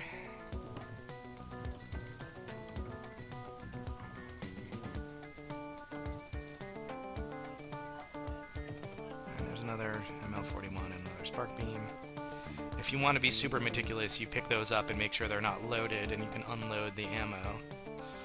That was a bigger deal in System Shock 2, I feel like. Having some weird physics glitchiness. Oh, is this me? Yes, this is my voice acting debut. I don't know if you can hear it. Awesome. But you can recreate it since it's you. This is crazy. I'm locked out of my own office. Oh yeah, so there's a story about this. Is like, you know, they shortened all the like the text does not actually match the speech. If you play with both, you'll notice that the actual text version of the email is like longer. And I think you wrote this dialogue, Tim, because you did this thing about she's changed the locks on our front door, my poor key don't fit no more. That's like a country song, right, or something? That might... Well, yeah, okay. That could either be me or it's probably me. But it probably has to do with the fact that John Mayer also played that an awful lot around the office. That's Hank Williams, Move It On Over. Oh, okay. So, the story behind... Yeah, so there's not really any story about that, but there's this quote from this song that's totally butchered in when they rewrote it for... when they rewrote it for text. So I don't say that quote. I say, like, she changed the locks on the doors, orders of Showdown. And, you know, I remember you complaining about how that Shame, yeah. music quote had been butchered. Showdown ruins everything. Yeah, pretty much.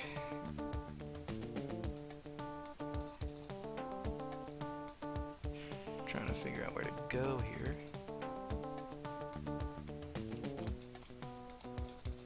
Okay, so that's that way. Looks like I want to turn this way. And that's the elevator, right? That's the elevator that goes back to level 1. I don't think I've been around this way much.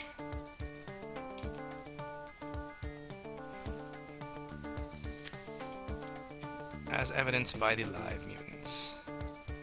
And we do respawn guys eventually, but... Look! More for my grenade collection! Alright.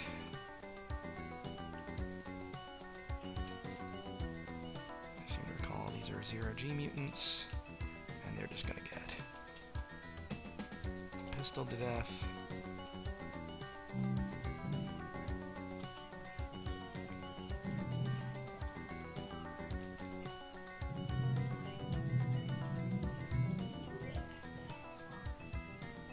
Please die.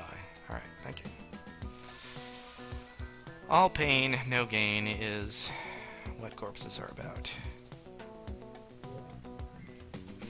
So yeah, we had this whole thing in System Shock 2 where weapons would break down, right? And you really wanted to,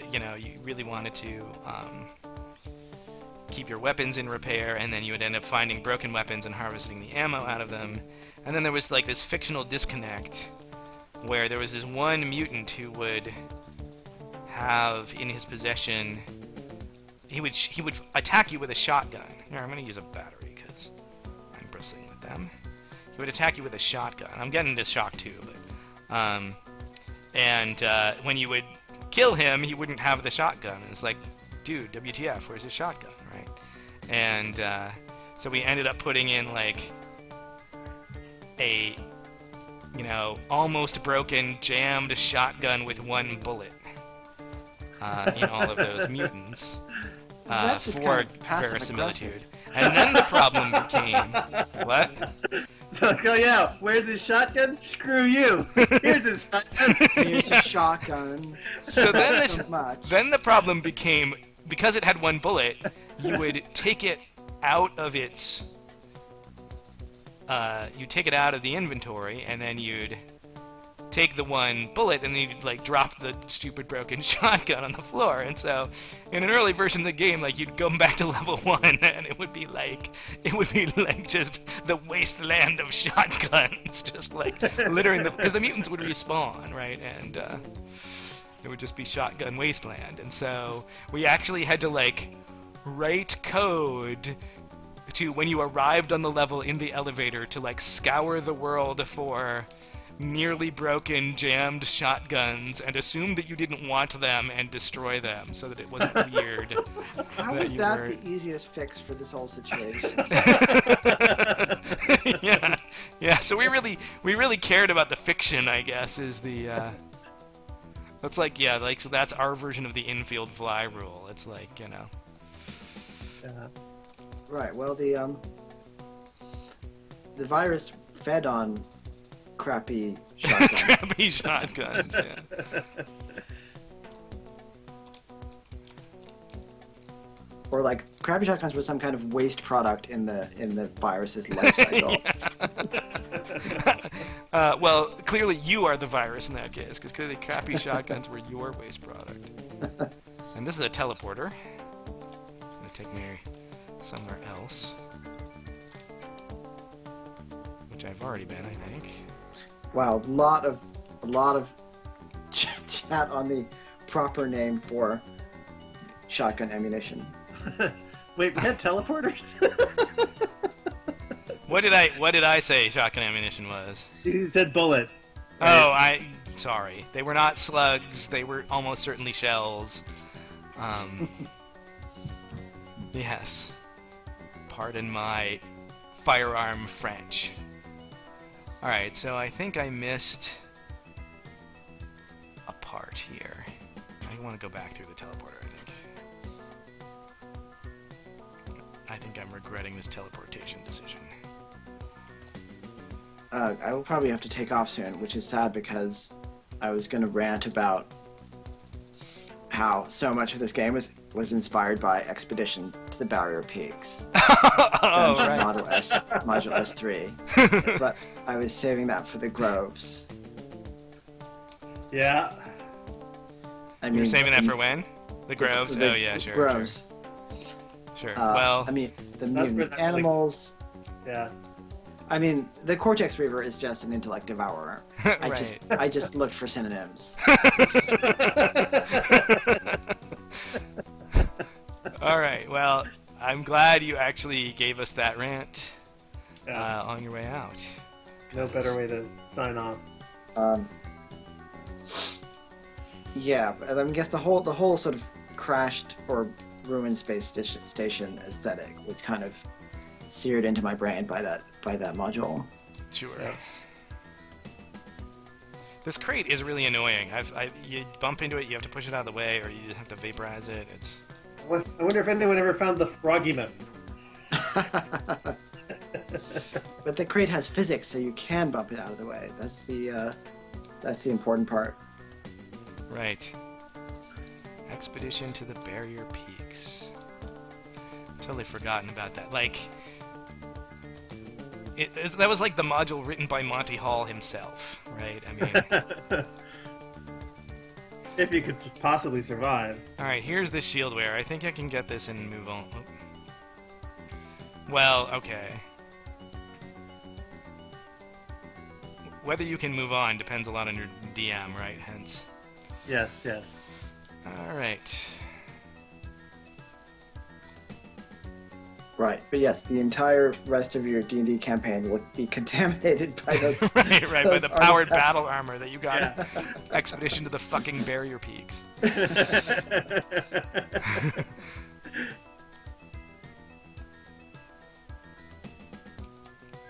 Oh, Oh, please die. that's a lot of radiation poisoning. Oh yeah, get some radiation. What's down here? Repulsor. I don't know. When was the last time you saved? Loot. Oh, more repulsor. So somewhere around here is like the cyborg conversion deactivation, which I should probably invest in. Oh, here it is. Oh, thank God.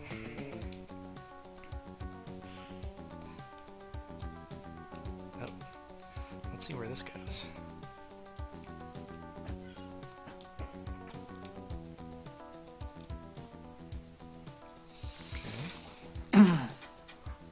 This goes to power station. Is there a way out of the power station?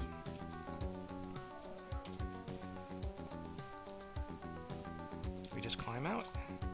Are we just stuck? Chatlog is going crazy with their need for you to save your game.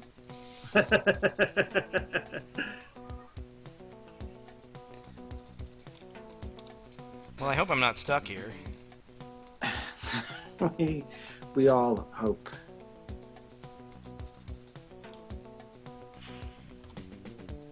There's a chat log.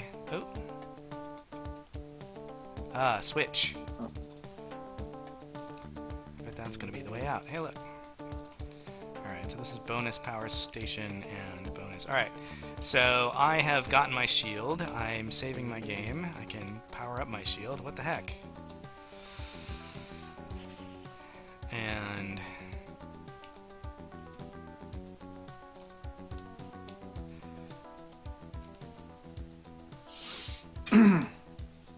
Alright, I'm gonna have to bail. Alright.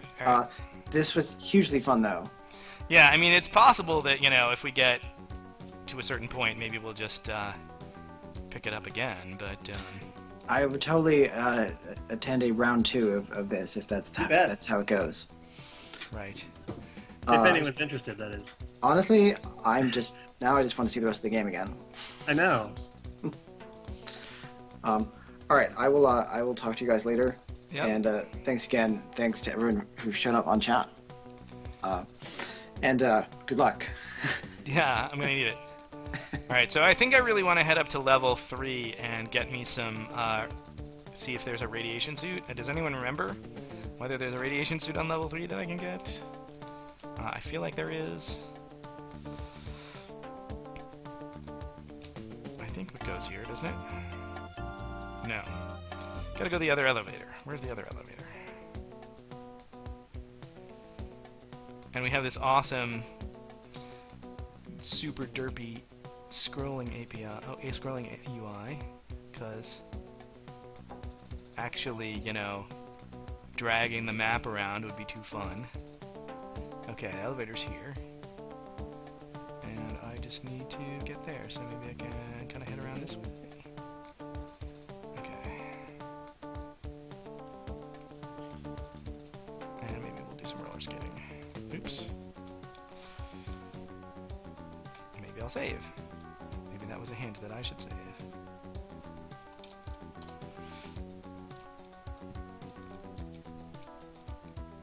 Whoa.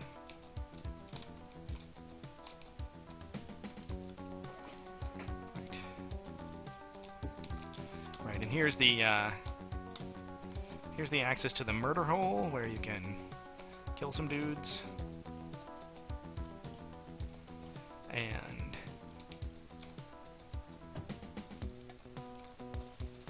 let's look at our map here. Right, I know where we're going. So we're going down here and through the big door, and here's the elevator. Not so bad. Gonna save again.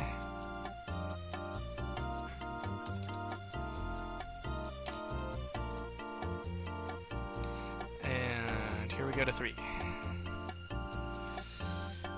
And what do we want to kill invisible mutants with is the real question. Flechette? Do we have any... We don't have any of the splinter rounds. I think the splinter rounds are really optimal for the Flechette. But, maybe we can spark them and put our shield on. Oh, no. Shield was on. You can tell because of our silhouette.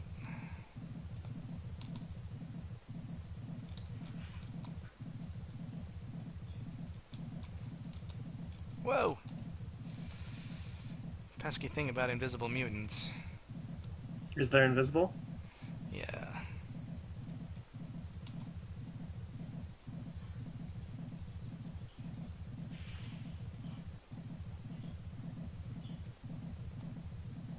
Well, that was a lot of darts. Let's get some spark love here. Oh! More invisible mutants. Let's see if the, nope.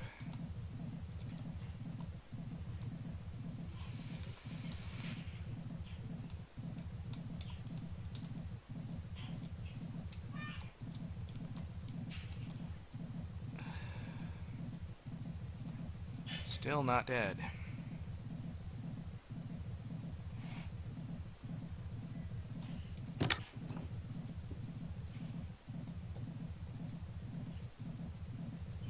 Alright.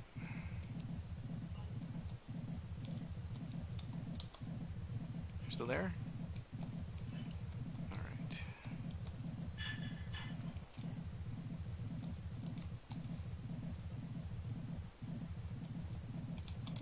Look, mate bots. Ah, screw it.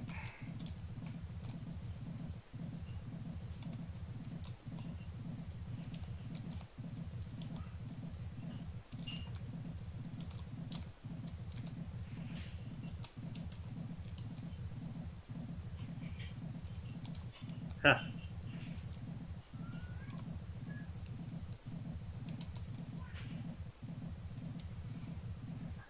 Sure, I like batteries.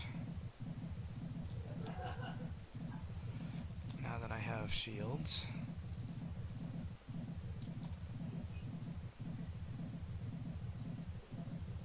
Now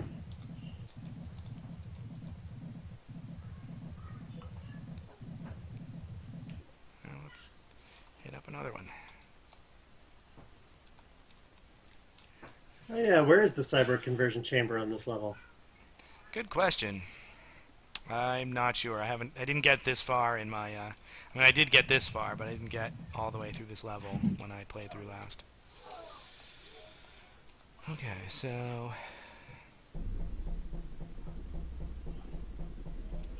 blow up a node, search a cabinet, we got some detox, that's good stuff.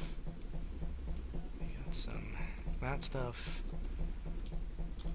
We need to lower the security level, get in there.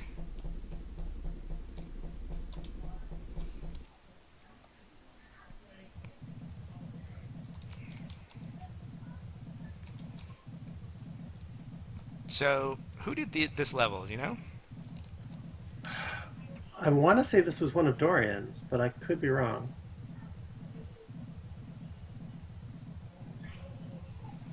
So I think this is Sean Barrett's voice.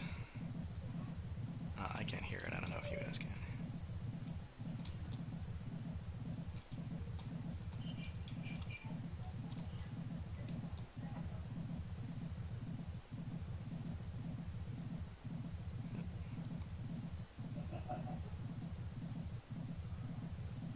Probably not an important head.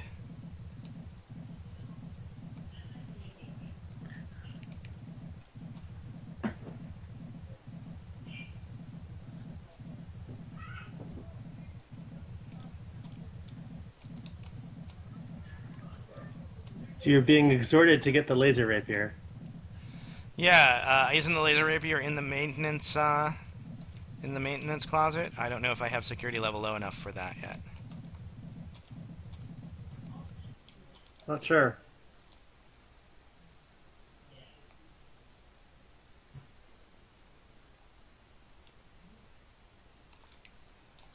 When was your last save? What? When was your last save? It was a game. while ago. It was before coming on to level, I think. Alright, so now we're gonna climb this dude here. Oh, this might be the laser rapier up here.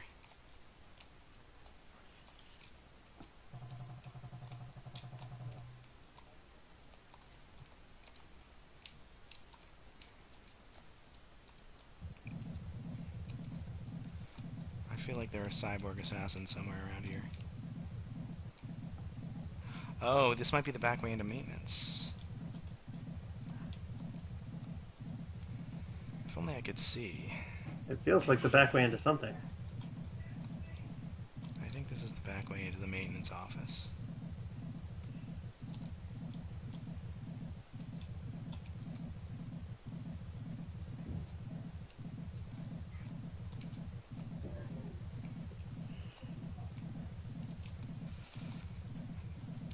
Oh, somebody's shooting me.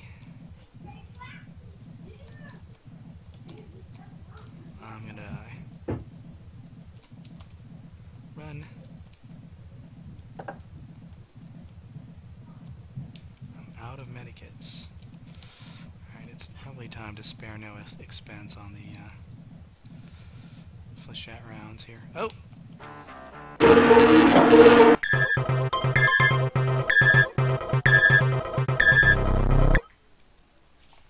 Alright, so up here.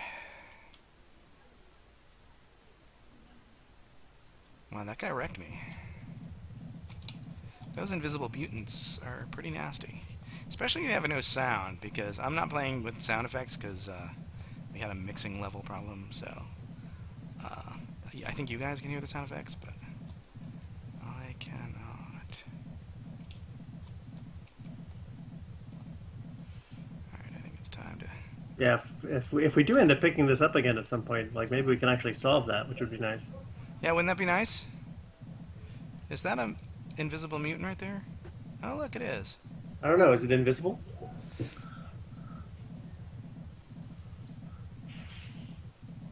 And well, now it's dead at least.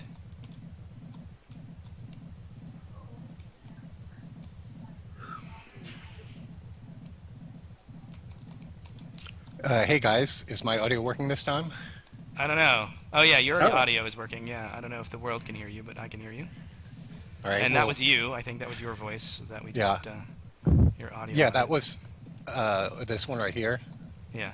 Yeah, the list earlier was definitely me. I'll see if the chat says they can hear me. This is Sean. Yes, can everyone hear Sean? Tell us about what you did on this game, Sean.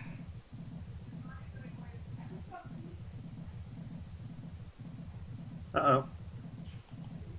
I don't hear Sean saying Okay. anything anymore. Yeah, Okay. I was waiting for the. So, I want to just correct two things. I already corrected them in the chat, but I want to go on record here. Uh-huh. So the whichever weapon is that has an SB in the name, Uh-huh. that's Seamus Blackley, not Sean Perry. Oh, interesting. Yeah, that makes sense. So, and the reason I know that is because I came to Looking Glass something like 3 months before System Shock shipped. So I didn't actually work on System Shock very much. Right. But that was the floppy version, and I was around for all of the work on the CD version. Sure. So what I worked on a couple of the mini games. Tim earlier took credit, and this is my other correction, took credit for Eel Zapper. And I actually Oh, was that you? I implemented Missile Command, and then Tim, we were a little concerned Oh, about right. that was so blatantly a ripoff of an existing game. So Tim Right. Tim inverted, turned it upside down and turned it into Eel Zapper, which was totally awesome, and he totally gets credit for doing that. Okay, yeah, but that. Now I understand the trick that my brain played on me there. And And so you did Wing Zero. I yeah, see so that. on the floppy version, I did a couple of mini games, and they weren't, well, yeah, they weren't that, that amazing or whatever. But so what there was from before my time, there had been a whiteboard with a list of proposed mini games, and there was still a Polaroid, I think, of it somewhere in the office or something like that. Back when there were Polaroids. Yeah, and I looked at it, and I think Missile Command was on that list, and that's why I did the Missile Command. And then later when we were doing the CD version, and I was actually had time. I mean, of course, I was working on Terra Nova or whatever at the point. Maybe not even yet at that point, but this was all, you know, after hours work. But one of the things that was on there was Wing Commander, and I looked at that and I was like, yeah, okay, sure. You know, the old Atari 8-bit Star Raiders, I kind of based my Wing Zero, the technology on that, so I knew I could get it in scope. But it turns out, apparently, that was a total joke, that was put on the board knowing that was totally impossible. No one would ever do that. But no one told you. No one told me, and I didn't know, and I was like, oh, I could probably do that in a weekend, and I did. Now, it also connects to the thing when we're talking about that picture that you made of the Earth being zapped by the laser, where obviously, you know, we don't want to reward the failure, but there was also just the budgetary issue there that it wasn't worth putting money into. And so when I made Wing Zero, you know, there's a series of missions, and you get mission briefings, and then you go on these missions, and you have wingmen, and your wingman has like 3 speeches he can say. That's all text. But I was a little surprised later on, after I'd done all that work, that translations came back. It had been localized into whatever the languages we were supporting were, and I like kind of looked at that, and I'm like, all my dumb in-jokes that were in that text, just the sheer waste of money in translating that. Oh wow, that's wonderful. Oh, and where by wonderful I mean embarrassing. Yeah. That's great. All right, where?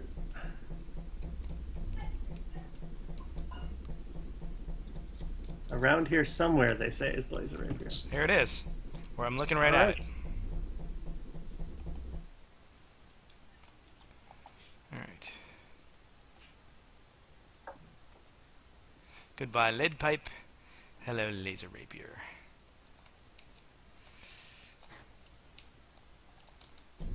I don't know if this thing is any good for killing invisible mutants, but I suppose we can try.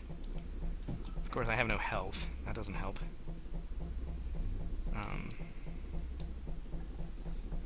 Oh, and someone in chat just mentioned this, so I got to go back to one more bit of Wing Zero, which is that I hadn't actually even played Wing Commander 1. I only played Wing Commander 2, and I played Wing Commander 2, the CD version that came with the add-ons, and so it had voice, and it was sort of just an in-joke with me and my roommate from before Looking Glass, the sort of Texas drawl of some of the voice actors, and particularly the very first wingman you got, who would say, "They're attacking us, sir," at the beginning of the mission, of the first mission that you went on.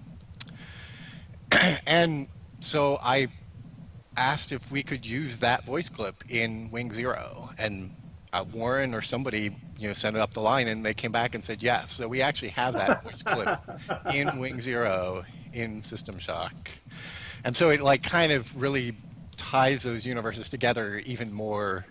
You know, people talk about the various. Wing Commander is a video game in the System Shock universe. Exactly, and it so like runs counter to the edge, just like, and of course it's just random in jokes. There was no intention of any kind of continuity there.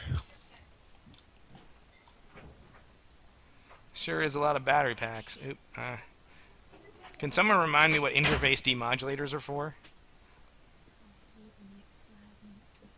Okay, I will say that.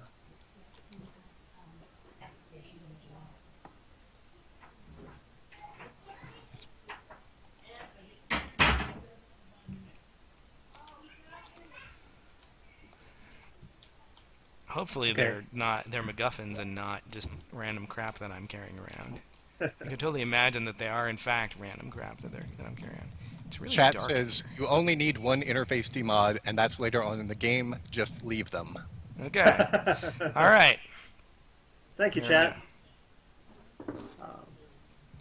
And while I have the floor, I'm going to have to sign off for probably maybe the next hour. While I change location.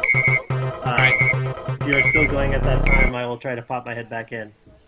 Oh, I forgot to save after the laser rapier. Sorry, guys. Oh. Alright, we'll see you in a while. Yeah. Let's see if I can power through this part.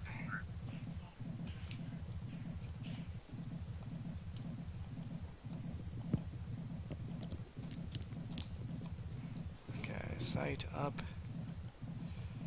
Shat up.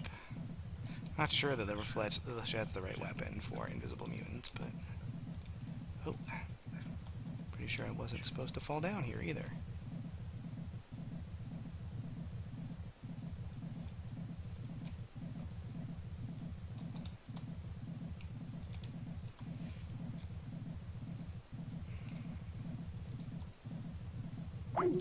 This is the other nice thing about the help, the online help, not allowed to exist so that others may live.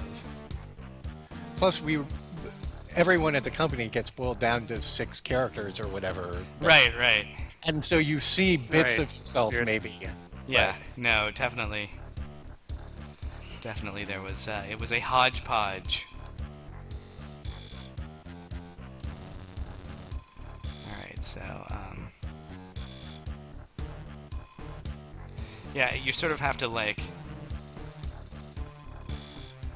You have to accept this mantra of, it's not a Roman a clef, you are not one of these specific people. Oh, look. I'm sure there's fun guys in here. Is Tim taking a break also, or is he left for the evening? Tim is taking a break, I think. I think he had to relocate. Gotcha. Oh, and I did all that for some lousy Teflon ammo. Great. It's fun to blow up these barrels, though. And the only reason to blow up the barrels, as far as I know, is to get... Oh, this is really deadly. Let's detox out of it. Oh, it's radiation. I could have run back to the radiation thing, but... Alright. So Kate says hi, by the way. Oh, hi, Kate. She's Kate, not actually here, but... was an engineer on Thief and many things, and did the skeletal animation system, among other things, for Thief.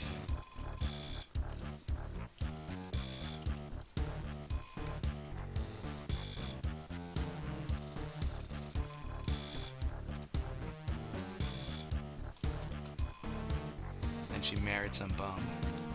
Yeah, I don't know what she was thinking. Took leave of her senses. So are the audio logs in the feed? I never really... No, they're not. They're not, okay. Hey, look! Radiation shield generator! Okay. So... Isotope X22 goes here.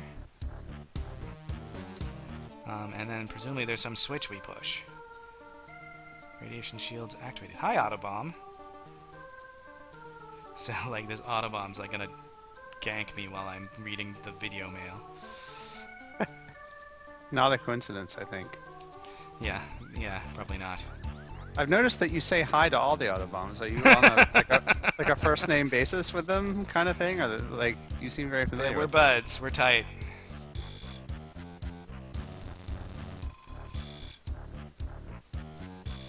Okay, we don't need to actually wander around here very much, but you know we might as well loot what we can loot, and head back to the roller skates. Reactor level. Whoa! Whoa! Or not the reactor level, the science level. Oh. Did I go past it? No, I didn't. But while we're here, we might as well heal up.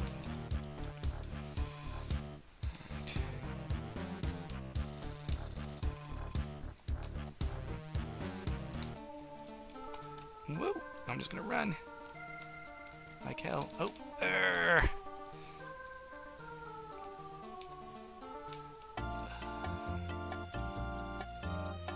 Goodbye, hoppers. And I did not use my magic talisman against ambush, which I probably should have. That's the sense around where, which we will not spawn ambushers in camera view. So if you increase your camera view to include behind you, then we won't do that.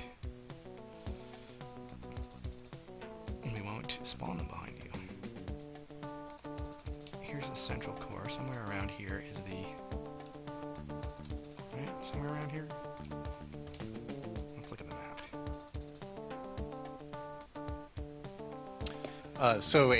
Someone on the stream, Dyslexy, whose YouTube Arma videos I watch, asked a question that's come up several times in this stream, which is whether there's going to be a stream like this for System Shock 2. Obviously, that's going to involve a bunch of different people, and I think these people don't want it to wait for the 20th anniversary, though. I think that's the... People really like this, and it seems like what we should do is encourage the appropriate people to... No, absolutely. My role on Shock 1 was... Shock 2 was mostly technical, so I'm not really a good guy to either pilot, or I suppose I could pilot, but you've seen my job of doing that. All right, so I don't know. While we were answering that question, I got totally ganked by assassin cyborgs set up in a death trap by these. I'm gonna blame Tim because it's assassin cyborgs. I'm sure it was his fault. But thankfully, I had the cyborg conversion disabled. So I'm gonna nominate Rob Fermier to do the... Yeah, I mean, Zimu seems like he's a good choice for doing that. I mean, obviously, the esteemed Mr. Levine would be a great choice for that, but...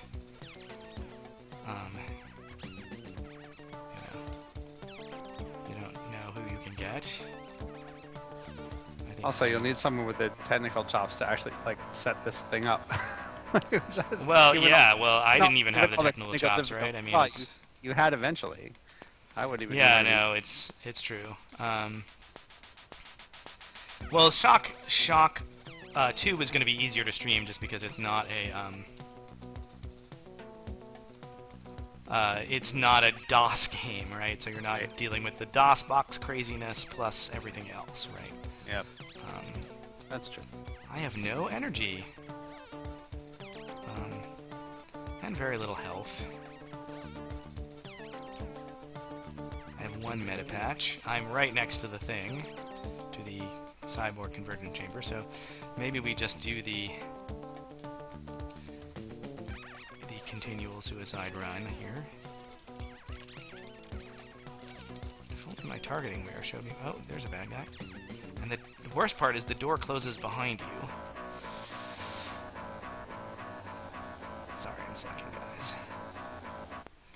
The entire internet is facepalming right now. Well, no, not the entire internet. The entire stream, at least.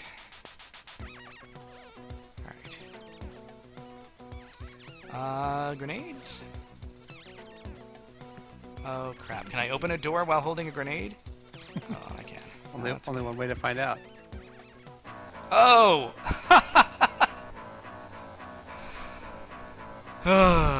Welcome to System Shock.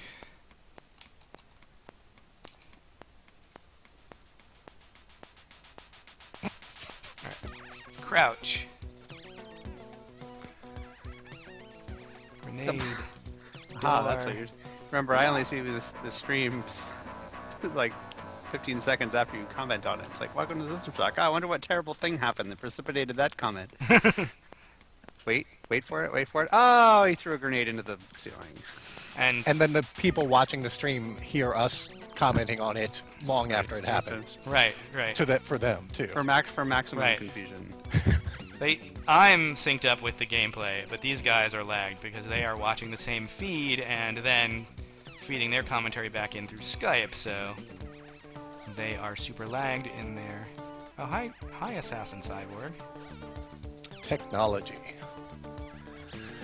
They're super lagged in there, but you know, back in 1994, over dial-up internet, like if you had said, yeah, someday you're going to have this 20th anniversary event where, like, you're going to be playing it and you're just going to be broadcasting video over the internet. And a couple hundred people. And, like, people will just come and watch, and other people will be over the... talking to you on the phone over the internet. That would have been pretty cool.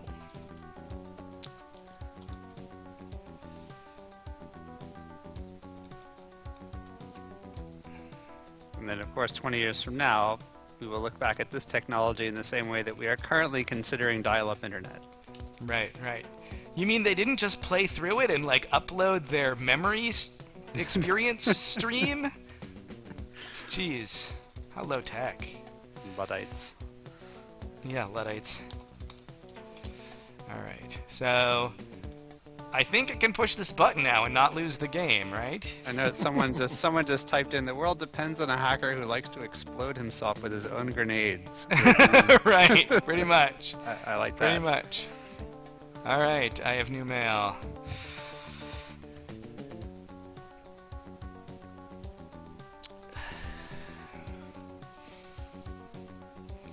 And that was the new mail. The V-mail. Because, you know, that's a thing, right? Like, it's so common to get videos in email. You know, just... It's not how email really shaped up. Instead, what it should have been was the... It should have been the Citadel live stream. Right? That's right. Citadel Twitch TV. So, were there ever thoughts about sequels or prequels? Obviously, we got System Shock 2 through the crazy way things went with Irrational. Right. But during development, or, you know, like, for example, I know Looking Glass had started up another project using the System Shock engine for a totally unrelated game. Right. But, like, is there any other anecdotes or interesting stuff you can think of along those lines? Well, like I posted on... I posted on the SystemShock.org forum a couple years ago, a year and a half ago, about I approached EA about maybe kickstarting a System Shock 3. You know, just licensing it from them and trying to get it off the ground through crowdfunding. And basically, nobody knows who owns all of it. So, you know, because Paul Neurath was kind of enamored of these sort of entangled business deals where we owned the code and you owned the name, and we owned the Shodan character and you owned and you own the world, and, you know, all that stuff, where it's not just a simple owner, but it's multiple owners. And so the point there was so that, you know, if a System Shock 3 was to happen, it would be a collaboration between EA and Looking Glass, and that, like, it would guarantee that EA couldn't just take the brand and run off and do their own System Shock 3 without us. Of course, what we didn't count on is that we wouldn't be around to make System Shock 3, and so when Looking Glass went away, some of the IP got snapped up in various... like, lawyers owned it for a time, at least. And so basically, no one really knows who owns all the pieces, and no one really is willing to do the work to, you know, to pay the lawyers to actually figure out who owns it, because you have to do all that work before you can even start to make the deals that you would make to cause it to happen, right? I'm gonna go back to the starting level and get some health and energy. I'm gonna save the game first.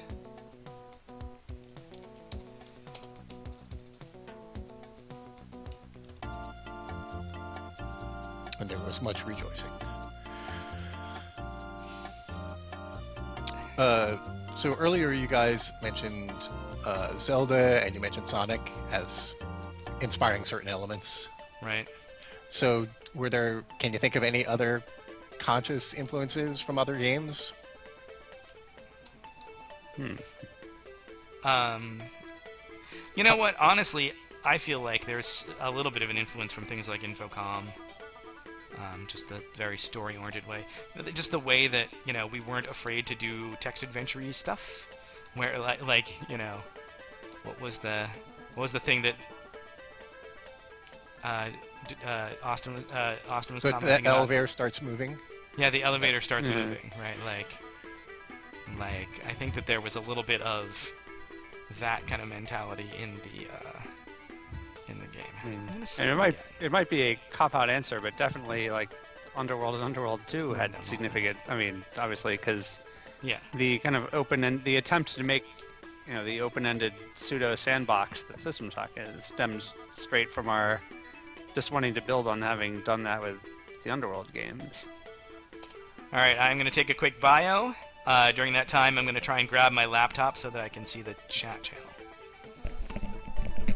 It's radical. So, Sean, what have you been up to recently? I want to keep this something that the chat can They can handle enjoy. it. They've been it's been 4 hours. Although, if you've already told the chat what you've been up to, then no, I haven't. But I don't haven't. read it. I have But not. we already. Because No, before you you joined, we all went through what we were doing. So I clearly see. we've already deluded ourselves into thinking that the chat audience thinks that's interesting. Yeah. And so go ahead. Yeah. Well, so the thing is that I'm not actively working in games. I work on the edge of the periphery of the game industry now. I make software that's used by game developers, so it's not very exciting. I do still make indie games, like maybe one little game a year, but. Well, I find that interesting. I'm sure someone out there must find it interesting. So when you say the edge of the periphery, like a rendering side, or like? Yeah, no. The thing I currently am working on is a system that you author your UI in Flash and then import that into the game, and we run it without using Flash. So it's it's a big time saver because you can put Flash artists onto that thing, and they can do whatever they want, and it just works, and you don't spend technology time doing UI, and UI isn't part of the game really, so it's kind of nice to not waste a lot of time on that stuff. Sure. So it's totally useful and important, but not important. It's not sexy, is what you're saying. Well, and it's also not, I mean, the UI really, except in a game like System Shock, the UI really isn't that part of the game a lot. It's displaying a couple things. People don't usually make mouse selecty games, so there's just not much to it. It's mostly more like the menus and that kind of stuff, which is not the game. So, now, somebody in the thing reminds me about my STB libs, but that's all personal project stuff. That's not my work. So, don't even want to go there. Although I did with the indie games, so whatever. If you like puzzle games, you can look up my indie puzzle games, but they're free. There you go. Plug. Can we Google on your name and get to those? Probably, but the easiest thing to sell yourself. The easiest thing to search for is going to be, I'm bringing up a web browser so I can check, except it's not opening. There it is. Easiest thing to search is going to be Silver Spaceship Software. Silver Spaceship Software. Oh yeah, that gets you right to it. It's a spaceship that is silver. That's actually a line from the They Might Be Giants song. In the spaceship, the silver spaceship, the lion sings tonight, takes control. There you go. So yeah, so that's, if you have trouble remembering it, that's what it is. Anyway, all right, moving on. Now. Except that we're not moving on. Except the thing is, we have to fill the space. Oh, absolutely, but we're going to move on from that topic. I see. Let's see. So there was a chat question, which I've already forgotten what it was, that went by.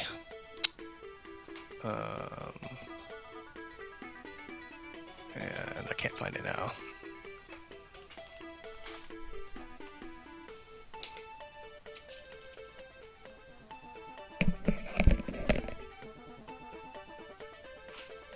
We're still streaming.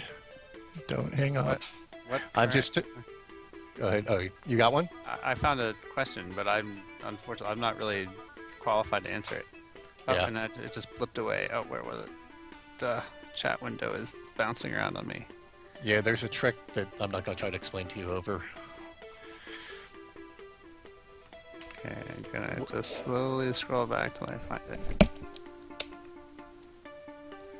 There's something about what games today have good level design, or at least complicated level design.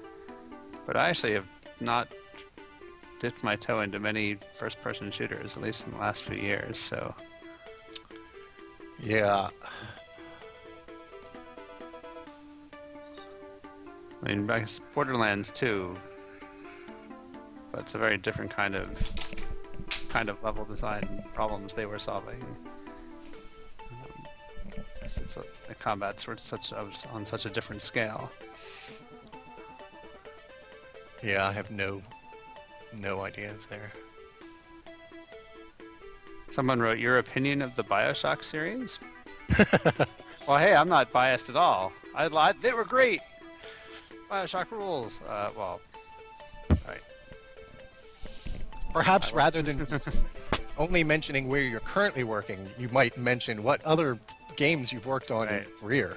Yeah, well, the long and boring list. I guess it's actually not that long. Well, BioShock is the one. When people in real life ask me what I do, and I say game designer, and they say, "Oh, what games have you worked on that I would have heard of?" For a while, I had no good answer to that. I would read off all the games I've worked on and get blank stares because they were waiting for me to say something like Bejeweled. But when I say BioShock, people actually recognize that, so that's something. Ooh, someone doesn't like Infinite on the chat. That's okay.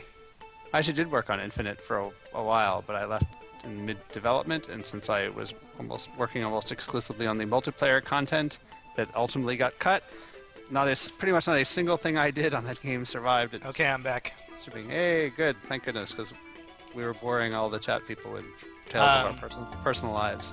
Yeah, I really liked BioShock 1. And I didn't play 2, and I played Infinite, and I felt like it went a different way than System Shock would have gone to this point. Not necessarily a good way or a bad way. Oh, yeah. But a different way. And so I think it does leave open, like, if someone wanted to do a redux or a reboot of this kind of a thing, I think the door's open. It's just you can't do it in the name, using the name, because the name is pretty much... Well, and of course, System Shock 2 itself already actually deviated pretty significantly from... if you were trying to chart that course, System Shock 2 is not necessarily where you would have gone. I'm not saying there's anything wrong with it. Obviously, lots of people love Shock 2 more than they love Shock 1. And I'm sure some or plenty of people like Shock 1 more than Shock 2, but Shock 2 is certainly the one you hear more about. And that was, it was irrational, a different design. I mean, obviously, Dorian, you were on it, and there were other people who were on both, but it was... it went in a particular direction, and so it's not clear if somebody came and wanted to continue the line in a different direction from BioShock. Where do you even start? Do you start from Shock 1 or from Shock 2? That's an actual question that you can't answer. I don't know how to answer that. I quite like... I loved both of them, so I would be happy with either choice. And not just because I worked on them. I actually find that, like, Shock 2, like, I still enjoy playing it to this day, which is not always the case with games that I've worked on, because even games that are objectively good, when you work on something for years and years and years and years, when you're done, you kind of don't want to have anything to do with it anymore. But I think Shock 2 stands the test of time just as well as Shock 1 does. Obviously, that's a purely subjective opinion, but I think BioShock definitely stepped again even more in as much as things are on the shooter / RPG axis, like lurched towards the shooter end quite deliberately. That was partly a decision of self-preservation from the point of view of BioShock development. Ooh, I'm gonna stop now, because this is actually my favorite bit of game design that I was responsible for, which is the elevators where you can see one from the other, and there are invisible mutants in between them. Well, I don't know why you didn't get attacked by the invisible mutants. I had pretty much cleared Have you? Oh, I missed it. Okay, that's why. All right, well, never mind then. But yes, BioShock 1 kind of had to be a shooter in order to get the publisher on board, which was necessary to have it turn into anything. Yes, Farbs, it is me. It sounds a lot like me because it is me. The chat, Farbs McFarbs, has just shown up in the chat, and he is a developer I've worked with on Card Hunter. A fine human being and an excellent game developer, let me tell you.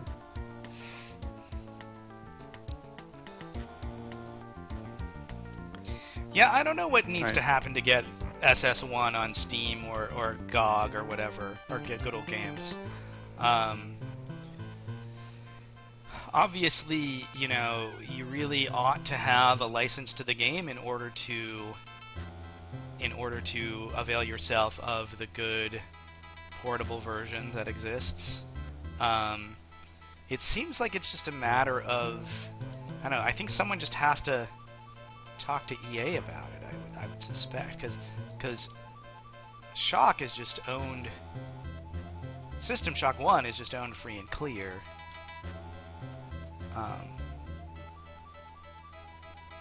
So I don't think there's any like legal problem with putting it on Good Old Games. It's just someone has to make a deal with EA, and you know, so good luck with that.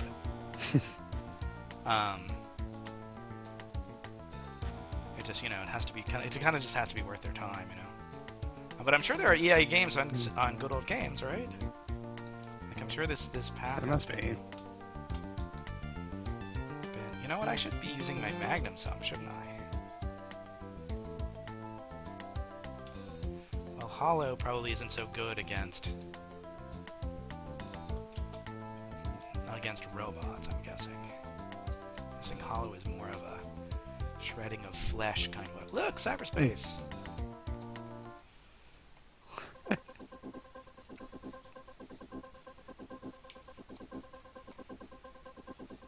Maybe not just stand still for the thing to shoot the Charmander, whatever that was, to shoot me. Somebody just asked on the chat, what do you think of Dead Space 1? I quite like Dead Space 1 a lot, and for the reason, like the commenter says, it has a very similar feel to System Shock 2. I haven't played and it. it is really quite enjoyable for that reason. It has a good level of horror, science fiction shooter, and RPG elements that is not super common. And I like the way the combat felt. I mean, it's been a few years since I played it on console. I just got my butt kicked in cyberspace. Cyberspace can be deadly, man. Can it be deadly, or can it just be sadly? Well, I guess the final boss certainly can. That's true. I guess you just get kicked out. Yeah, I'm getting kicked out. Well, maybe I'll come back to that when I'm more of a buff.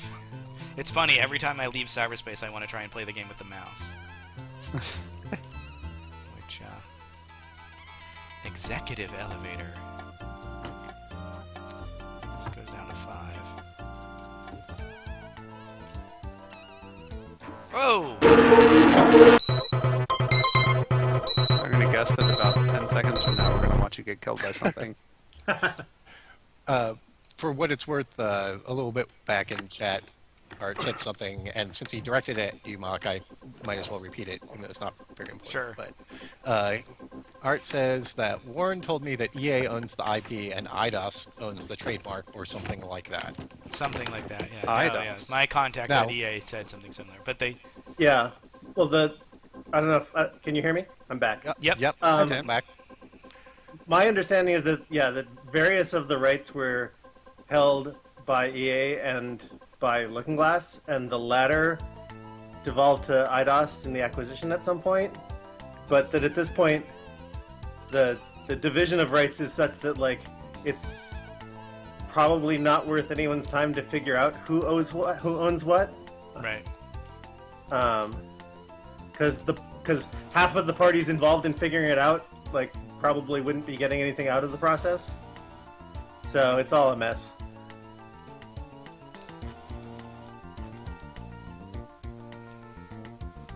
Well, that worked passively. Oh, look, the groves. They were my favorite aesthetic. So the groves sections are of this. actually a, I think they're a reference to Silent Running, right? The science fiction film? They've got to be, yeah. Yeah, there's no way that didn't come up. Hey, look, an exact... You got shot in the back. I know. Wasn't Kurt Bickenbach did the level design on at least one of the groves, on all the groves, didn't he? I believe he did all of them. Yeah. Yeah, which is he was an artist on the project. It was the only level design that he did. I seem to recall going through the groves and populating them with stuff. But Do you recall how that came about that he did them? I Like, do was not. it he desperately wanted to, or you were in time crunch, or I think No he idea. wanted to, my vague and possibly faulty recollection is that he wanted to do it and had some ideas and did some mock-ups, and we all loved them. So he said, "Great, go do it."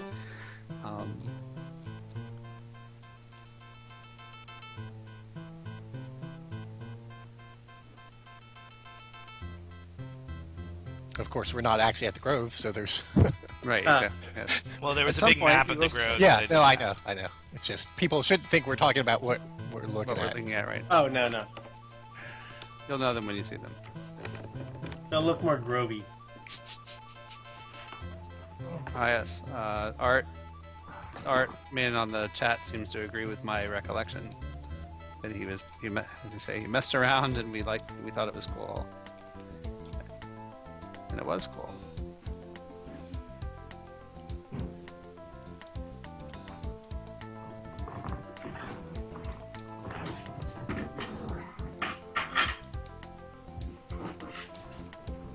Shouldn't we call this being some kind of shooting gallery?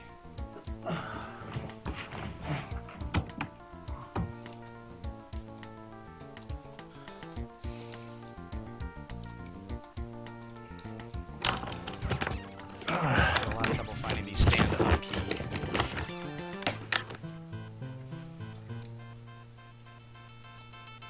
So if I'm not mistaken, that wall with the groove in it is really an area with, a floor and a ceiling that almost meet each other secretly Right. in the engine. Yep, that's all it is. That's how you had to do. You had to do all of That's this. how you had to do that, yeah.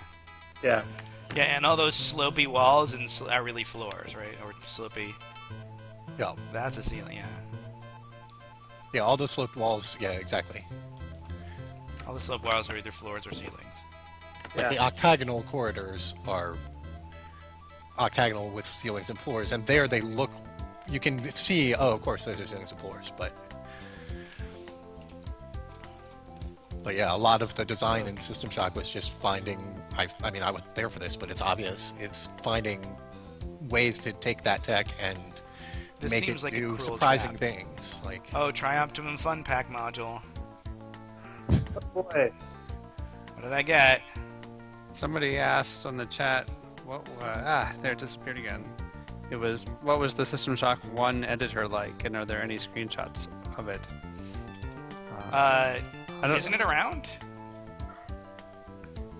I'm sure there's No. screenshots of it. I've seen. Oh, I got a 15 Yeah. puzzle. But it was a very simple tile-based editor. Yeah. the- I mean, of the sort that someone with no artistic skill could actually use, of which I am living testament. well, the Underworld editor ran in 320 by 200, but was the System Shock editor higher res at that point? Yeah, I I don't think even- it was higher res. Yeah, I think it must have been. Oh, I'm learning about envirosuits.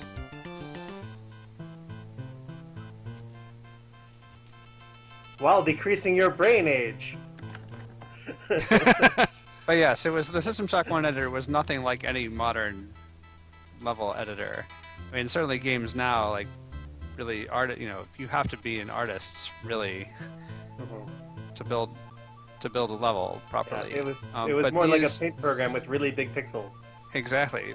What the artist did was simply make us a palette with which we could select textures for squares, and the designer simply arranged the tile-based terrain and chose from the palette and painted likely-looking textures on things. Yeah, I remember. I made the ice caves for Underworld 2, and I did Okay. that by holding down the mouse and just scribbling. Yeah. As I recall, the System Shock, because those levels were so crazy packed, the System Shock had some very weird way to choose the textures, in that you could assign the texture to one square, but then a nearby texture would pick it up from that square or something. Right.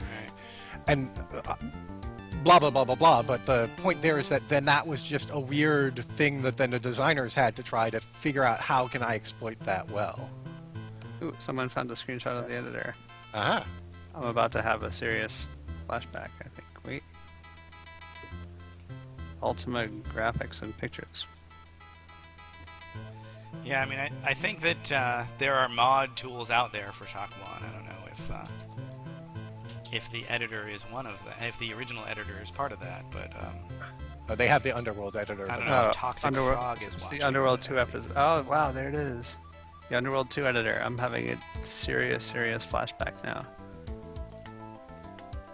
Because that was my introduction to the world of video game design, was showing up partway through Underworld 2, and Fresh someone from the- sits. yeah. Someone Fresh from the sitting me insurance down. company. Oh God, you had to bring that up. And they sat, and I got sat. At first, I got sat down in front of Underworld 1 and was made to play it for a while. And then the Underworld 2 editor was placed before me, and I was instructed to play with that for a while. And then I was instructed to start making Underworld 2 levels. With my vast, relevant background in creative writing, I set about building sewers in Underworld 2. Hey, I had a math degree, so you know. And yet, we arguably equally qualified. Alright, whose head is this?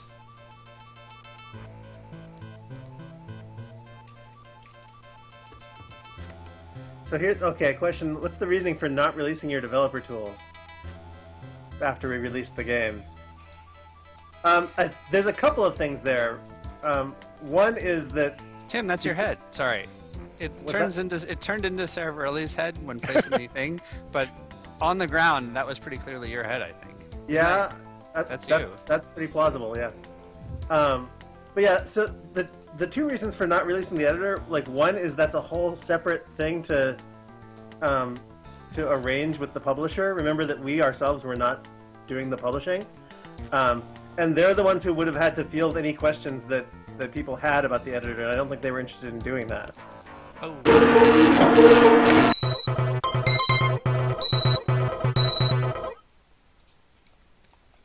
Forgot to save. Ugh.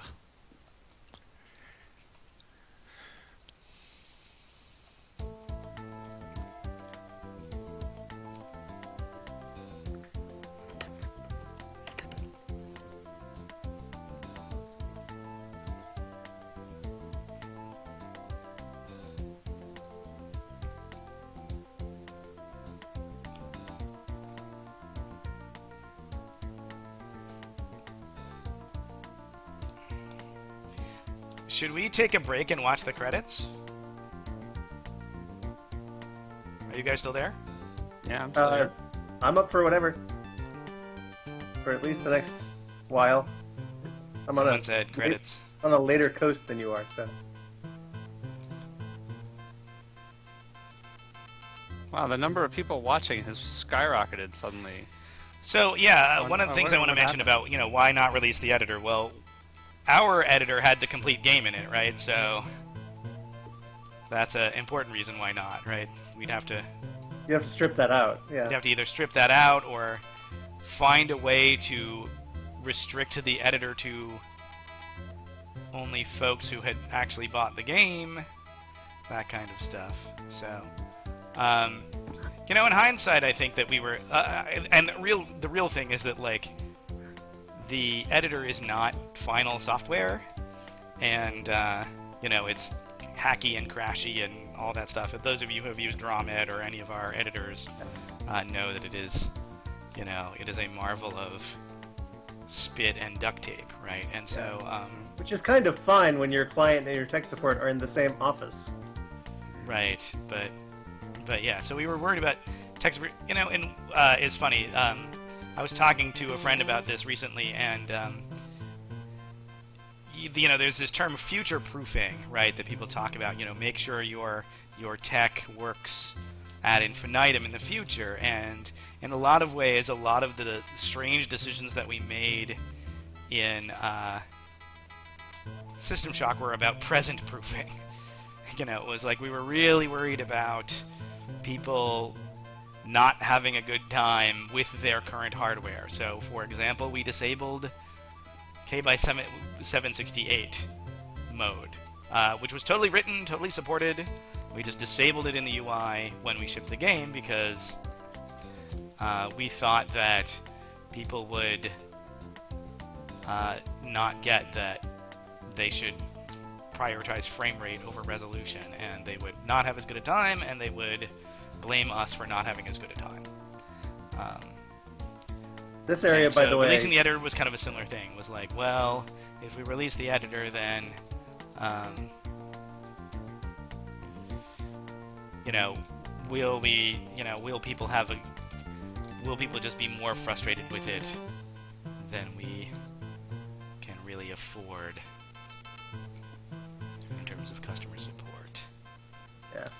The other thing is that the Shock engine was actually pretty different from the Thief engine in that there was a lot of stuff hard-coded into Shock and the earlier games into the code. Right. You know, like on this level, a certain thing happens, and that's just in code. Whereas in Thief, we figured out that that needed to be made data-driven too, so that you could, you know, I want this effect to happen on this level is something that you configure explicitly. And that was just a thing in that code base, like at that time, how we developed. You know, it would have sucked to try to make a sequel in that engine just because we'd have to go through and figure out all that kind of crap. Yeah.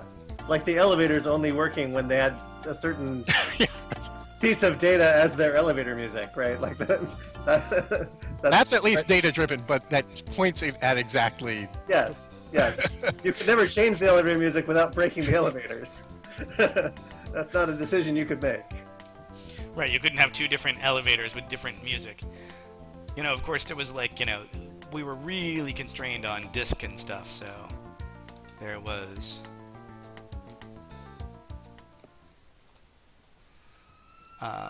we were really constrained on disk. So, you know, there was like only a few bits for what music does this tile play. I think there was like maybe 4 bits for what music does this tile play. Yeah. So we had a byte, that would be extravagant. Yeah, a byte would be extravagant. You know? I mean, that's the kind of the mindset we were in. All right, I'm in a grove. Holy shit! Yeah. Close the door. Equip the flechette. You know, I was just noticing they got yes. silent running on Netflix streaming now, and Save I your have to game. Thank you. Save your game. I'm merely echoing clever chat participants who are also reminding you to save your game. So System Shock was a totally new. I'm answering the chat question about System Shock upgrade, the engine upgrade from Underworld 2 to System Shock. For one thing, the underlying tech was totally new. Underworld was written in a 16-bit memory model.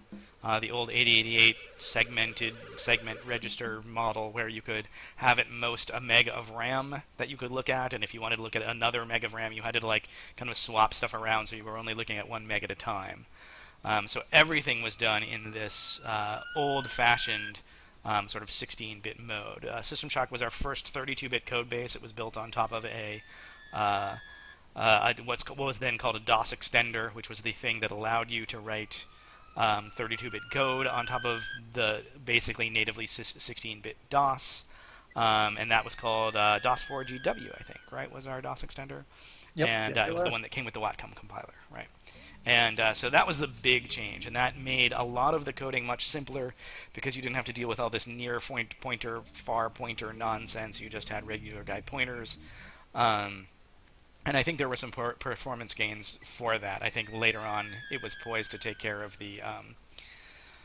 we could use the 32-bit instructions set. In terms of like the actual engine's capabilities, the main... Ultima Underworld, one of the things was you had a headlamp that that was your whole source. All the light sources were attached to your head in Ultima Underworld. We didn't actually have any way of doing lighting in the scene, and so that was one of the features of System Shock, was that you could actually paint light in the scene. We didn't have individual light sources or anything like that. You just painted the vertex lighting onto the level that you wanted. Plus, we also had the headlamp that I'm currently using. Also, we supported variable ceiling height, which Ultima Underworld did not. Anytime you were in a low ceilinged corridor in Ultima Underworld, you were at a high altitude, and anytime you were at a high ceiling corridor, you were at a low altitude, because we only had a height map for floor and not for ceiling. And I think we had a couple other things. We had some new terrain tile types. I seem to recall we had a corner slope kind of tile type that we could do. Which allowed us to do kind of those octagonal corridors. But it was a very similar sort of tile-based terrain with, I'm just going to save again for good measure, tile-based terrain with multi-view sprites for objects. And we had more ability to do 3D models, so you saw more things in the game that were...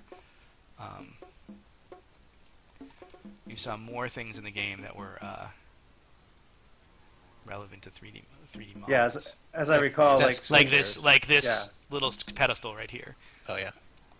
If I remember correctly, the Underworld thing, any 3D model in Underworld had to actually be compiled into the object code, and a separate tool would do that conversion, and so as it ended up, we were so limited in that respect that pretty much the only 3D model in the game was the altar that you raise your skills at, the big polygonal honk. And of course the Lotus 3D, the 3D Lotus Turbo Esprit that. Oh right. That was a model from Car and Driver that got baked into Underworld. It was in the executable. If only you could find it. Yeah, it was kind of like a hot coffee kind of situation.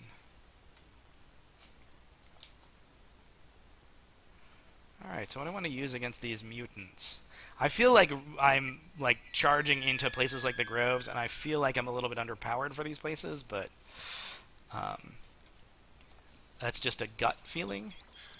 But hey, survival horror. It's not survival horror without horror, right? Of course, it helps if you can dodge these guys. One other technical addition to the engine, you talked earlier about how the lifts would move in these large steps, teleporting the player up as they moved, basically. Mm-hmm. And I don't remember whether it was 64 or 256. I don't remember how many discrete levels, how many discrete heights there were. But in the Shock engine, on each level, you could choose how spread out those were, so you could choose how large that step was, and that let you make a much taller level, which I don't remember, is it 6 or 7? What's the level that's got the really tall stuff? I want to say 7. 8. I thought it was 8. 8? Isn't 8 the... 8's the one that's the giant column, right? Yeah, okay. If it's 8, I'd take your word for it. But so that was just like a dramatic, allow you to make something with really dramatic verticals that you couldn't without having that configurability. Yeah. I assume there are just no lifts on that level or something. My help system is pointing out some loot, and I'm trying to get to the point where I can see a pixel of it so I can freaking click on it. Where do we think the immersive sim is heading or should be heading in the future? That's a big question. Well, it's already kind of heading online. Well, I think there's a lot of opportunity to do lots of stuff, right? I mean, you can do I think there's a lot of good simmy stuff.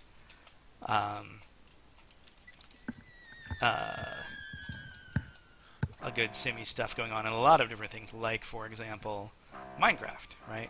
Or I'm currently playing a lot of Don't Starve, right? Mm-hmm. Which is kind of a non-immersive sim. And here are the stars in the... Well, and I'm thinking, a lot of where that's gone, it's been in higher fidelity in the things that have already been simulated. Right. like in terms of physics model or rendering model and such.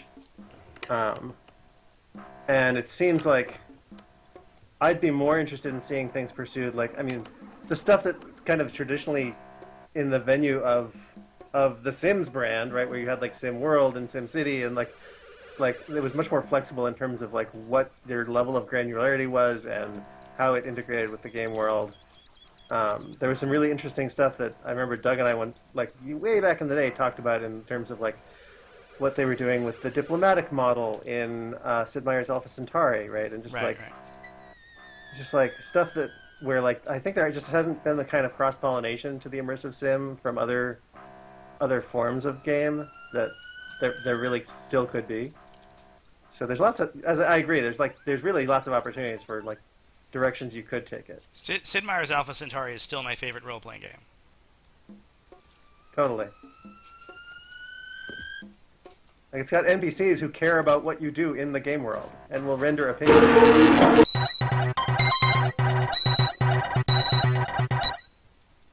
Okay, gotta be more careful, gotta save.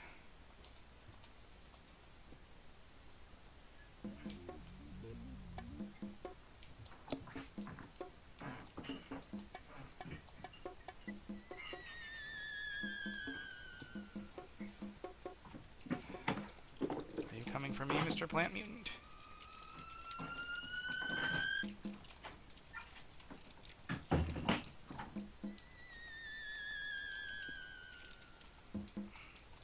So I remember, I forget which level, I just remember, Tim, like, critiquing Dorian for one of his levels because, like, it was the land of health and energy. And he thought that was not sufficient hurling of death at the player. We were big on hurling death at the player back in the, back in the day. But really, hurling death at the player is the easiest thing to do. Like, hurling a, actually compelling experience is... That was one of the standard interview questions. I remember being asked that. Yeah. When I first interviewed. In a quite aggressive way. It was someone like leaning over the table at me. I believe that was Austin Grossman. That would be yes, Austin. Getting in my face and saying, here's an important question before we consider you for this job. Can you hurl death at the player? So one of the... actually, one of the things I ask now in design interviews is, and it's totally a kind of Rorschach blot question, which is, how do you feel about death? Oh, wow. And, you know, That's and fantastic. just first of all to see what they think I'm asking, right? Like, are you talking about death in games? Are you talking about death in general? Are you talking about, Right. Like you know, human failure condition. in games? Are you Right. talking about, you know... Yeah.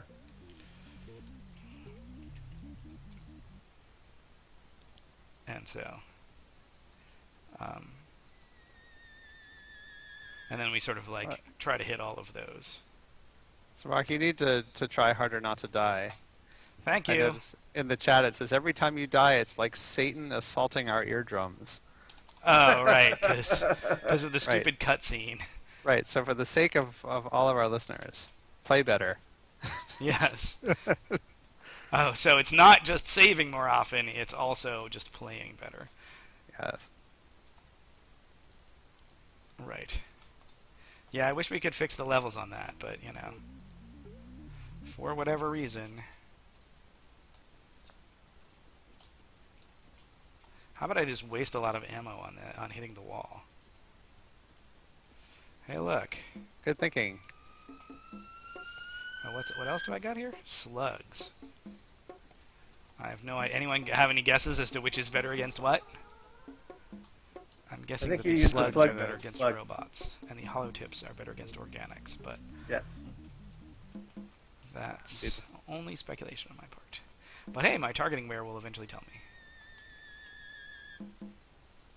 So, Dorian, keeping in mind that this is a System Shock 1 stream, are there any interesting things to say about the experience of designing for System Shock 1 versus designing for System Shock 2?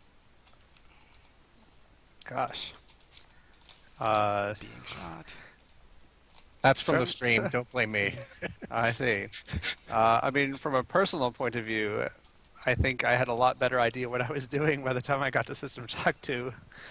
I was kind of a gameplay monkey in System Shock 1. Like I spent a lot of time just like I stringing apologize. together.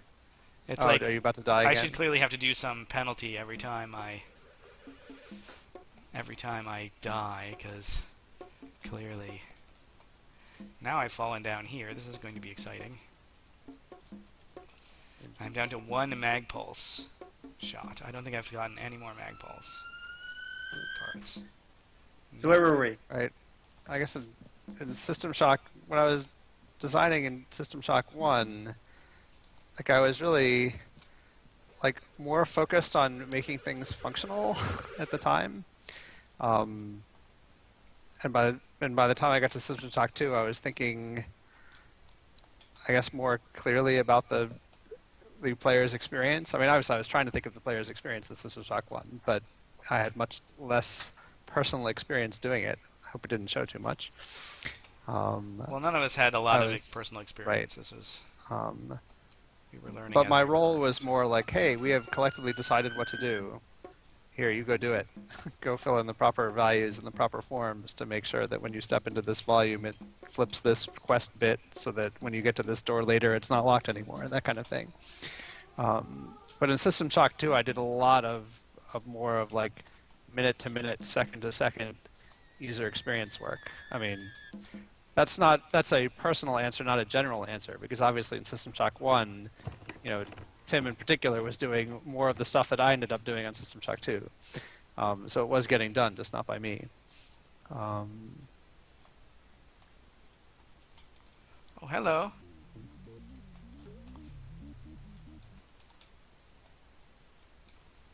Oh, look, I get my targeting wear upgraded enough to the point where I can see reticles and stuff on guys.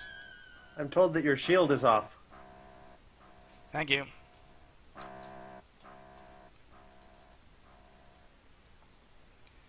Let's go ahead and battery up. It seems like I ought to be able to leverage my altitude here.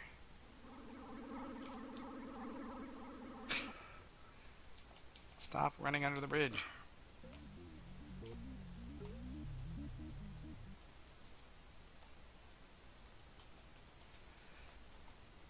Gotta... Oh, there you are. Haha. Ooh, he's a wily one.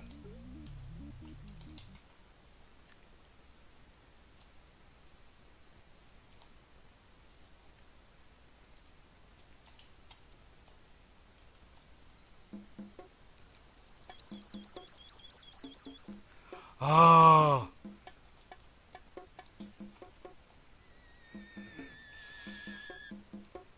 I got some mag pulse.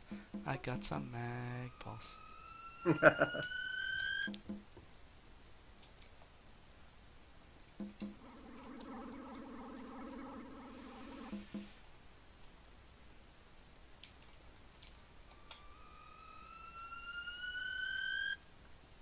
Oops. Oh.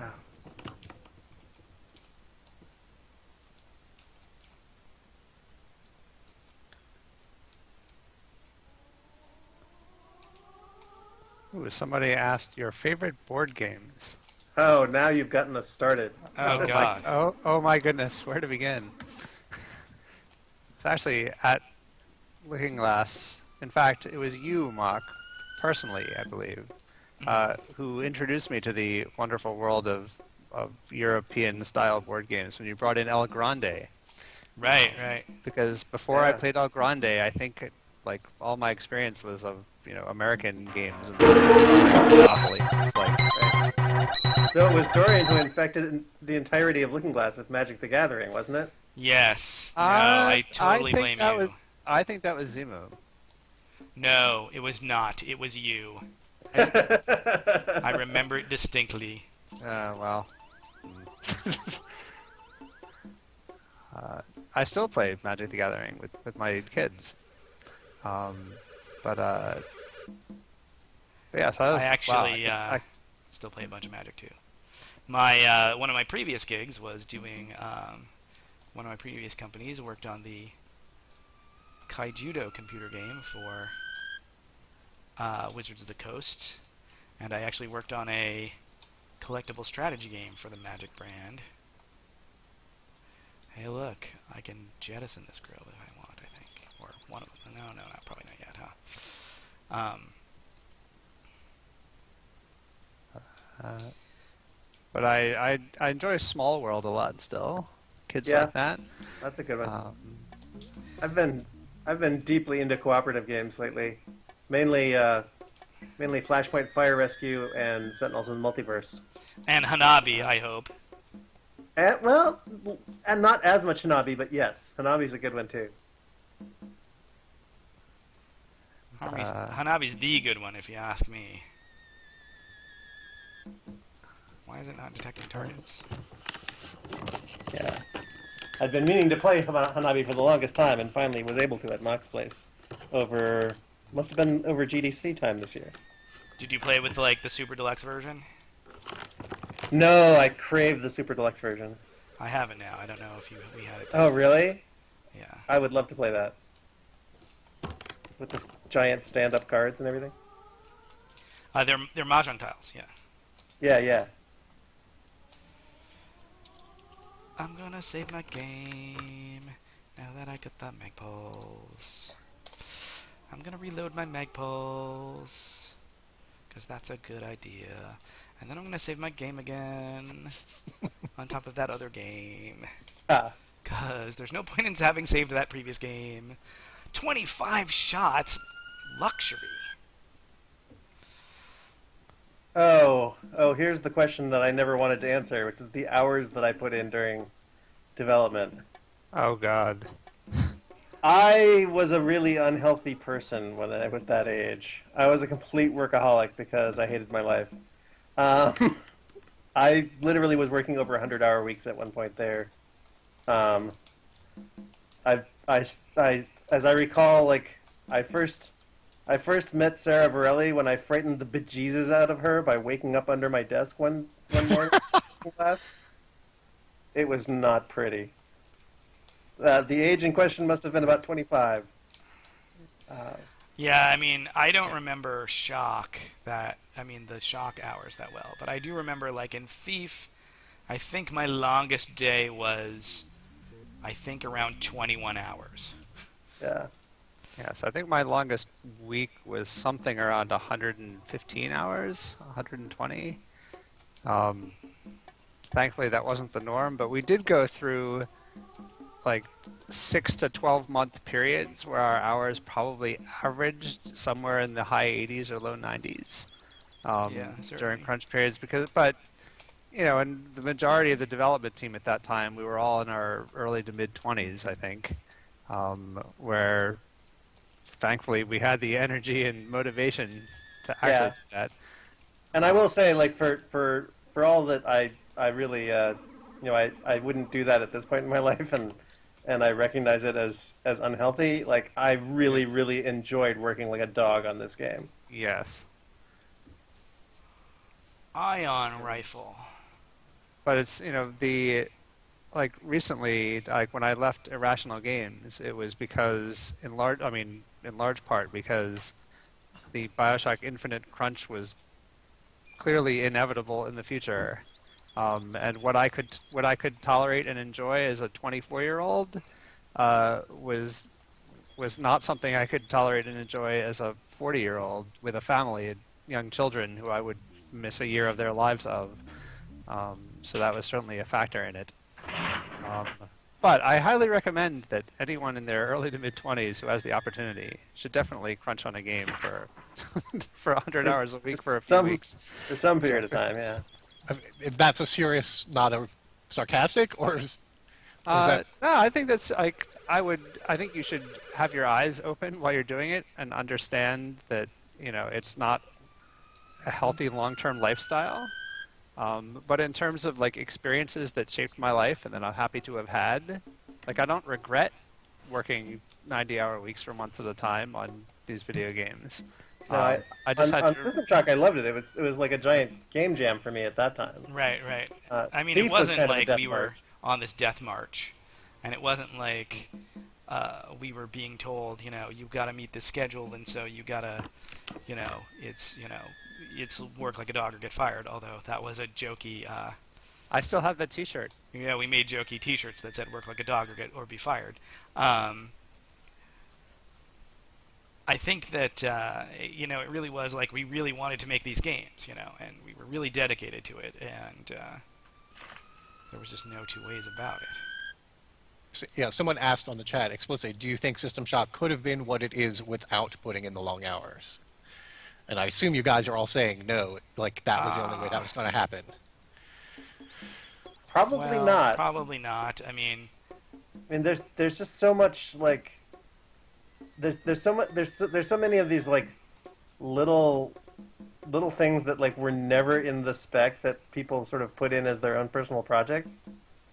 right. I mean, Like the Starfield that we talked about. right. And Yeah. I guess it's a question. And all of the Game Pig games, and lots of like the little ambushes and dirty tricks that Shodan pulls, like were just a result of like obsessively playing the game and crafting those moments.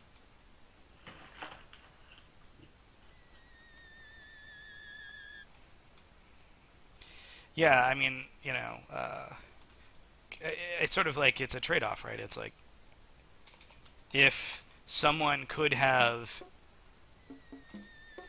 It's interesting because, like, if System Shock had come out a year later, then it would have been a year. It would have been a year uglier, right? And it would have been a year less high tech, and stuff like that, right? So. Yeah. But also, there really wasn't the money to do it, right? Like, Right. It's like, could we have done it with more money? I guess is one of the questions, and it's like, well, it's not clear how you throw money at the problem, right? Like, you can slip the schedule more. But taking more time would have left us technologically behind the time. Right. I think, and you could hire more people, but then you're diluting the. Sorry. You're diluting sort of the talent pool at that point, and like you don't necessarily have as coherent a vision if you're going to if you're going to do it that way.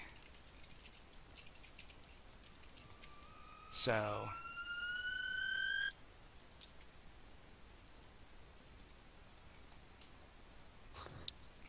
So, it's like sort of, it's one of those, fast, cheap, good, pick two kind of things, except it's really like pick one.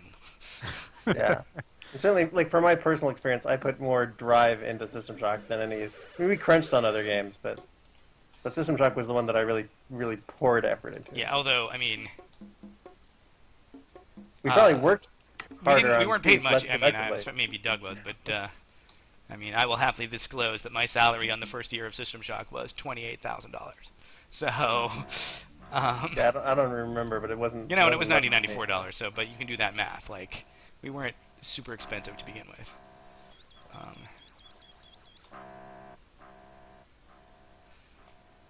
But it's not like you give us more money and then suddenly we are that much more productive. Yeah, I mean, and it's very situational, right?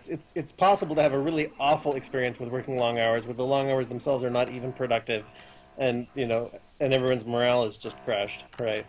And on the complete other end of the spectrum, right? It's possible for people to just like really be like so incredibly, insanely committed to something that. Right. I mean, for us, it was like I felt like we were at game development camp. It was just like we were young. We like slept under our desks or in the designated sleeping cubicles that had futons in them. Yeah. We were. I like that contoured futon. I slept a lot of nights. Yeah. Oh, yeah. Oh my God. Yeah, I That remember was that. quite The smell of that thing after many years was a little bit bracing, but. Yeah, but even in the best cases, like that's not sustainable, really, right? Right. So, But you know what? Yeah. Life is not sustainable. Yeah. I sustained that, I guess, for about 18 years. Yeah. And then that was enough.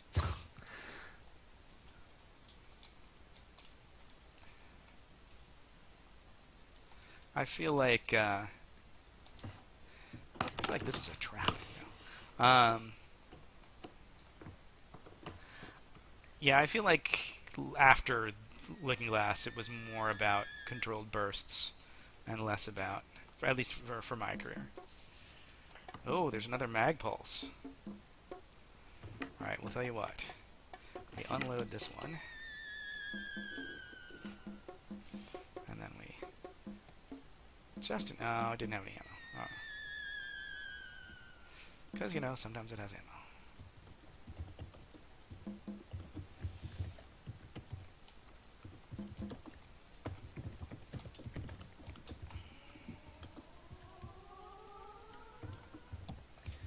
But, you know, by all means, do a game jam. Stay up all night. Make something awesome. I recommend it. And then eventually you'll get old. Yep. I often say to people, you know, who, you know, ask about sort of business, game business, it's like there's two ways to make the game that you want to make. And one is to be poor, and the other is to be rich. You know, and that's pretty much it. You know, if you're willing to live like a student and do all that stuff, then work long hours and, you know, not have a life. There was a time actually on, here's a little goofy bit of trivia. I think it was on Flight Unlimited actually, that I experimented with working 2 12-hour days. Like, literally, like, I would, instead of, not working 2 12-hour days, but working, like, having a 12-hour day cycle where I would be asleep for 4 and awake for 8 hours. Oh, yeah, yeah. And, I mean, I don't know if you guys remember that. And I felt super productive, because, like, I would have twice as many days as everyone else. Good waste of my mag pulse on that guy. You are so almost dead. Possibly already dead. And you have no health left either. I have no health. I have no way to get health. I'm just kind of screwed. Have you entered the death spiral? Oh, is there a death spiral? I don't know. Maybe. No, I don't. Well, you can always go back to lower levels, right, and farm. Right, I may have to. Farm med kits or med patches. Let's have a look at the map. So out of the Looking Glass games, do you have any particular titles you are most proud of? Asks Sir Finkelberg. I certainly know the answer for my part, but I'll let anyone answer. I would say, yeah. Is probably mine. What did you say? Sorry, what was that? I would say Thief. Thief is mine. Yes, I was also going to say Thief. Not that I'm not proud of the other ones, but. But, you know, like, Looking Glass is this sort of steaming pile of weird... System Shock is this steaming pile of weird GUI and stuff, and, you know, was very much a victim of its own present proofing, if you will. Yeah. The Underworlds were, you know, they kind of were what they were. You know, they were kind of early efforts. You know, Terra Nova was kind of star-crossed from the beginning, in my opinion. It was just like... Yeah. For me, definitely, like, it's funny. Like, it's Thief for the big parts and System Shock for the little parts. Sure. Right, like, I was like, and my roles were corresponding, right? Like, all the little moments that I crafted in System Shock, I'm tremendously proud of. And then, like, I felt like, you know, in terms of like having my voice as a designer, like, definitely, like, Thief was kind of my. Like, it sounds egotistical to say masterpiece, right? But like in the classical sense, where like you finally do a piece that like proves you kind of know what you're doing. Yeah. Also with Thief, I felt like by the end, like we had actually successfully like created an archetype of games. Like we had made a genre that was going to last. Yeah. And which turned out to be true to a large extent. I mean, that's admitting up front that that's not actually what we set out to do when we started developing Thief, but at some point along the line, I think we really hit Right. upon, the first-person sneaker, Yeah, which wasn't a thing before Thief. definitely. Although the sneakers have mostly gone not first person at this point. Mostly, but Still. that reminds me, I still have Dishonored DLC. I haven't played yet. I still have Dishonored that I haven't played yet. I bought it. It on was- Steam. It's it just sitting was- there. It was free on Games with Gold just recently, There you go. so no one has much excuse anymore. Yeah, Dishonored Not is to say is Dishonored. totally worth it. I'm in many ways envious of that game. Particularly, I thought Blink was great. I mean, even if it Yep.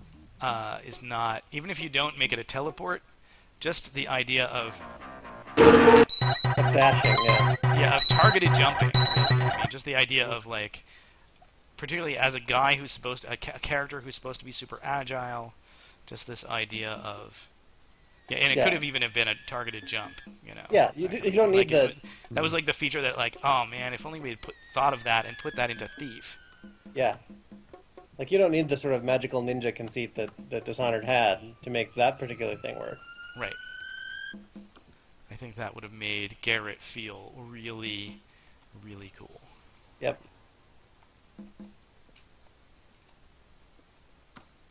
Magical ninja, very nice. And, my confession about Thief is that I always thought that the... am I going the right way? I always thought that the name of the game was going to be problematic, because I felt like if you make a game called Thief, then you're kind of signaling that you're going to follow it up with Fighter and Magic user. and and Cleric and whatever And now else. we have And to do I that. felt like, all the people, we were segmenting our audience into the people who played Thieves in their D&D game and the people who didn't. And the people who played Thieves is a pretty small segment. And I just feared that, like, oh, why would I play Thief when I can wait for Elven Fighter Magic user, so... that was my big concern about the name of Thief. Which, hey, someday we'll stream Thief, and I'll say that again.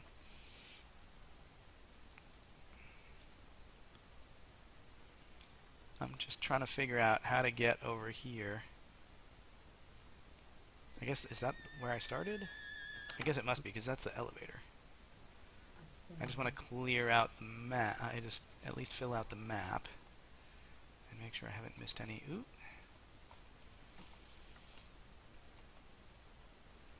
I don't really need 2 auto maps, I suppose.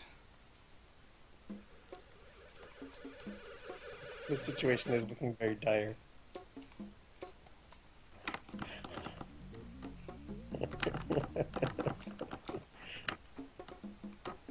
What's going on? I'm just laughing at D-fans riffing on your character class concept. Grandmaster of Flowers. Grandmaster of Flowers. Old D&D shout out for those of you who've worked around at the time.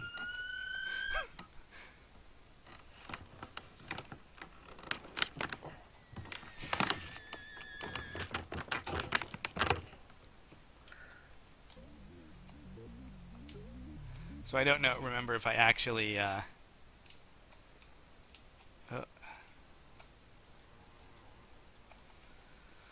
don't remember if I actually enabled jettisoning in this playthrough.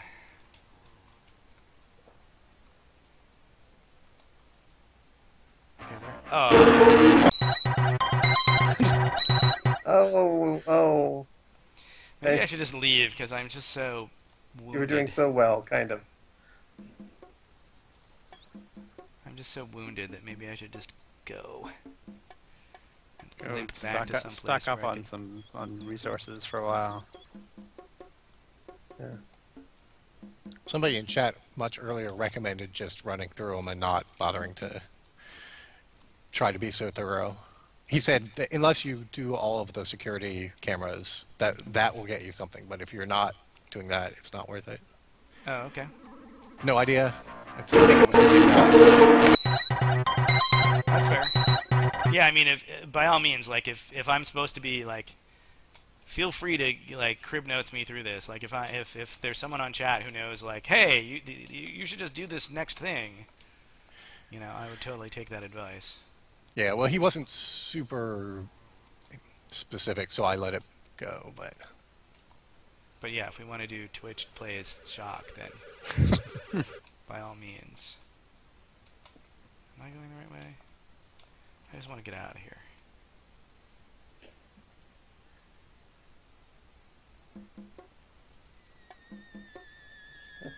We want the same thing for you, Mark.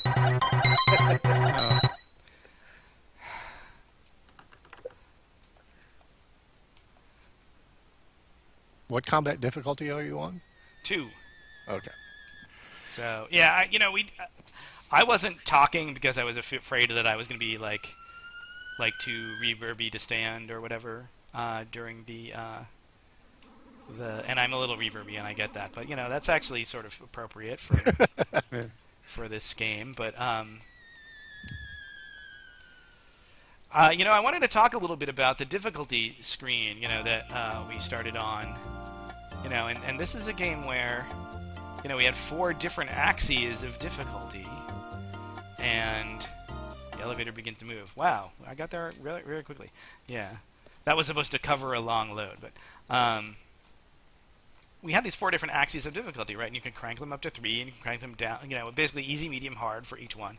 And then we also had basically an off for each one, which I think was pretty interesting, you know, that you could just turn off combat and basically nothing attacks you and it's a, you know, one-shot kill. And you could turn off plot and no doors are locked and you can just walk through and you know, just play the game like a shooter. And you could basically turn off cyberspace. You could basically turn off the wiring puzzles, and you know, you could turn them all off and just have a museum that you were just walking through and exploring, kind of like Gone Home or something, right? And so we were kind of making this game, and we did have friends, you know, who would play the game on Plot 0 or would play the game on Combat 0, you know, and so I felt like we were, you know, as hardcore of a game as this is, we were making it for a pretty broad definition of what hardcore might be, right? You know, and I think that, like, that's something to think about in light of... Save here. In light of some of the stuff that's been going on the internet, let's say, right? Like, what is the size of the tent that includes all gamers? Right. 692. 043. Someone will tell me what those numbers mean someday. Okay, I can go back to 3. Maybe I just want to try and sprint across 3 and get to some health.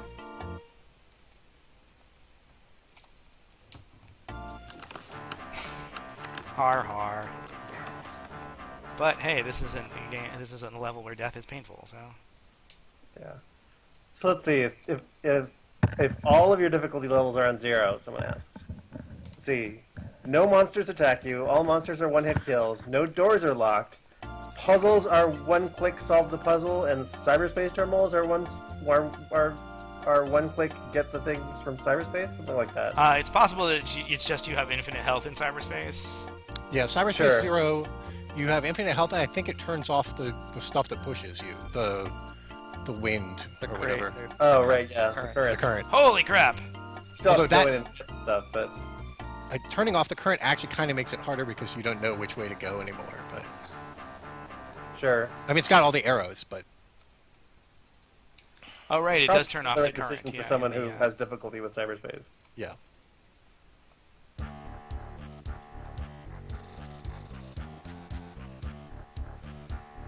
Wizard is about to die. Oh, yes, I see. You died a while ago. I died a while ago. I just went back to levels where I can safely die and not worry about it too much. Where I can safely die. Yes. That's very poetic. Yeah. Not enough energy to fire a weapon.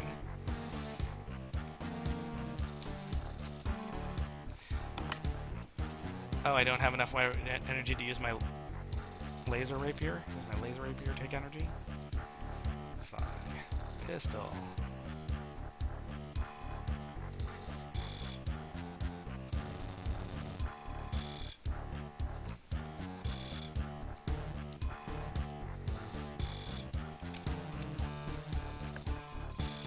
was trying to find...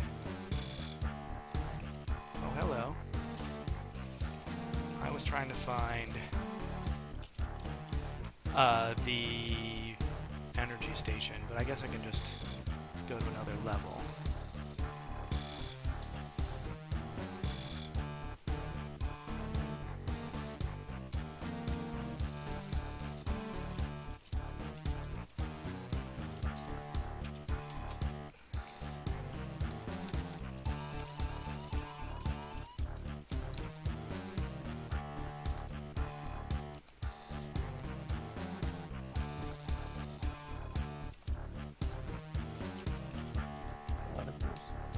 Oh dear.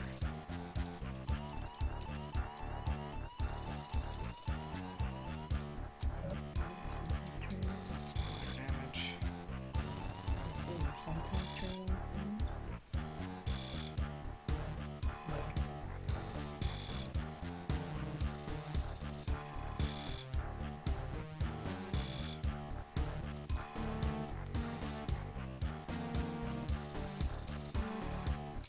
I don't really want to fight my way into the reactor, I don't think, at this time. Unless someone on chat tells me I do. I really just want to get myself some energy. Where is the energy? It's around this way, I think. No, it's not this way.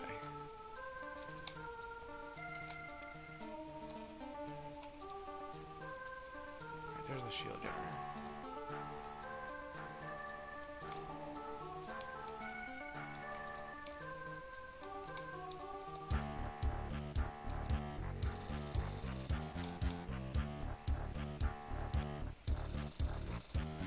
I have no health again.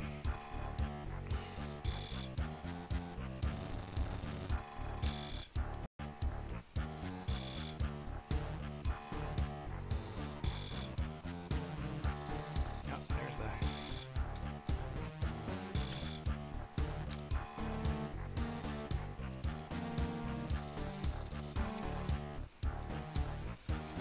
the... Alright.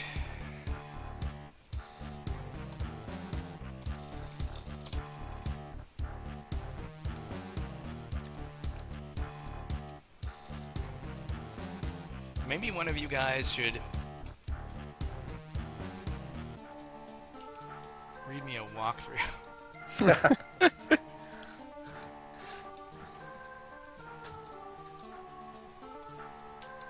What do I think of the Thief 1 speedruns? I actually haven't seen the Thief speedruns, strangely enough. Should I? So, my speedrun claim to fame is that my Zork 1 speedrun is 14 minutes. Nice. Wow. That's with no tool assistance.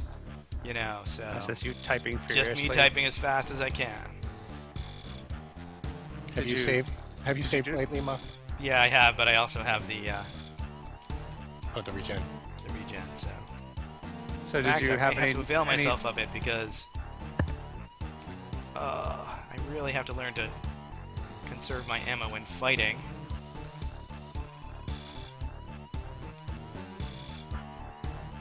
Did you do your 14-minute Zork speedrun with notes, or did you do it all by memory? All by memory. Yeah, if I had actually spent more time optimizing, I probably could have gotten that down, but... Could you just type the whole thing on one line, separated by periods? I guess you probably could. I don't know. Maybe you can. Dan is mentioning the Underworld speedruns. I've heard some improvements on these records from subsequent players, but for a while there, Kevin Wasserman and I, playtesting Underworld, were having a competition for speed running. I got mine down to an hour and a quarter, and he beat me at 45 minutes. Right. I think the Wasn't there Underworld like some 2 crazy speedrun was stuff 3 involving hours. like jumping with a pole and... Oh yeah, no, There were some pretty weird hacks involved in getting the Underworld speedruns going. yeah, like you jump to put your silver sapling someplace where you normally couldn't get to, and then dive to your death in the lava and end up where you planted the sapling, and like it was good stuff. Nope, don't open it again. One person suggests going to deck 4 or 5 to get medkits. Okay. Let's get to the freight elevator. Let's see. Let's look at the map. Okay. Looks like we go out here, we hang a right, and then it's going to be that door. Okay. And then we're going to have to deal with this mutant somehow.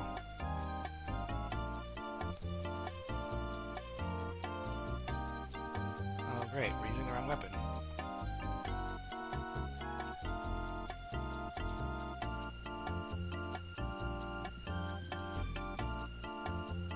Yeah, one thing about speedruns in our games in particular, like we brought this up earlier, is that there's very little in the game that you're literally required to do Right. in order to progress the plot.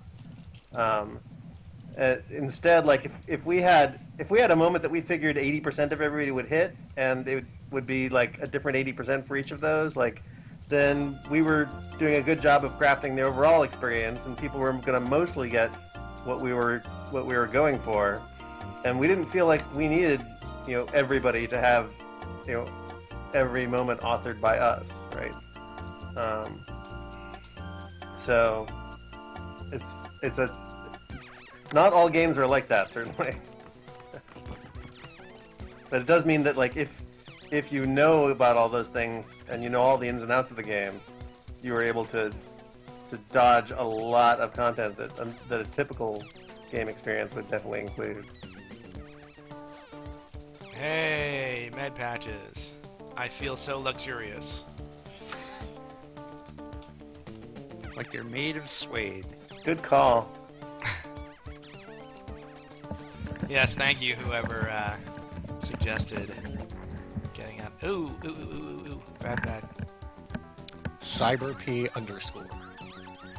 Was it CyberP_? Yes.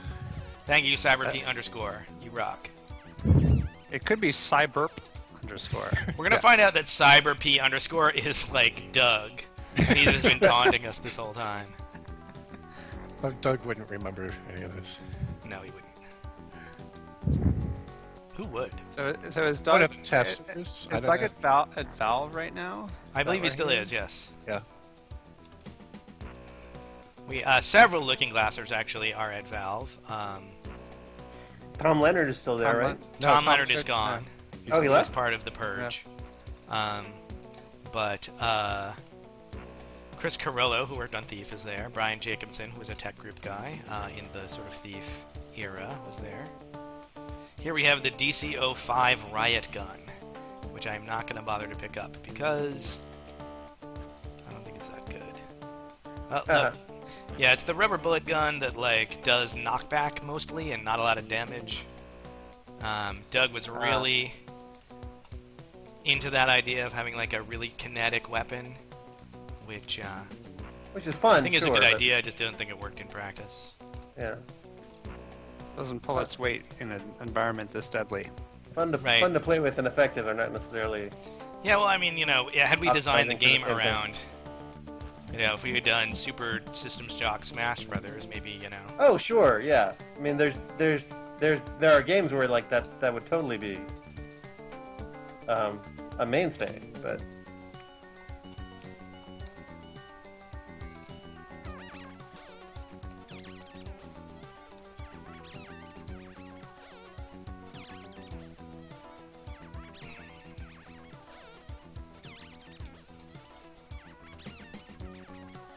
So I don't remember. Did we set up the treasure tables on guys so that they drop the stuff that kills them, or?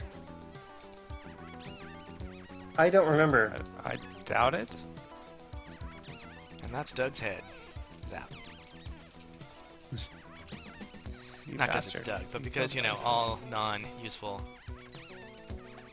heads can get vaporized. Ninja Running Wild is recommending Matt Weiss's podcast series of interviews with Looking Glass people, and I definitely second that recommendation. Yeah, absolutely. Especially mine. Yeah, and, if you can get over the fact that I say, like every 30 seconds, my interview with Warren is actually really low. is actually, I'm really proud of that. So, and it's got me doing a lecture on Oasis, which is a game I worked on that is this sort of puzzle strategy game, Civilization meets Minesweeper, that won the Seamus McNally Award 10 years ago. Perhaps you would know. Oasis was 10 years ago? Oh my Yeah. god. 10 years ago. That was a humdinger of a game too. Yeah. That's horrifying, though. that Yeah, it's isn't not- it? You just got someone on the chat from Colombia Oh. congratulating you, or thanking you, or both. Well, I think he's thanking us. All right. Well. Sayonara, Colombia. Oh, speaking of what we were speaking of, I might as well mention. I did an interview recently with the MIT Game Lab and the Education Arcade. I think they have a massive massively online course coming up at MIT this fall through edX. They got a bunch of of industry people talking about Do yourself, Mark. about their topic. So if you're interested in that sort of thing, all that edX stuff is incredibly available to pretty much anybody. Neat.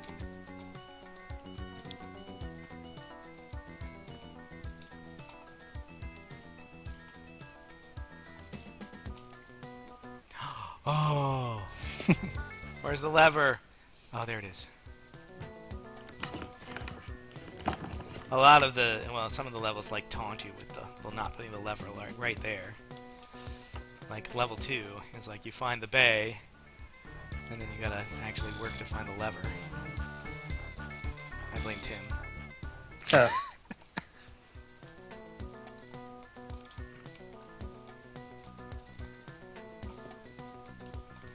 This is not gonna go well for me. Save again.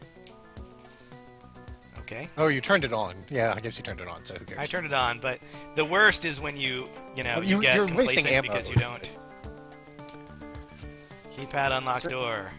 Sir Finkelberg asks if we are planning to follow up this stream to presumably try to finish this game at some point.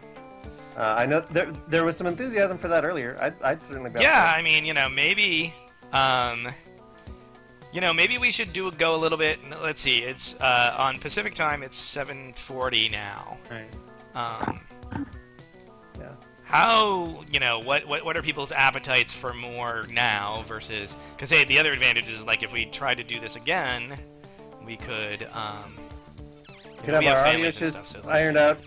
We could have we could actually prep a little bit more and have the walkthrough and stuff, and actually try to remember our game. And I apologize about that. One of the things is this was kind of a spur of the moment thing. I was driving home one day and I remembered that, and I was thinking about what I really enjoy watching DVD commentary and stuff like that. And hey, we should really live stream our games, and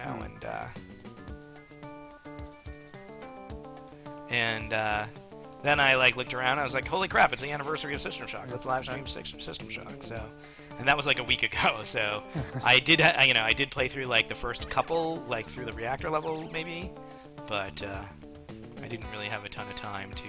Hey, it's Art. Yeah. To really bone up on the. Yeah, you're definitely seeing some rough edges here because of all of that, but I'm having a ball. When you said appetite, it reminded me though that it's now 10:45 here in Boston, and I haven't had dinner yet. So. Well, yeah. I mean, I'm gonna time I've got out iron eventually rations when and I. stuff. So what happened to that? I'd be fainting now if sympathetic supporters hadn't brought me food. Ah. There you go. I'm just trying to get the right mini pistol. Oh, it didn't matter. We're so cruel not giving you weapons with ammo in them.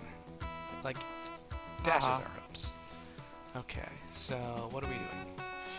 Do these things do blow-up damage? I was trying to figure that out. I guess I could... really don't want to. What, the reactor cores? No, the CPU cores. Yeah, yeah. I think. Well, Yeah, they do. They do blow damage. So. Hey, look, a battery. I'm gonna turn that on right now, Blow those things up. so I can turn my shield back on. There you go. Oh, well, except that there's an energy thing right here. Shows you what I know. Who made this game? Some doofuses. Some Yeah. doofuses. Yeah, so, alright, I mean, we've been at this for like 7 hours now. Oh my God, We've yeah. seen the reactor level. We've seen, not all, like maybe 6.5 hours, right? Yeah, basically. We've seen the Basically, reactor almost. level. We've seen the,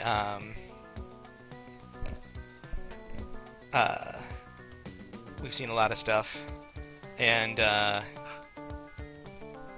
so maybe, and, clearly I'm kind of a little bit getting out of my depth in terms of, like, my knowledge of the game. So it might be helpful if we,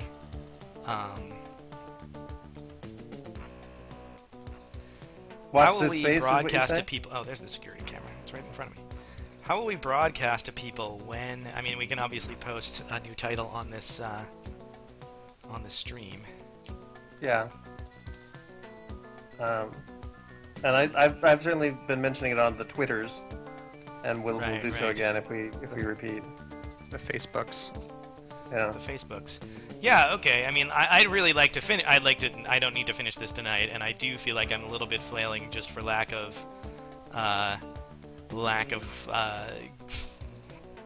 familiarity with Yeah. Lack of prep. lack of prep. And I think I did prep the first few levels, but Well, yeah. I didn't. I wasn't able to get all the way through. So I'm thinking what we ought to do is, I hope this is being permanently recorded. If it isn't, then I'm gonna cry tears. I think my OBS is set to permanently record. If not, I know that Twitch does keep a little bit of an archive, and we can probably export that.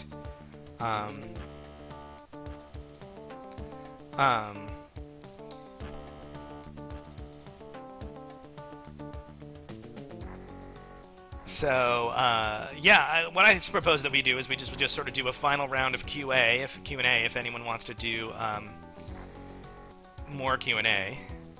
And now's your chance. Now's your chance, and then we'll probably, call it in the next 15-20 minutes or so. And I'll keep these save games, and we'll Pick up at a later date. pick up at a later date. I'm going to move to the freight elevator.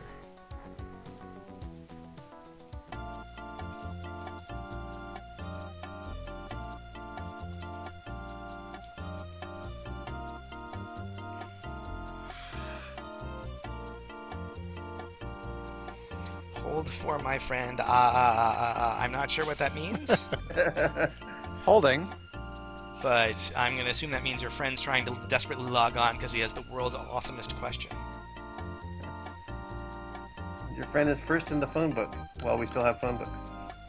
What is our biggest regret about the Shock series, or its Ooh. spiritual successor, BioShock? I would say the absence of marketing and any other factors that contributed to its lack of great commercial success. Yeah, I mean, certainly. I mean, it did well. Don't get me wrong, but it didn't do like gangbusters well, and part of that was that I don't know that Origin really knew what to do with it. Right. So Yeah. that's- I mean, that's I wonder if disappointing. there's, that's a little bit of a product formulation question.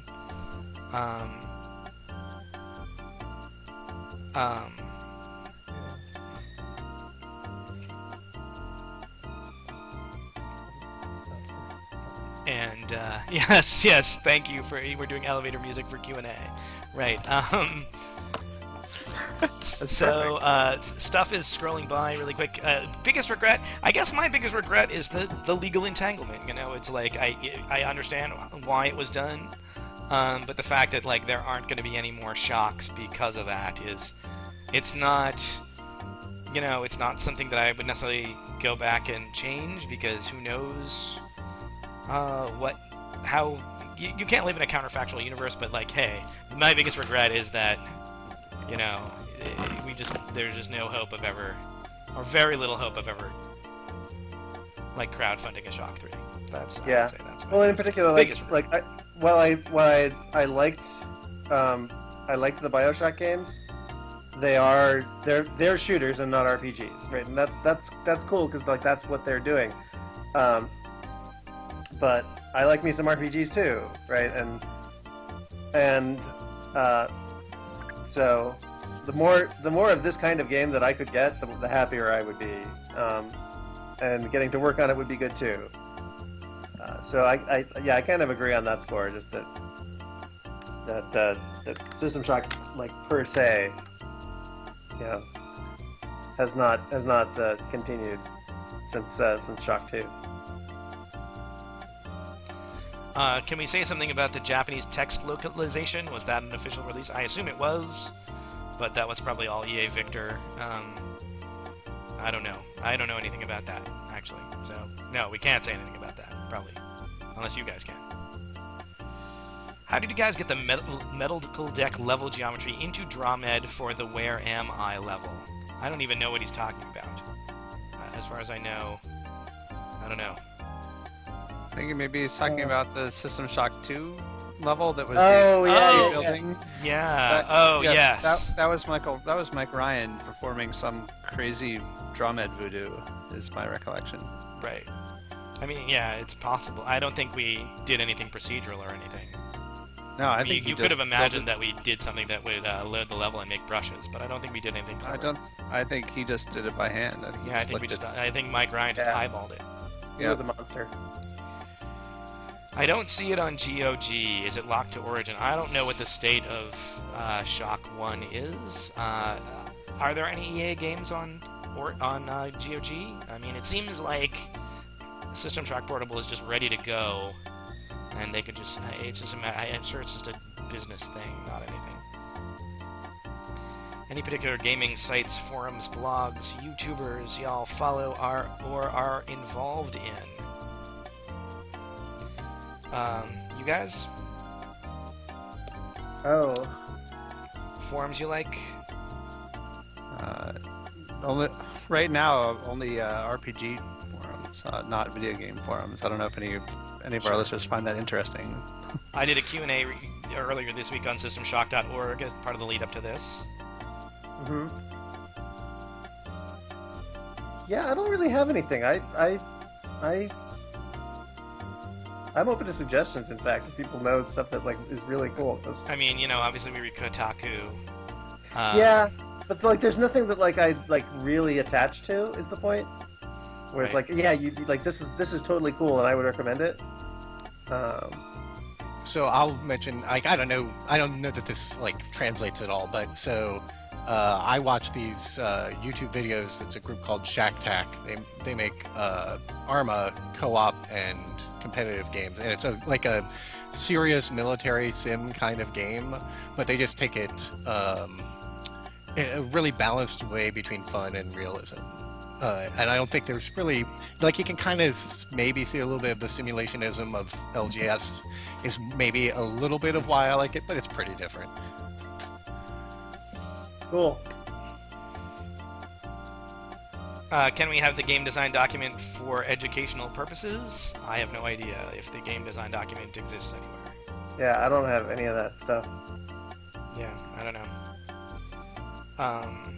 Any room for atmospheric, slower games like this and Thieves in the modern market? That's an interesting question.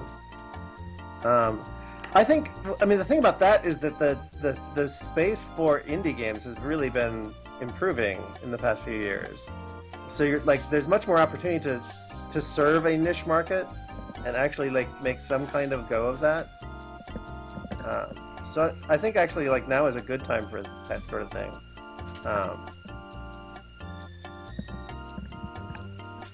Would you entertain the possibility of a new successor to the Ultima Underworld formula with the indie community?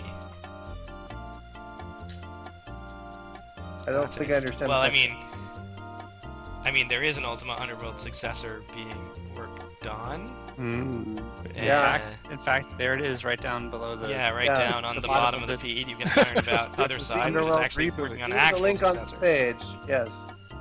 And we're pretty indie in the sense that we're small and we have no money, so that's how all startups are, I suppose. Right. Can you talk about the development of Shodan as a villain? I think we talked about that earlier in the feed.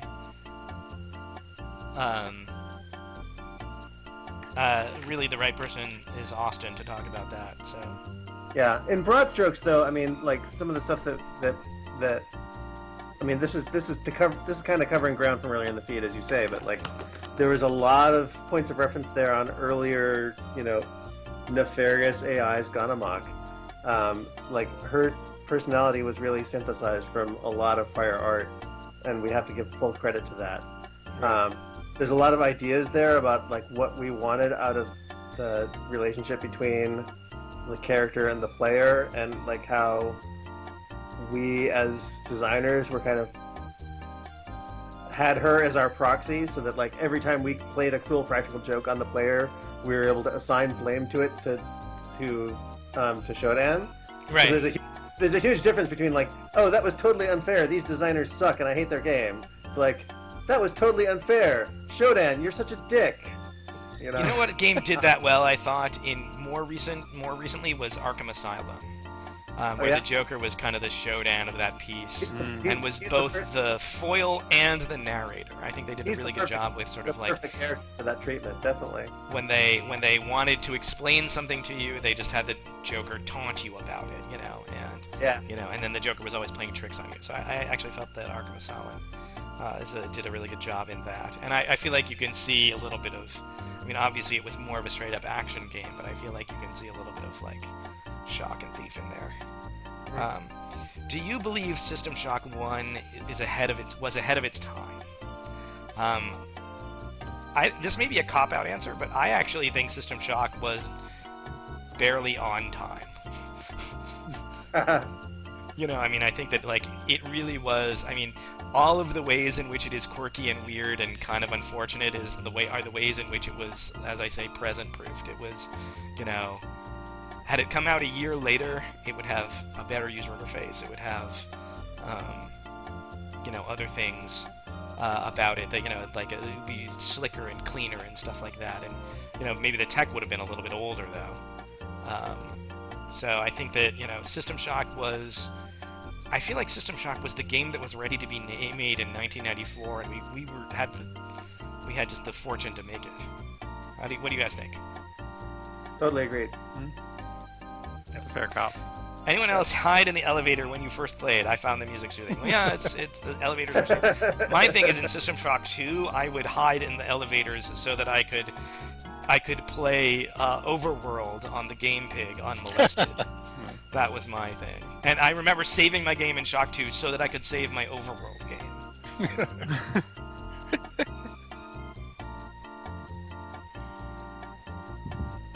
Not Q&A, but when I was 11 years old, I used your elevator music for a PowerPoint presentation of mine. That's awesome. Sorry, do we have any opinions on the PS1 port of Ultima Underworld? I don't know. Yeah, Did Terry Brozia say things to you guys in the Shodan voice and creep you all out? Well, she couldn't do live post-processing of her voice, so she, her ability to do the Shodan voice is limited in real time. Although Terry's voice is also in the Terra Nova installer. She's also the voice of Victoria and Thief, a bunch of other stuff. But I just remember working on the Terra Nova was the first one where we actually did a nice installer, like right about that time. Before that, all games had like really nasty, text mode installers, and then they were starting to do graphics in the installer and be fancy. And we had Terry's voice in the installer guiding you through. And whenever you got to a confirmation box, there was a sample of Terry saying, "Are you sure?" And that sample haunts me. Like, I reconsider most things now because that one time I heard Terry say, Are you sure? Like, I'm no longer sure of anything in my life because of that. One. Did they maybe make an answering machine message or something like of Shodan? Oh, maybe. I have a faint tickle of a memory.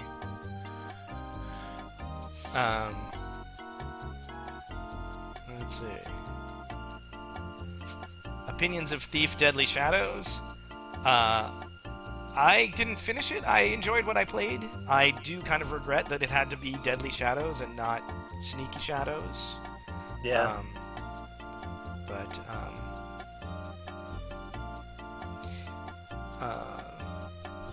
Yeah.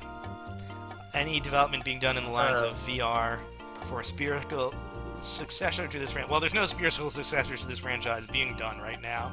I think that BioShock is complete, right? And you know, I think that BioShock has kind of taken it another way. We did have virtual reality stuff, 1990s era VR headsets working for System Shock, the original System Shock, at the time. I don't think we ever released it. I'm just scrolling down questions. I have no idea if this list is ever going to end or if people are just adding stuff and just going to keep me here. How is your thought on Kickstarter, including both the bad and the good? I don't know, you guys? I mean... I think it is generally a force for good. I think there's a tendency for people to think of it too much as a panacea.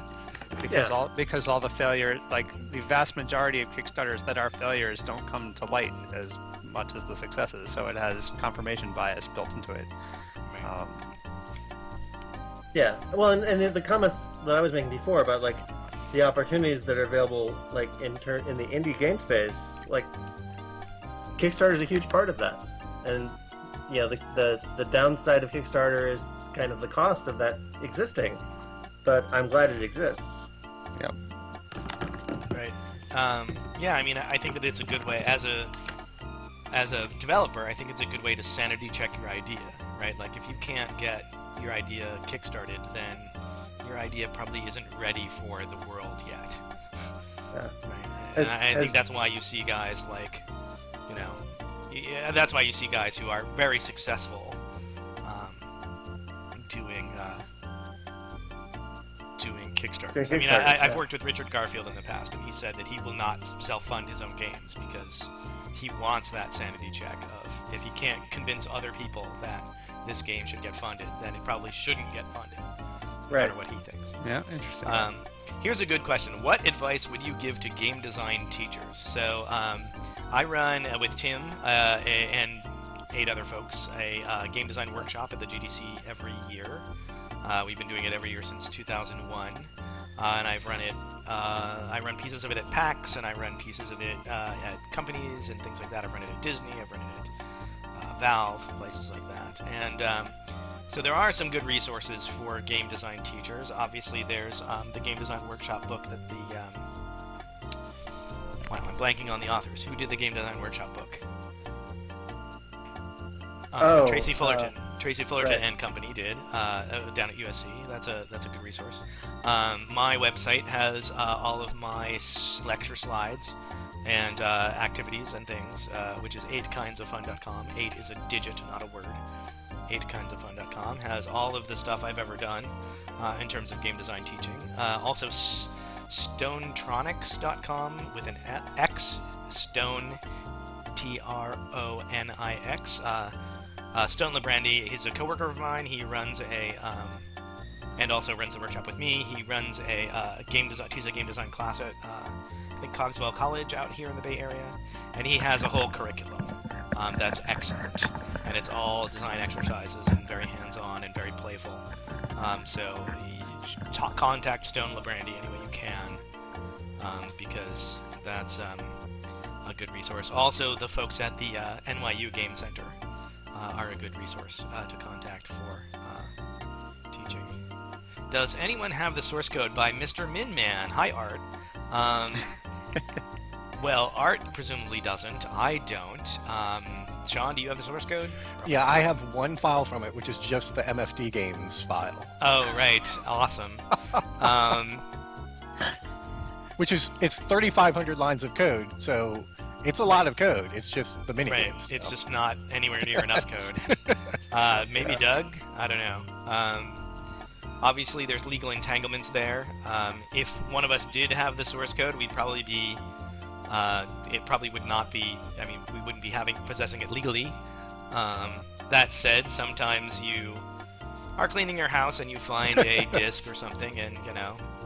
And rather than destroy it, you set aside, and, you know, maybe that's still around. I don't know. It's possible, you know, back in those days, part of publishing through companies like EA is you had to deliver them a hard copy of your source code. So it's possible that in some dusty file cabinet, there's like a printout of the System Shock source code. I imagine they've either shredded or digitized that all by now, but who knows. So if you just came onto the stream, we're probably wrapping up for the night, and we're just doing Q&A.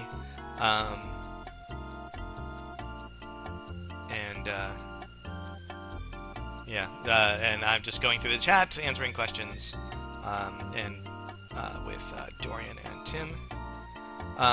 What are some of your favorite games from the 16-bit era? You guys? Sonic. Yeah, certainly that. I guess Shock is sort of the beginning of the 32-bit era. Space Rogue, that was fun. Paul Nerath special. Yep. Yeah, I was for me, it would in general would be mostly Sega Genesis games. Yeah. Just because that was my allegiance back in those days. So. The various Sonic, Speedball 2, Brutal Deluxe. We played a ton of Sonic. Zombies Ate My Neighbors. Oh, yes. Game. Oh, nice. That game was so good. Yeah. There's a bunch of them. That. Any dream features that had to be cut? I mean, I mentioned earlier that there was it's not a dream feature, but we did have this idea that in addition to cyberspace, there were going to be little terminals that you would sit at and do command line hacking and stuff like that, and that got cut because it was yet another hacking thing, and it was yet another hacking thing, and it was kind of immersion breaking. Yeah, because it wasn't. Honestly, if I had to pursue that aesthetic these days, I would just do Giotto, like Fallout 3 did for their hacking. Right. It was fine. Really, guys, is there anything you can share with the community? System Shock editor? Any source data? No. Yeah, I wish we had that stuff. I didn't keep anything. I didn't keep any of that stuff, at least not from this project. It's possible that up in my attic I have some actual paper notes that I took to myself. Yeah. I mean, pretty much anything that I have has already leaked into the world through other means. I did have one disk of the Thief source code from back in the day, and back when the new Thief was being worked on, Eidos approached me about getting it because they had lost it, and they were looking for ways to make that available, but legally and all that stuff. But so anything that I had has already made it out into the world. Shodan's stuttering voice was inspired by Max Headroom, right? Absolutely. Someone starts up a remake of both SS1 and SS2. Would you contribute? Like, probably not with talent per se, but hey, if you put it on Kickstarter, I would totally contribute at a high level. I mean, not the 5 or 6 figure level, but not the helicopter ride level.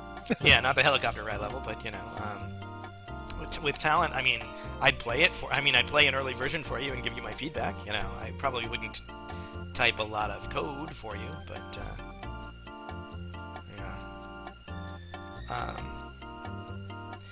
Shodan was originally written as male. Who's the original choice for the voice? I don't think we had a choice for the voice in mind.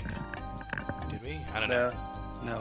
The last part, and I mean, I wasn't involved in the voice casting, but I like my recollection of Greg and like his stories about producing all that is just like he was in a band with this woman who could do voice acting. You know. Would you back a random team of nobodies wanting to recreate System Shock 1 in 3D 1-for-1? Or would you send cease and desist? Well, it's not ours, so we wouldn't be the ones sending the cease and desist if that were to happen. I think that anyone... Nor would I be inclined to, anyway. I mean, yeah. Yeah, I mean, I think that, quite frankly, if, you know, like, there's no real gain. I mean, other than, I guess, there's some IP to protect there, but there's no real gain to, I don't know. I would be aggressive and see what happens, you know. Hey, if you try to do it and you had a good level 1, and you put that on Kickstarter, maybe I would help you kickstart level 2, or whatever. But, you know, hey, you'd have to do everything original from scratch, right? Clean room, right? Like, make all the textures anew and all that stuff. Shodan was originally going to be voiced by Gilbert Gottfried. Not a chance. I think Dan knows what he's talking about.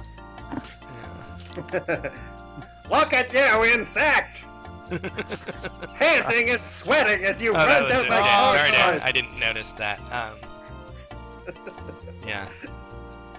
Why didn't System Shock 2 have the elevator music? It didn't? Oh, that's I don't know. Kills the daunting atmosphere. I think that's a joke that only works once. Oh yeah, sure.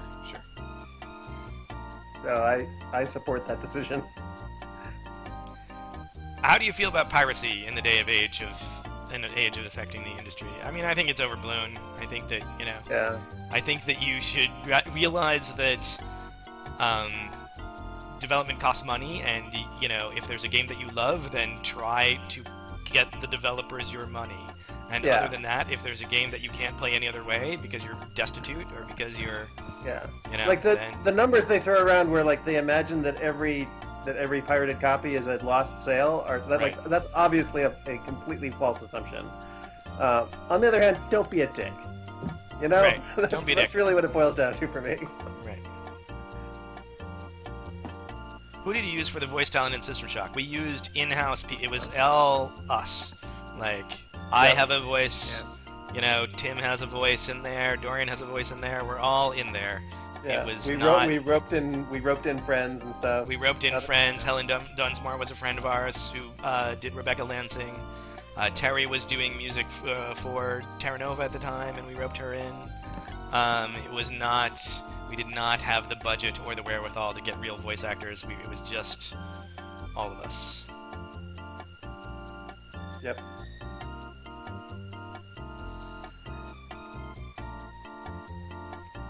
Yeah, it was all in-house, I guess. Has Terry ever voiced anyone who isn't trying to kill the player? That's a good question. I don't know. Yeah. She has. She was the voice of the Heart in Dishonored. The Heart wasn't trying to kill you. Yeah, the Heart wasn't trying to kill you. Was she the voice of the Emperor, too? Or the young Emperor? I don't recall. And, maybe she was a helicopter pilot. Yeah, she had some other roles, as well as as well as Shodan and Victoria and people who were trying to kill you.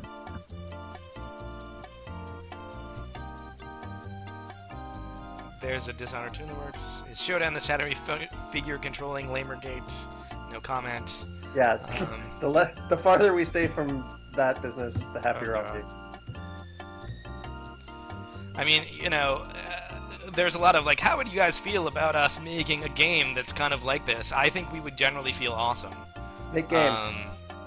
And, I think you should do what you were inspired to do. Because that is the most powerful thing. I think in the industry, we get hung up on innovation sometimes, or we get hung up on, like, there's a couple different extremes, right? We get hung up on the business model, or we get hung up on, going so far out into the blue ocean that, we lose sight of stuff. And, quite frankly, I think that, do the game you want to... If you're going to do a game, do the game you want to do, especially if you're doing it, on your own time, with your own money. And if there's a game that you love and it's like, I want to do that game, I just want to do a copy of that game, that's totally cool too. Like that's how you learn your craft and find your voice, right? It's right, just and like you won't do a copy of that game. What you'll do is you'll do something awesomer than that game, hopefully. Yeah. Just make stuff.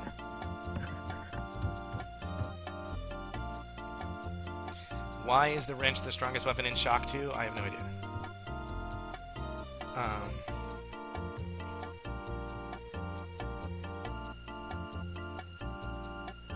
When are we coming back? I don't know. We're gonna have to work that out with our wives and stuff. So, and figure out like how much prep and when that's gonna happen. all that stuff. Maybe I'm not gonna make any promises, but I'll try and see like about like next Sunday or something. Soon enough that we don't lose momentum is the key. Is it possible to make big budget games of this depth? I think so. I mean, I think that, I think there is room in the world for hardcore games, for deep experiences. I think that that's been proven out.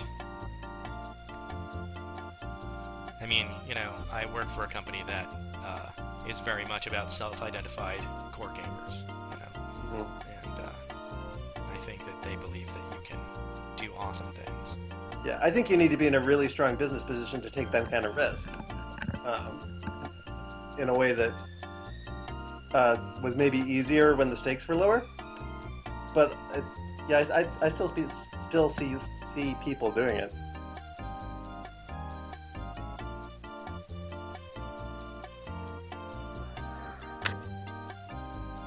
What inspired the cyberpunk setting of System Shock for devs personally? Yeah, I mean, Neuromancer, Snow Crash.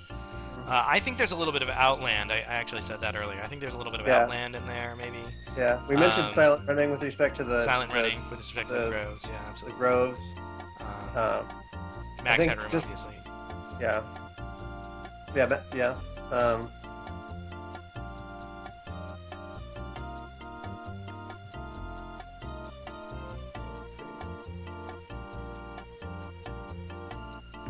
Oh, why Shodan and not something like Killtron 2000? We talked about Shodan's name a little bit before, and I mean it was. I think partly actually like this is tied into like there's kind of a Japanophile kind of strain in a lot of cyberpunk, and I recall like there was a comparison to the way that the name Atari like made the jump from being a Japanese term in the game of Go to being identified with this video game property. Right. And Shodan is also from that domain and from the martial arts, right? It's from the ranking system that these does. So I as I recall that was a play on all of that.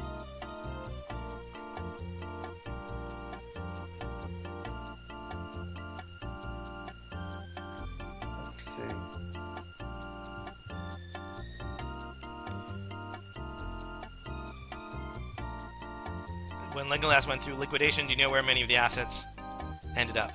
Stuff like source code to games like Terra Nova, or builds of games like Deep Cover. It's a shame that that kind of stuff is lost. I think it's mostly Eidos has it all. Let's just say Square, but don't know. And to what extent any of that has been retained in any usable form, I have no idea. Do you feel like the LGS ethos lives on, spread throughout the industry? Well, yeah, I mean, I think that, there's a lot of LG influence all over the industry, right? I mean, I think that it can be felt at Valve, it can be felt at Bethesda, it can be felt at... Arcane, absolutely. And I think that, the BioWare guys were a little bit inspired by System Shock and stuff. I've heard some of them talk about that. Yep. And then, obviously Arcane is like,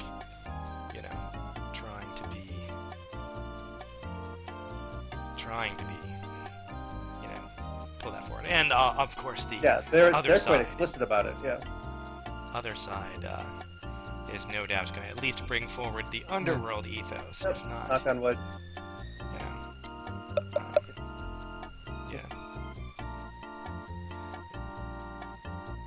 Well, I think that, it's weird that there's that Google for Hackers site called Shodan. It's a little, I don't know what the deal is with that. I don't know if that's on purpose. My understanding is it is, yeah. It's named after the character. Sure. Life imitates art.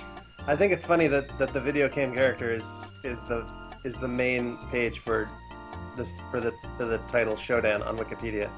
And the other Any meanings photos are of the LG offices during the 90s? Well, if you look around, there's a series of videos that were made on the last day of Living Class.